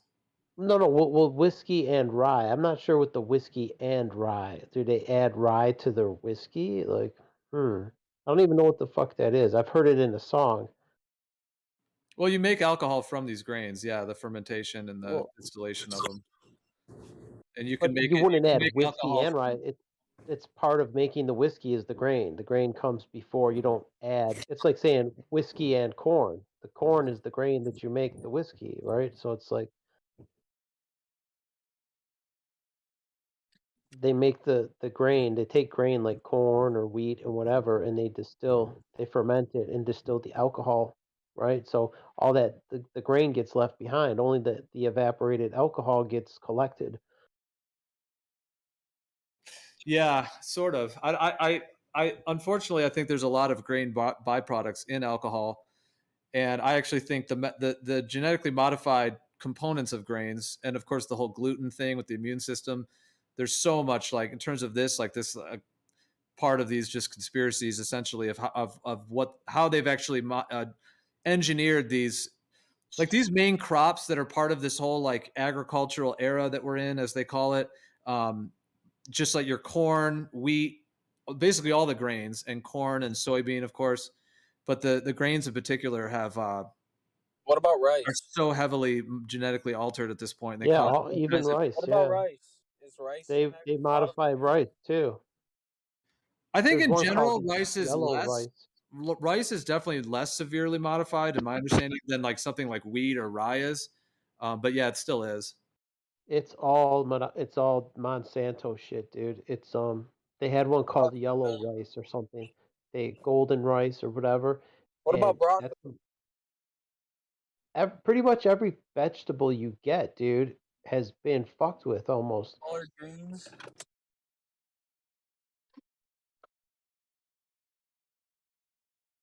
You can buy your own seeds. You can get heirloom seeds. Well, see, that's what I'm saying. Like, is there well, okay, of what plant? What do you think? Tomatoes. Like, what do you like to eat? You get any vegetables, tomatoes, cucumbers. What would you grow in a garden? Peppers. Well, see, that's an interesting thing. Like, how do we find seeds that are actually heirloom, that are the real natural genetics? Because I think what they can do, like who knows? Let's say wheat, for example. Who knows what wheat was originally? But whatever it is now is a complete, like, in my understanding of it, I mean, it activates and triggers literally hundreds and hundreds of diseases, causes inflammation. Yep. These autoimmune diseases that people have, all kinds of different issues. And I think it comes from like the jabs we get when we're children create this connection to the wheat as well. But yeah, so like maybe the Franken wheat, maybe the old fashioned wheat was perfectly harmless, and now the Franken wheat is people are having reactions to the fake shit. it seems like it, yeah, because there is something called einkorn wheat. Have you ever heard of that? What is it? Einkorn? Yeah, it's No, like I think it's like spelled like EINKO. like Einstein. Kind of, yeah. But you can actually find it at certain like health food stores. But they claim that it's like a more heirloom form of wheat. And actually, some people do like better on it. Like they don't have like their like if they have like an autoimmune disease, for example, and if they switch over to eating the einkorn instead of the standard wheat, then their symptoms actually go away. And for some people that have things like multiple sclerosis, it's like the goal is to not have any symptoms with something like MS. You know what that is? Multiple sclerosis is actually Lyme disease. And Lyme disease can be cured with hydroxychloroquine, which is actually quinine, like a refined version of quinine, which is a natural ingredient. You can get your quinine in tonic water, right? But you have to drink a lot of it. Or you could take it in a pill form, which is hydroxychloroquine. And that's been known to cure not just malaria, but also Lyme disease because someone took it who thought they had COVID or whatever. And then when they were done with their treatment, they didn't have Lyme disease. Interesting. Very interesting. Yeah. Yeah. Put Lyme that in disease your is book. another, yeah. Stock up on some quinine, right? It's good to have around, and it's a good natural treatment. It's not this like the hydroxychloroquine. We don't know what other shit they're putting in that. It could be some cocktail. We don't know. I'd rather stick to a natural ingredient. Take the quinine instead, and you can get it over the counter. You don't have to, because doctors weren't prescribing it. And quinine, it comes with zinc, or is that quercetin? No, it like helps your quinine, body. Tonic water has it, and you could take your zinc pills with it. I've been doing that. Yeah. I just see on the bottle, you'll often see it says quinine zinc, and the quinine is added to the zinc so that it helps your body take in the zinc. They complement each other, yeah. Zinc and Yeah. magnesium. I take both of them, but that's not because I'm afraid of COVID. I think that's complete bullshit. But it does help with any any illnesses you might get around this time of year, whatever. Like say you get a cold, it'll cure that shit. Yeah, it is very interesting because I was just looking how this comes from this root bark called the cinchona.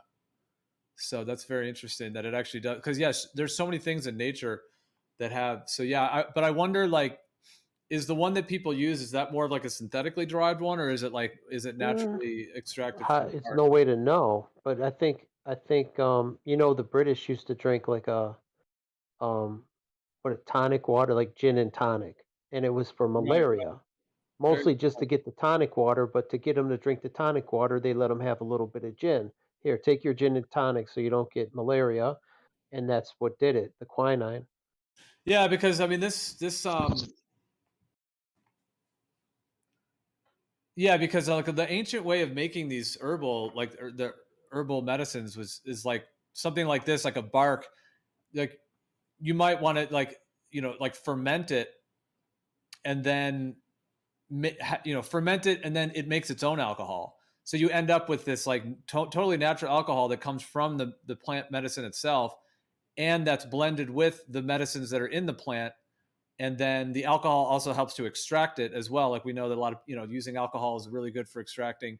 But instead of taking some grain alcohol and like doing that, you can actually ferment the herb in its own. Yeah. And then you create it.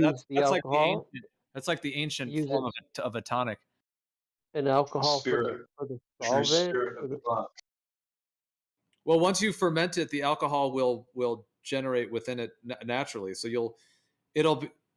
like for the fermentation process, if you do it correctly, will create its own alcohol. So then you don't have No, to I like. get that, but I was asking, do you take the alcohol that's made and you use alcohol as a solvent? Like I've used what is that shit? That grain alcohol. Forget the name of it. It's like 100 in Everclear. Use Everclear is like 190 proof, right? It's grain alcohol, but it's the alcohol is just a solvent to do like I was making cannabis extract and I was using it as a solvent to dissolve the THC and CBDs from the plant material. Right. The problem is it's got 10% water or whatever, and the water absorbs the chlorophyll and it kind of taints your batch. You know what I mean? You can only get 160 proof in Michigan. You can't even get the 190 proof. So there's more water in it. You don't want water Yeah. because water puts chlorophyll in it, and that's gross. The chlorophyll. One thing that's really interesting about cannabis is how oil solvent it is. Like, sometimes I'll just take like olive oil and just put cannabis in olive oil, like just grind it up. Yeah. It's unbelievable how it Coconut works. oil too. It's soluble. Turns it into just an instant edible like oil. It's amazing. It's soluble in what's that? Coconut oil too. That's what I would use to clean my Yep. hands. Like That's when a I was great one, trimming too. leaf, coconut oil gets that shit right off. Yeah, like if yep. Because your hands are People with- sticky. If you've ever trimmed cannabis, your hands get so sticky, and it gets the gum off your hands, your scissors, all that stuff. And then I would use like alcohol to clean off the residue of the coconut oil because your hands are all greasy and shit. So that instead of using alcohol and drying out your skin, you could use like coconut oil. It'll take that shit off and then clean up with alcohol, just like your final rinse or whatever. Interesting. Yeah, that makes sense. It works as a cleaner like that. If you work all the time and you keep adding alcohol, your hands get dried and cracked and effed up.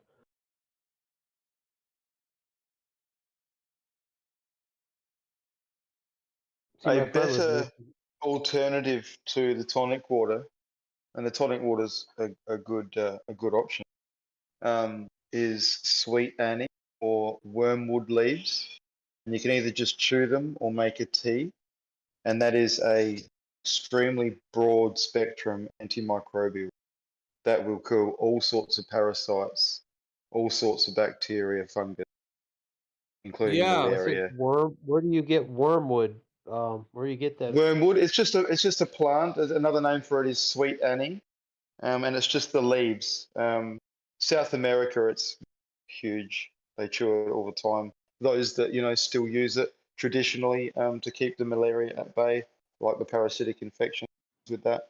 Yeah, it's an excellent medicinal plant. Really good for parasites, like you said. It's in Ron. It's in a lot of like parasite formulas. It'll often be listed. Yeah, and you can get it as like a powder or capsule. It's pretty easy to get. You can get it easily. Okay. You Yeah. know what? You could probably like dissolve it in a solvent, like your alcohol, and make like a tincture. It's not as effective. It's not as No? effective. Like I apply this as my go-to with many people for You blood got the parasites, leaf? and Dude. the It's very bitter, extract the extract of artemisinin is not as effective, which is supposedly the molecule that does all the damage to the parasites and that. That's Yeah. not as effective as actually just chewing on the leaves. So Okay, that's a there's great- obviously synergy with everything else. Yeah, Do you because in spit my them understanding, out? like it's not one like there's a lot of herbs are extracted, like they're and some of them are even better extracted, but wormwood is not. I'm not sure I ever really see like wormwood extracts. It's usually just sold as the powder. So you're saying that's one, like wormwood in particular is not one that lends itself to extraction. What about a tea? No, you can extract it, and I do use it to encapsulate it, but it's got to be used at like a real high dose to achieve what just chewing on a few leaves each day will do the same thing. You know what I mean? Like, Okay. and the extract is expensive, but you can buy the leaves in bulk, cheap. So you chew the leaf and do you spit it out? Yeah, You don't swallow it. ingest Yeah, just chew You it and don't get the wanna juice throw- and spit it out. Yeah. Could you make a tea instead? Like dissolve Yeah, it in a definitely. Yeah, tea? get the dry leaves and make a tea. That works as well. Yep. I often just take the powder like dried, like organic wormwood powder, and then put it in water and drink it down. But it's pretty bitter. You do drink Yeah, it? and You you're probably ingest getting all the other plant fibrous stuff that I personally wouldn't want, but that's up to you. There's nothing You just wrong with chew that. you chew the leaves and then just spit you just get the juice out of the leaves and then you just spit out the rest of the greenery. Yeah, that's what was done traditionally, and that's what works better and more cost effectively than buying the artemisinin extract. And how did the leaves taste? Because the powder is a bitter as little all. bit bitter, but the younger leaves, sweet. I wouldn't say sweet, but more tasty and less bitter than the older leaves. But at And the where end do of you the get day, from- traditionally they just don't care about that sort of. Yeah. Same as turpentine. I mean, I'm just saying, like the powder. When I do a lot of different herbs, like in liquid like that, in water, and different kinds of extracts and things. So but like on the bitterness scale, like wormwood's up there. So I'm just, but I've never chewed on the whole leaf of it. I've only used powders, so that's why. And where do you get It's the not leaf? a pleasant experience. Just have a look in your local area. There might be someone who's growing it and can sell it, or you might be able to actually order the fresh leaves from somewhere. I see it here on Amazon. There's They have growers. looks like they have dried leaves on Amazon. Wait, is this only for when you're sick, right? This is not like just a Not all the time. Yeah. Okay, right. I suggest 10-day courses. So you do it in 10 days, have 4 days off, another 10 days, and by then usually everything's gotten on top of, and the body can actually start regulating itself. But only when you're ill. Like you don't take this unless you're ill, right? It's not something you would take on a regular basis. No, you only take it in a short course of maximum 30 days. Definitely. You don't need to be taking it all the time. No. Yeah, like my understanding with herbs is that there's tonic herbs and there's medicinal herbs. And the word tonic, it's not the same as like the tonic you were talking about before. In this framework, tonic means like an herb that has tonic effects, tonifying and tonic effects on the body, to where you could take it every day, and it's even good to take every day. That's a tonic herb. Whereas a medicinal herb, you don't want to take every day, and if you do, you could actually have issues, like if you take it longer than needed. And usually those medicinal herbs have different time periods. Like, yeah, some of them maybe like 3 weeks you would take it, some of them maybe only weeks, some of them a month, but it would just be a limited time. But I mean, wormwood is just a potent medicine. I mean, like Whites was saying, like in terms of like anti-parasite, antibacterial, it helps with the immune system. It has a lot of medicinal compounds, to where even if it's not something you would necessarily take every day, but I mean, having it in your, like throughout the year, like if, for a couple times a year for 2 weeks or something, take it, or a week, or, I kind of just do it whenever I feel like it. Basically, I just, You want to know something better than all that? Is like sound and frequency. There's a thing called a Rife machine. It'll cure anything, even like flesh-eating bacteria, cancer, when you tune it to the That's right not frequency. true.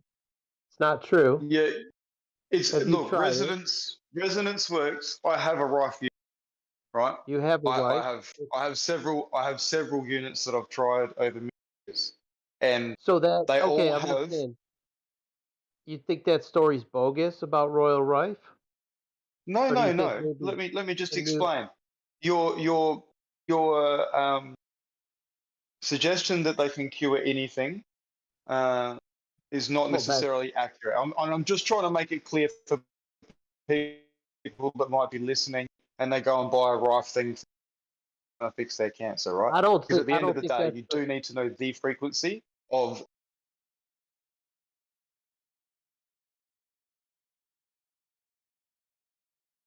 Go on. No, you cut out. I didn't. The Yeah, you frequency of the specific, the germ you're targeting, like a bacterium or a cancer or whatnot. But I don't think it's the same tech as what he had. It may not necessarily be as good as what Royal Rife had. Something commercially available. I'm not saying that you can go buy over the counter that they're all going to be successful, but that's at least what his claims were. I've actually used cannabis Yeah, well, oil. I've actually used if you it can on hear a- me, hopefully you can. There obviously is a resonant frequency to every organism. If you can focus on that organism can destroy it without a doubt, including us. You know, we have a frequency as well. Have yours But I mean, worked to if know that you're the focusing one? on what you need to focus on is the question. Well, I don't know. I mean, yours might not work if you got. I don't know which brand you got, or if the tech doesn't. Maybe they don't even sell one that will work. But that's at least what his claims were, and there was people healed from it back in the day before his equipment was destroyed, and the people from the Rockefellers basically silenced him. Like he was destroyed and ridiculed back in the day. So that's why I think there's truth to it.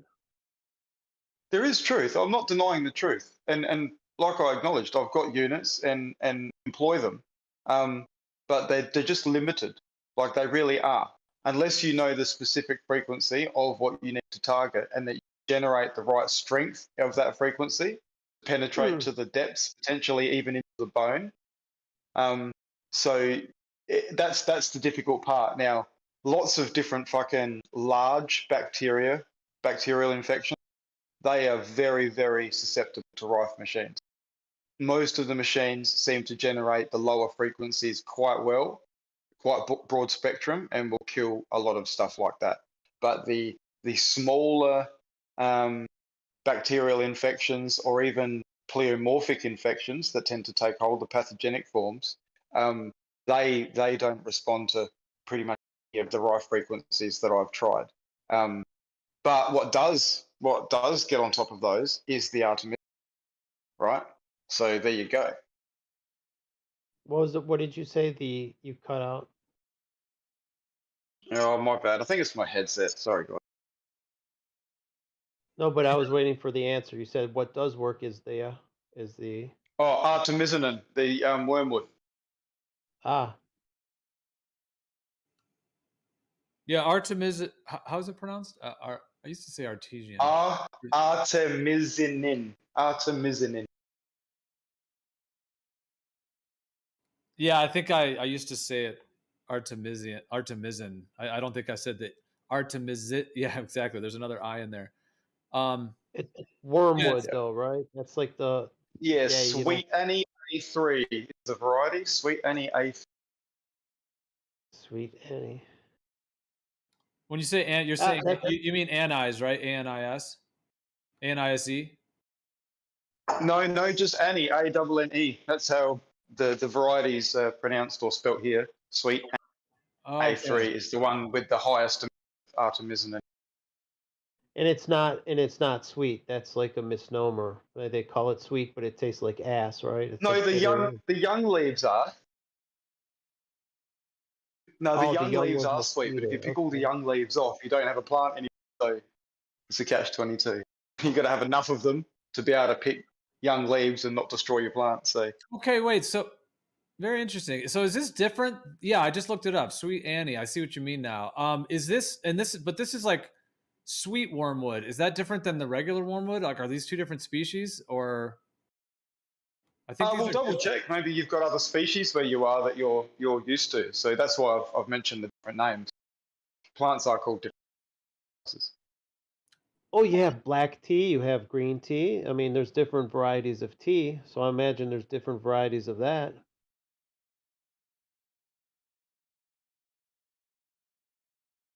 I'd prefer the sweet version. Yeah, the bitter one sounds pretty gross. Yeah, I'm gonna get to the root of this and figure out which one, because this may be yeah, they are different. Okay, so the sweet wormwood, the one that you're talking about, because it looks different too, is called Artemisia annua, and also, like you were saying, Sweet Annie, all of those that you're saying. So this is one of them. But then the one that I commonly know is wormwood, like the one that's kind of common, is Artemisia absinthium. And that's the one that's usually in a lot of the anti-parasite, combinations with herbal blends. So now I would need to research, because this is the one I'm familiar with, and I thought this is the one you were talking about, but you're actually talking about technically a different species, which they call sweet wormwood instead of regular wormwood, and it does look a bit different. So I'm interested now to see. I mean, I know the regular wormwood's medicinal as well, so they both are, but I'm wondering if how they rank on the scale, like in a sense, like how this one differs, or Well, how if the you had your preference, which one could you choke down? I would take the sweet one over the bitter one if I could. You know what I mean? I had a hard time Yeah, eating this it. is specific to the levels of the artemisinin in it, i.e., for extraction. Like if you're going to go into a business and extract stuff, you know, you don't want to go with the one with the lowest content. So you look for the species that's got the most in it, right? So the effective molecule that's got the most in it. So that's the one that's been used and studied and the natives went with. So there you go. It's found in other varieties at a lower amount, no doubt. It's like THC in cannabis. You could find different potency levels. Some cannabis has low THC, some has high, some has higher CBD. You select that species, and the one he has, that sweet one, sounds like And that it's could got, also be environmental. what's that? Yeah. How much sun did it get that year? Well, the specific strain is what in cannabis. Yeah, there's other factors, but if you got a good strain, it's going to produce higher levels. Yeah, well, I mean, this the sweet wormwood. I'm just looking on Wikipedia, so obviously it's just whatever. Whether this is true or not, it's just coming from Wiki. But it says that the artemisinin content in the dried leaves is between. Well, they say it can be between even up as high as 1.5 to 2%, whereas in the regular wormwood herb, they say 0.2 to 0.28%. So it sounds like that may be the case. What you're saying is that the sweet wormwood may actually be quite a bit higher in the actual artemisinin, which is what you were saying, you know, is the specific medicinal compound. Yeah, that sounds like a better. Even if it costs more, you're getting the ingredient you need, and there's less bitter taste. You don't have to eat mouthfuls of bitter trash. Well, but the the older bitterness leaves are still bitter. The bitterness, yeah, I'm sure the sweet one is as well. But the bitterness is actually where the medicines are, and actually, bitter is not meant to taste good. But it's meant to be medicinal. So there is benefit to that. But I do hear what you're saying, like ways of getting it in your Dude. body that are the Have you least. had bitter almond seeds? Those are pretty fucking bitter. It's like I couldn't eat them. It said they're supposed to be medicinal, but it's like I had a hard time choking them down. I'm like, this is disgusting. No, they're bitter. Yeah, look, most bitter things, you're not really meant to suffer. There's a reason they're bitter. But you're right, in short doses, Gio, that's where the medicine. Well, like they if you looked like almonds, they were bitter apricot seeds. I think that's what they were. Yeah, I find those a bit bitter, although not too bad. They're a little dry and kind of. They do have like a tackiness to them, kind of, like kind of a. I don't know, kind of a little bit of a chemical. Unpleasant. I would say unpleasant. Like I could choke it down, but it's like it's not a pleasant experience. I'm like, I have to force them down. Well, we were talking about the tonics earlier. In my understanding of it, it really shouldn't be painful to take in medicines from Earth. If you do it if you just take like a raw powder of something and just, you know, put it in your mouth or just put it in water and drink it. If it's a bitter herb, yeah, that could be very bitter. I sometimes use a straw. I have like a glass straw. So sometimes I'll like suck it through the straw. Like I'll put like very bitter powders in water and then, so that way it's just going in quick kind of thing. Because I like getting all those raw, you know, the raw powders in those senses, the raw organic herb.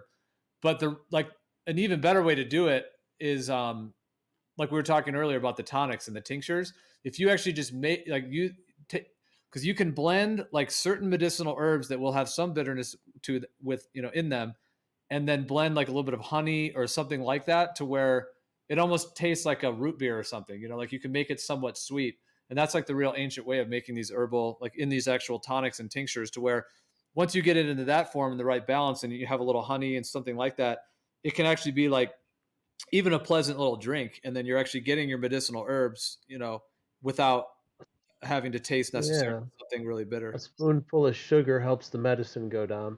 You know what's good with the tonic water is a lime juice, a little bit of lime juice or orange juice, like just a tad bit of lime or a little bit of orange juice with the tonic, because tonic water is pretty unpleasant on its own. It's also pretty bitter. And I drink it a lot. I drink it, you know, when I'm not sick. I just drink it because I grew a liking to it. You know, it's like this is not half bad if you cut it with some orange juice. Like I'd say 20% orange juice, maybe. You put the tonic water in first, and you give it a splash of orange juice just till it changes color. You don't want to kill all the fizz in your drink, or maybe you do. I don't know. or just a squirt of lime juice. It makes it taste a lot better. The lime juice actually sweetens it. You would think the lime would make it more bitter, but it doesn't. Lime juice is a different kind of bitterness. It's hard to explain. It actually made it taste more sweet for whatever reason. Yeah, for sure. I was just researching wormwood a little bit more, and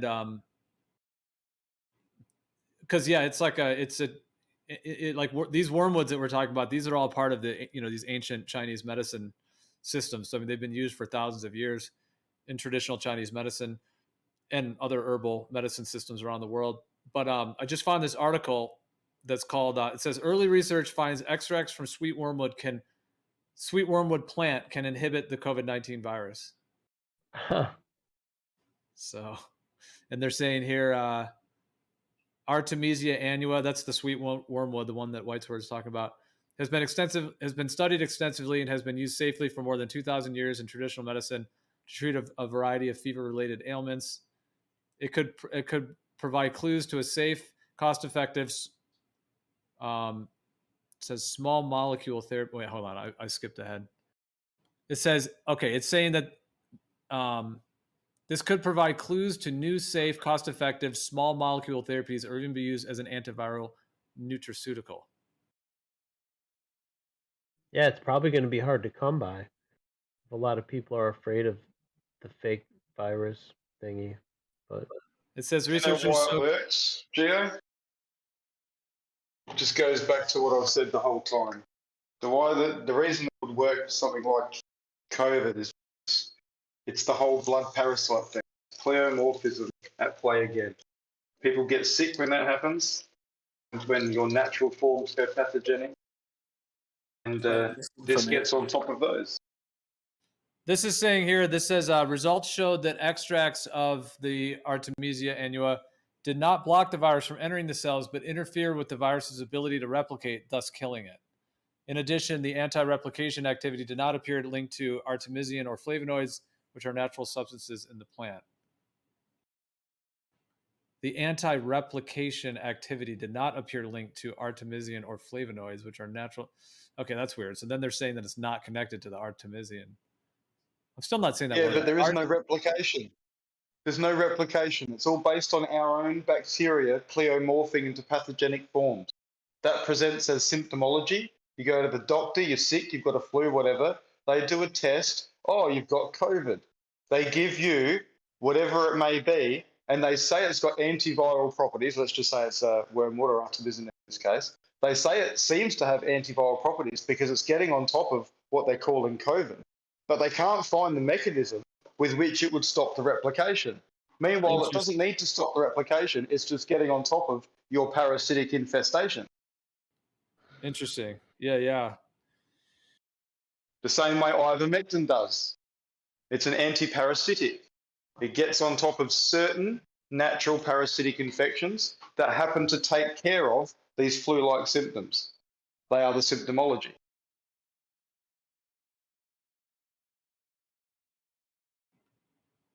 Yeah, these are all reasons to have this plant as an ally in one's health, I would say for sure. There's so many medicinal plants like this. I serve it. If anyone wants any, I do sell it to local customers. I'm sure it's expensive. Dude, you should ship me some, dude. Expensive to send overseas. I mean, what I want is the fresh leaf because, dried and all that. I mean, the fresh leaf is the best, but like I don't know where. I could look around my local area or something, but I'm just trying to figure out where I would actually get. Well, you're in San Francisco. Yeah, I personally deal with the artemisinin because that way I can put it into capsules for people to take certain doses, and it's not up to them to try and chew a leaf and all that sort of shit, or make a cup of tea or anything. So what do you do? You take okay, do you grow the plant or do you get what is your process? No, I just get the extract through a company, the artemisinin itself, and give the appropriate dose. And that's you got to limit it to pretty much a 30-day course at the most, because otherwise it starts getting on top of even your apathogenic bacteria. Okay, and then the extract you get, is that like an extract from the plant? Is it like just an alcohol? Yeah, directly taken from the plant. Yeah. Is it an alcohol extract or what type of extract? Yes, it is alcohol based, yeah, but it's what's the word? With sole alcohol, so it's made from the plant, the alcohol, like we were talking earlier, spirit alcohol from the plant. They actually extract it from alcohol they make from the plant? Yeah, yeah. A company in South Africa do it. Wow, that sounds awesome. Yeah, it's pretty amazing. Yeah. No, that wow. Okay, that's incredible. I mean, that's really the ultimate, because extracting herbs with like grain alcohols and things is not necessarily ideal. It still works, and it can have other like negative effects for people genetically when they're getting some of those grain genetics. But I'll put the link to the I bulk buy through in South Africa. Yeah, for and it's sure, probably man. just as cheap. It's probably just as cheap for you guys to just go straight from there than to try and get it in Australia, honestly. So I'll do. I mean, if you're saying it's organic and it's actually extracted in an alcohol made from that plant, like not like a corn alcohol or a grain alcohol, I would love to know that source, because that sounds very, because that's not done very often at all. I mean, 99.99% of all herbs are extracted in GMO corn alcohol, grain alcohols, God knows, those basically grains and corn, all GMO. Or solvent like Toxic. butane or yeah, hexene. They use solvent to strip it.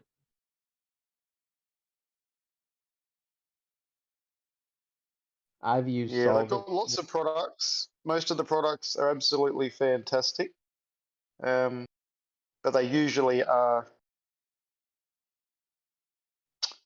How to say it?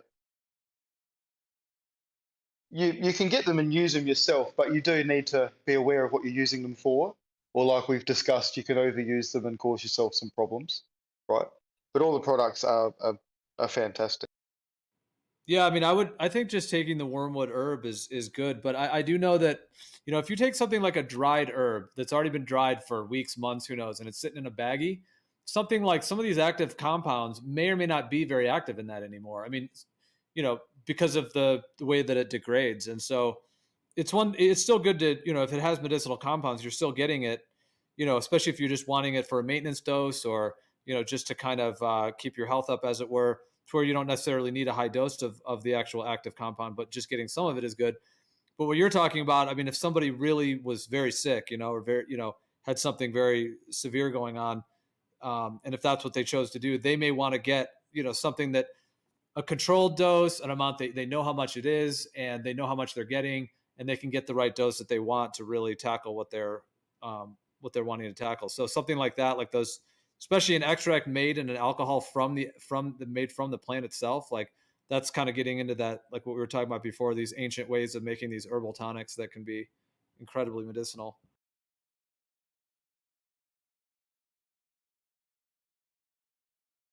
It's like potentizing. Yes, they're great. It's like potentizing nature's pharmacy.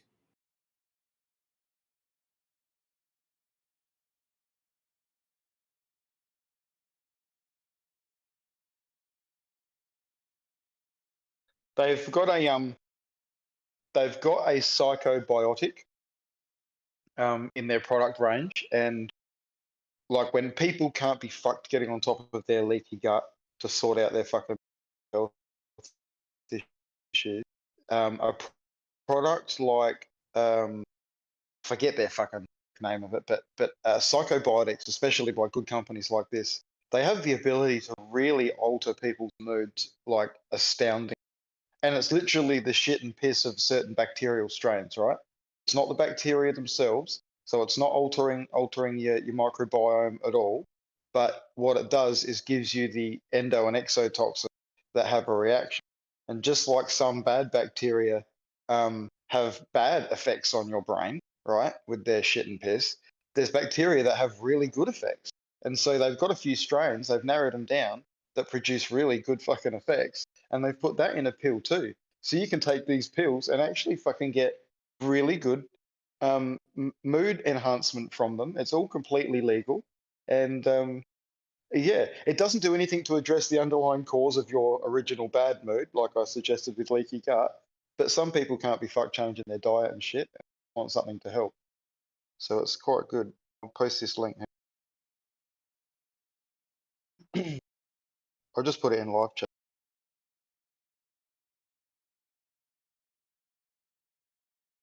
There you go.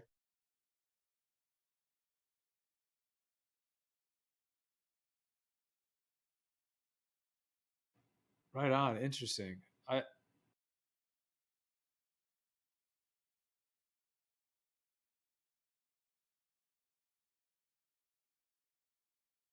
Now, obviously, if you're shy of a penny, this stuff in the extract form is expensive, right? But feel free to order the leaves; they're a lot cheaper, and go through the trouble of making a tea or having a chew, and you get the same. You get the same effect.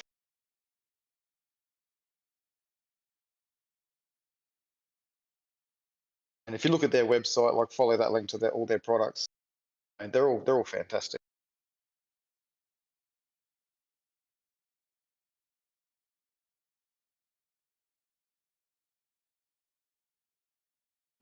And you were saying this is the one that lifts the moods, or was that a different one? No, Lemuria is the artemisinin product that they sell, right? I'll go back to their website for their psycho. Notice how they call it Lemuria. It's pretty much, because it takes care of all of that sort of stuff. There are so many herbs that help with mood. It's amazing. Like it's just such a tragedy that these psychiatric, psychiatrists, pharmaceutical people are giving people all these drugs because there's so many plants and herbs that can help with that as well.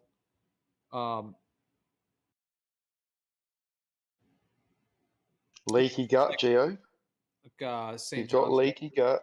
That shit comes through. Get a bad mood just from that. Yep. Yeah, it causes all kinds of depression because the whole digestive system is essentially the root of where all of your neurotransmitters are actually fabricated for your brain. So yeah, when those are blocked, and that's why they go after our guts so much with all these antibiotics and all the other things because they want to break down that system. The real cause I see, and what you're saying is dead on, especially with the vagus nerve, like that can be blocked and infiltrated and fucking cause all sorts of problems up to the brain, right? And the guts. But what I see in people's blood is debris from their intestines, usually their large colon. And I kid you not, it is debris that should not have got through the epithelial layer, and there it is in the bloodstream. And you've got lots of bacterial colonies. Some people have a really healthy microbiome, and some people have a shocking one, and it's dominated by, Candida, for example, right? And that's got all sorts of waste. And when that waste, that colony of fungus, Candida, when that waste gets into your bloodstream, that's the chemical that causes all the mood things and all the hormonal signals to go wrong and whatever. It's not necessarily issues through the nerves to the stomach, but directly through the bloodstream up into the brain, which is a scary thought. And when people get on top of that problem, their depression and mental health fucking, gets 1,000% better.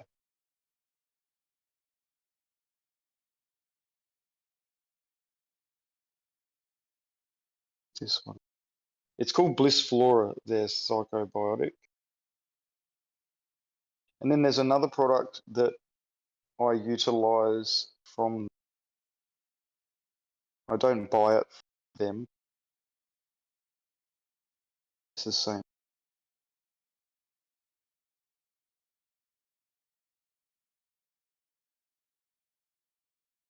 So this is the psychobiotic. I've just posted that. It's called Bliss Flora. And there's another product which is helping people that have been enchilated, who are having issues with clotting, right? This, I kid you not, is the bee's knees of enzymes to break down all of the clotting factors that are going on. Geo, I know you will research this product, or lumbrokinase is the family of enzymes. They are from earthworms. Lumbro.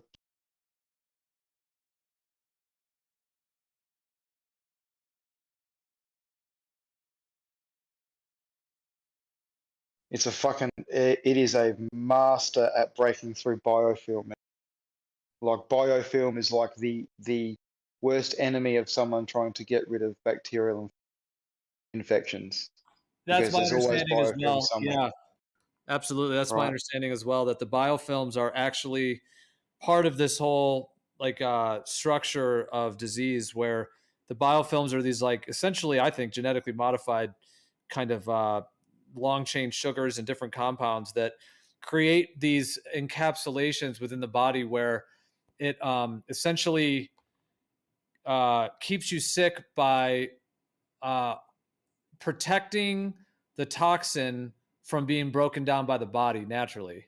So it keeps the toxin Yeah, active. exactly. Yeah. And Yeah. breaking those down can It's be not. very, yeah. I wouldn't suggest it's unnatural because, you know, like even water in pipes, there will be a biofilm that forms and that protects the bacterial colonies that form in. And, you know, they're not doing anything wrong. Obviously, they're just looking after themselves, but that just happens to be detrimental to the pipes and us with the same analogy. But this stuff penetrates that shit, man, and breaks it down like you wouldn't believe. The shits that you have after you have this stuff for about like 14 days is phenomenal.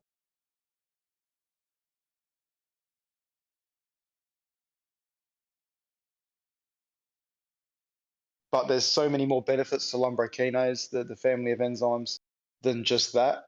If you do some research, this particular action.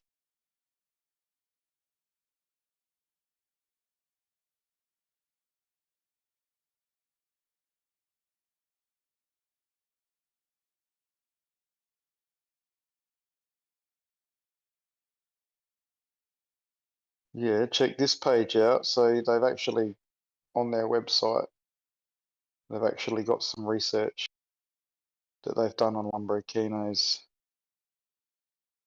I've just linked that from the same website. It's fucking, it's amazing.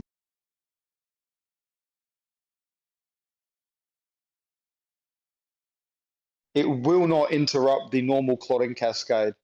It's the only like anticoagulant sort of product that I know I can confidently give to anyone, and their blood's not going to get too thin. I know they can't take too much, but I also know it'll stop clots within. But if you say cut your hand or something, you'll actually clot up and bleed out. Whereas a lot of the other anticoagulants, they fucking, if you cut yourself, you got to be careful. You might bleed out.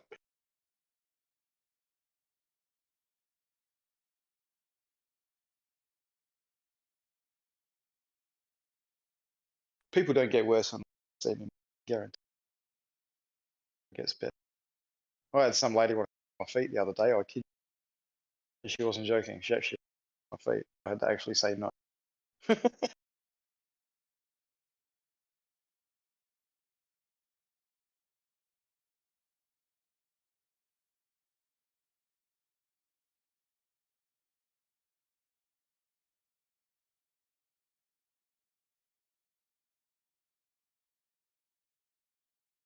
And I can tell you also, Geo, there's no more motivation for someone to change their lifestyle than to clearly see parasites in their blood.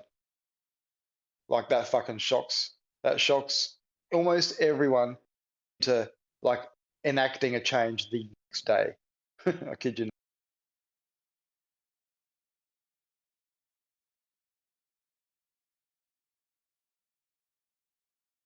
Let alone circuit boards. Let's not talk about that.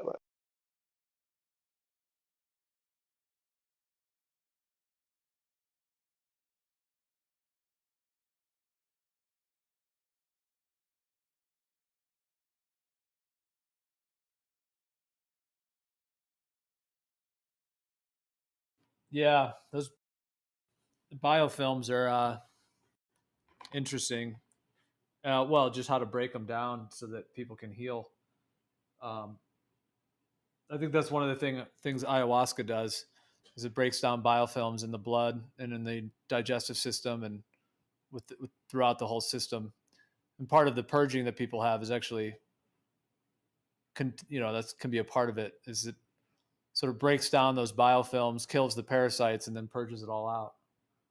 So yeah, my understanding, that's one of the most powerful ways to break down, because a lot of people in these day and age, you feel like have like multiple layers of biofilm. That's why everyone has different kinds of illnesses. Is that there's different biofilms and different toxins that are interacting, and so and they usually all kind of connect, like they cross connect. Is that the right term? They link together, and they cross support each other. That's the word I was looking for. But they're like nets that kind of can build. So like to where you have to actually break down multiple layers of them to kind of get to the root of it. And if you only break down one, then another one will just form and you won't get to the root of it. It's pretty interesting.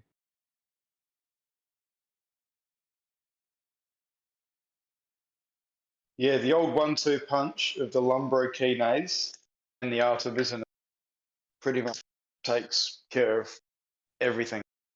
And I dare to say,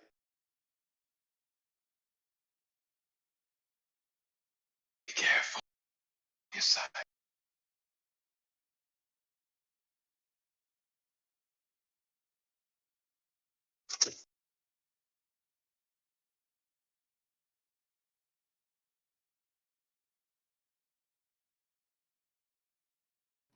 How do you think that would work if somebody was already sick? Like if they were actively sick? With regards to what? What I just whispered, or in general? Well, let's just say somebody has like a really wicked, flu, pneumonia, you name it, whatever, like one of those type things. If they're in like an acute type thing, like does it work in an acute fashion like that? Definitely, mate. Yeah, gets on top of the symptoms really quick, right? Because although your body is actively trying to clean something up at a rate with which your body can't handle, therefore you are presenting with symptoms, right? Your symptoms go away when you start to when you knock these particular forms on their head, right? Now they're only there to try and do you a favor. So you're not doing yourself any favors by knocking them on the head, other than getting rid of the symptoms, which you don't like, right? But you and I both know those symptoms are there for a reason. And by stopping them, you're stopping the natural process, right? So that process will come about again down the line, unless, of course, you intervene and change your lifestyle or do something in a manner that stops those forms from taking hold again. That's why cutting out of cancer doesn't take care of cancer.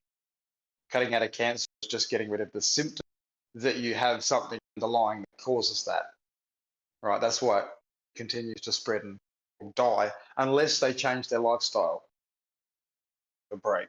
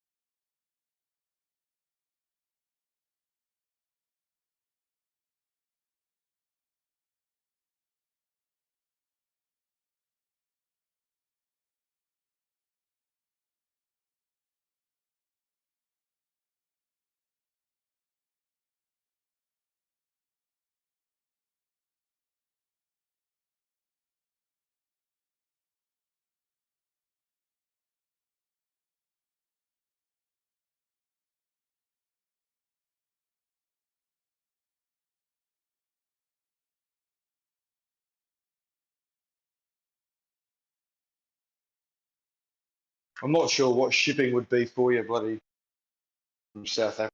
You were, but it's not cheap these days. International.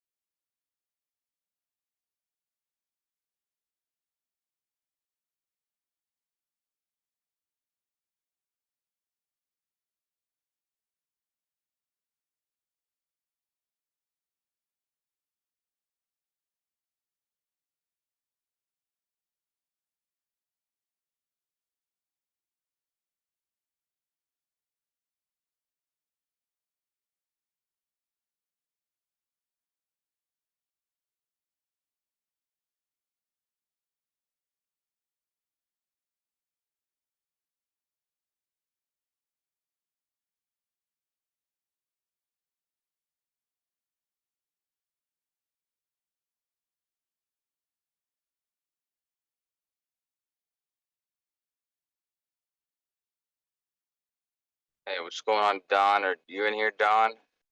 Don Roberts?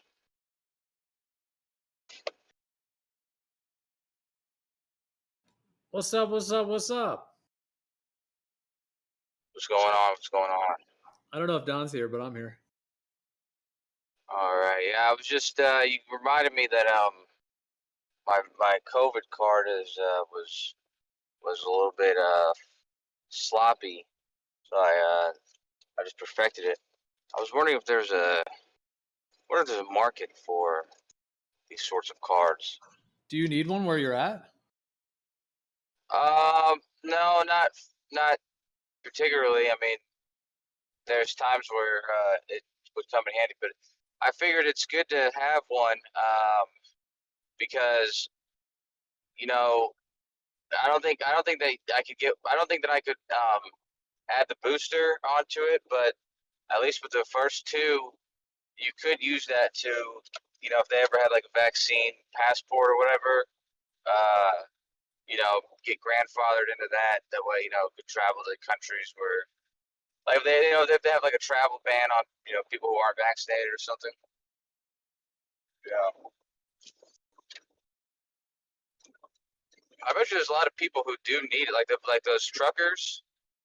I bet you if there was like a card for Canadians, that would have been useful for them. But anyway, I would feel bad if I was passing these out to people just because, what if I cause sort of, harm to somebody because they were supposed to be vaccinated but they weren't, or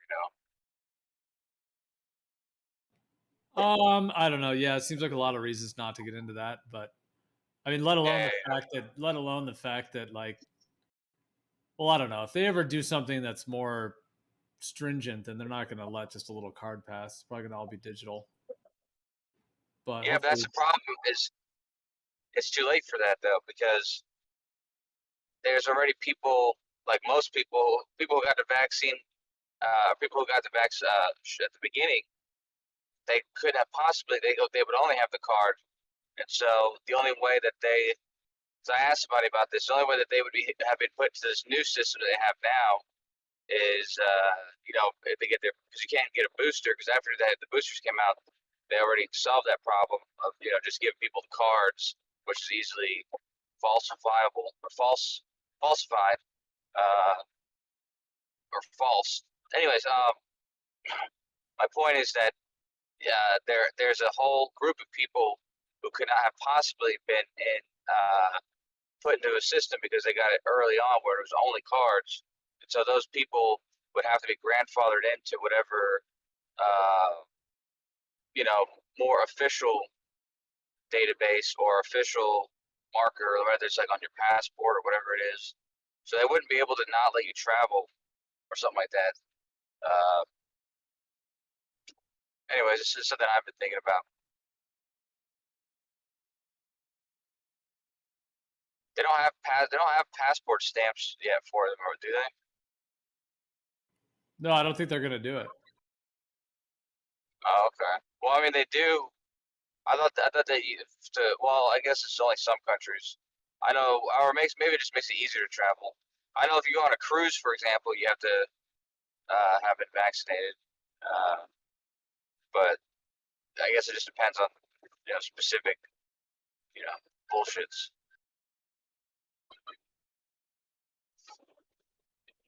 Come on. Yeah, nobody wants to have to get AIDS so they can travel. Yeah, AIDS. Let me ask you a question. I was going to ask you all this earlier. Would you That take? was funny today, dude. That was funny. But no, I mean it's not. It's kind of not funny, but it also is. Like, it's sad and weird, but Yeah, but I think I agree with you. It's sad and weird, but probably for a different reason than you think it's sad and weird. But that's another story. I was going to ask you if you thought that would you get if there was a vaccine to stop the harms of this vaccine. Let's say like if people were so afraid of the vaccine, so they made a vaccine for the vaccine, would you take it? No. I thought that. Yeah, I figured, I man. don't. A vaccine for a vaccine. That's like double shittiness. It's like double poison. Well, unless you could trust the person who is giving you this vaccine, then you can be sure to be saved from the other vaccine. I mean, You I'm know, I not haven't taken a fan of injecting anything into the bloodstream, especially anything synthetic, like at all. I don't think the bloodstream is designed to be penetrated by a needle. That's just not the way it's designed at all. So I'm not a fan of any of penetrated. that. Yeah, I mean, any medicines Yeah. should come through the mouth, you know, or the skin. Or the nose or something. Yeah. Yeah, I mean, all the ways of getting medicine in, but injecting stuff is just it's like the health version of insanity. Is it? I mean, it's basically the same thing when you think about it. It's just a direct route to do what it's going to do anyway. But that's besides the point. I haven't taken it either myself, but you know, that's only because I don't feel pressured. I don't feel like I don't feel pressured enough that it's necessary enough to overcome the curiosity. I'm kind of curious to see what happens. You know, maybe nothing happens to everybody, but maybe it also seems kind of useless a little bit. Like, I know it makes it less severe if you do get it, but at the same time, it's not going to stop you from getting it. So, you know, I don't know. I mean, I know people that didn't get it and it was very mild. Whatever they had was mild. I know people that did get it and what they had was mild. Yeah. Everyone I know that's had it, it's been mild. Or it. I mean, what is even it? I mean, they were sick. It doesn't mean it's even what they say it is, but that's another story. But yeah, I mean, I obviously I didn't get it. I virtually never wore a mask throughout this whole thing. I never got the jab and I never got sick. So why would I have Well, needed? that's good that you never. Yeah. I'm glad you never got sick, man. I remember one time when it first started, you said you were at a grocery store and there was like an old man and he was like freaking out because you weren't wearing a mask. Like, he just looked really frightened, and you felt bad for him because he looked so frightened that you weren't wearing a mask. I was like, well, his life is on the line, you know. Wait, did I? I actually told. I said that. I told that story. Oh yeah, you just said you're. Yeah, you said you're at the grocery store somewhere, some store, and there was like everyone's wearing a mask. But you know, I mean, back then we thought different stuff about the mask. I thought back then that the masks were to protect ourselves, but they're really, you know, protect other people from ourselves. Whatever that means. Oh wow, look at this chick. But yeah, but yeah, you know, who knows? Dude, whoa, this girl should not be walking by herself. You ever imagine being a vigilante, Geo? Like a, you know, sort of hero, superhero. Not really a superhero, but like a masked hero.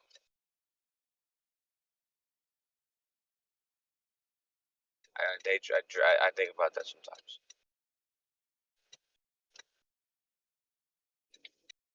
A lot of bad dudes around, you know, these neighborhoods, or at least where I live. You're my hero, Kosho. Hey, well, thank you. Thank you. But, you know, actually, I haven't really done much. I'd like to, though. I'd like to put on a costume and fight crime. Probably get my ass kicked, though. Have you seen that one guy? He wears like a mask. He wears like a superhero costume, and he goes around cities and specifically states where it's legal. Like, you can legally get into a fight as long as both parties agree to it. I think Texas is one of those states, and there's a few other. So he goes around the streets, and then he, like, you know, I think it's usually drunk people or like jerks or something like that. He kind of like invites them to fight him or something like that, and then you know, kicks their ass. I think he's gotten his ass kicked though. Yeah, it's kind of sad that grown men want to do that to each other. I would say a lot of that is rooted in circumcision trauma. Circumcision trauma makes people want to fight crime, or makes people want to kick someone's ass. I want to fight makes crime. people want to fight. Yeah, it creates a. I don't want to fight people. Think about it. You're a little fetus, and you're basically your whole body's being like essentially dominated by somebody who's like, cutting your penis. You're most like sensitive, and there's all kinds of like aggression centers and sexual centers that are connected to that. So yeah, it creates an enormous amount of aggression in men when they have that circumcision trauma, and then some of them, and then if they also have like, physical abuse when they were children, if they're from their father or someone like, uncle or something, obviously that can reinforce it more. But yeah, a lot of that deep primal aggression is rooted in the circumcision trauma. And then they want to, and then they project it that they want to go do that to other people. They want to beat people up and, injure people and all well, that. like I said, I don't personally want to beat anybody up. It'd be best if I could be non-violent crime fighter, but sometimes to stop people, you have to at least tie them up or something. Anyways, hold on 1 second, because I got to pick somebody up, and I don't know who it is. Give me a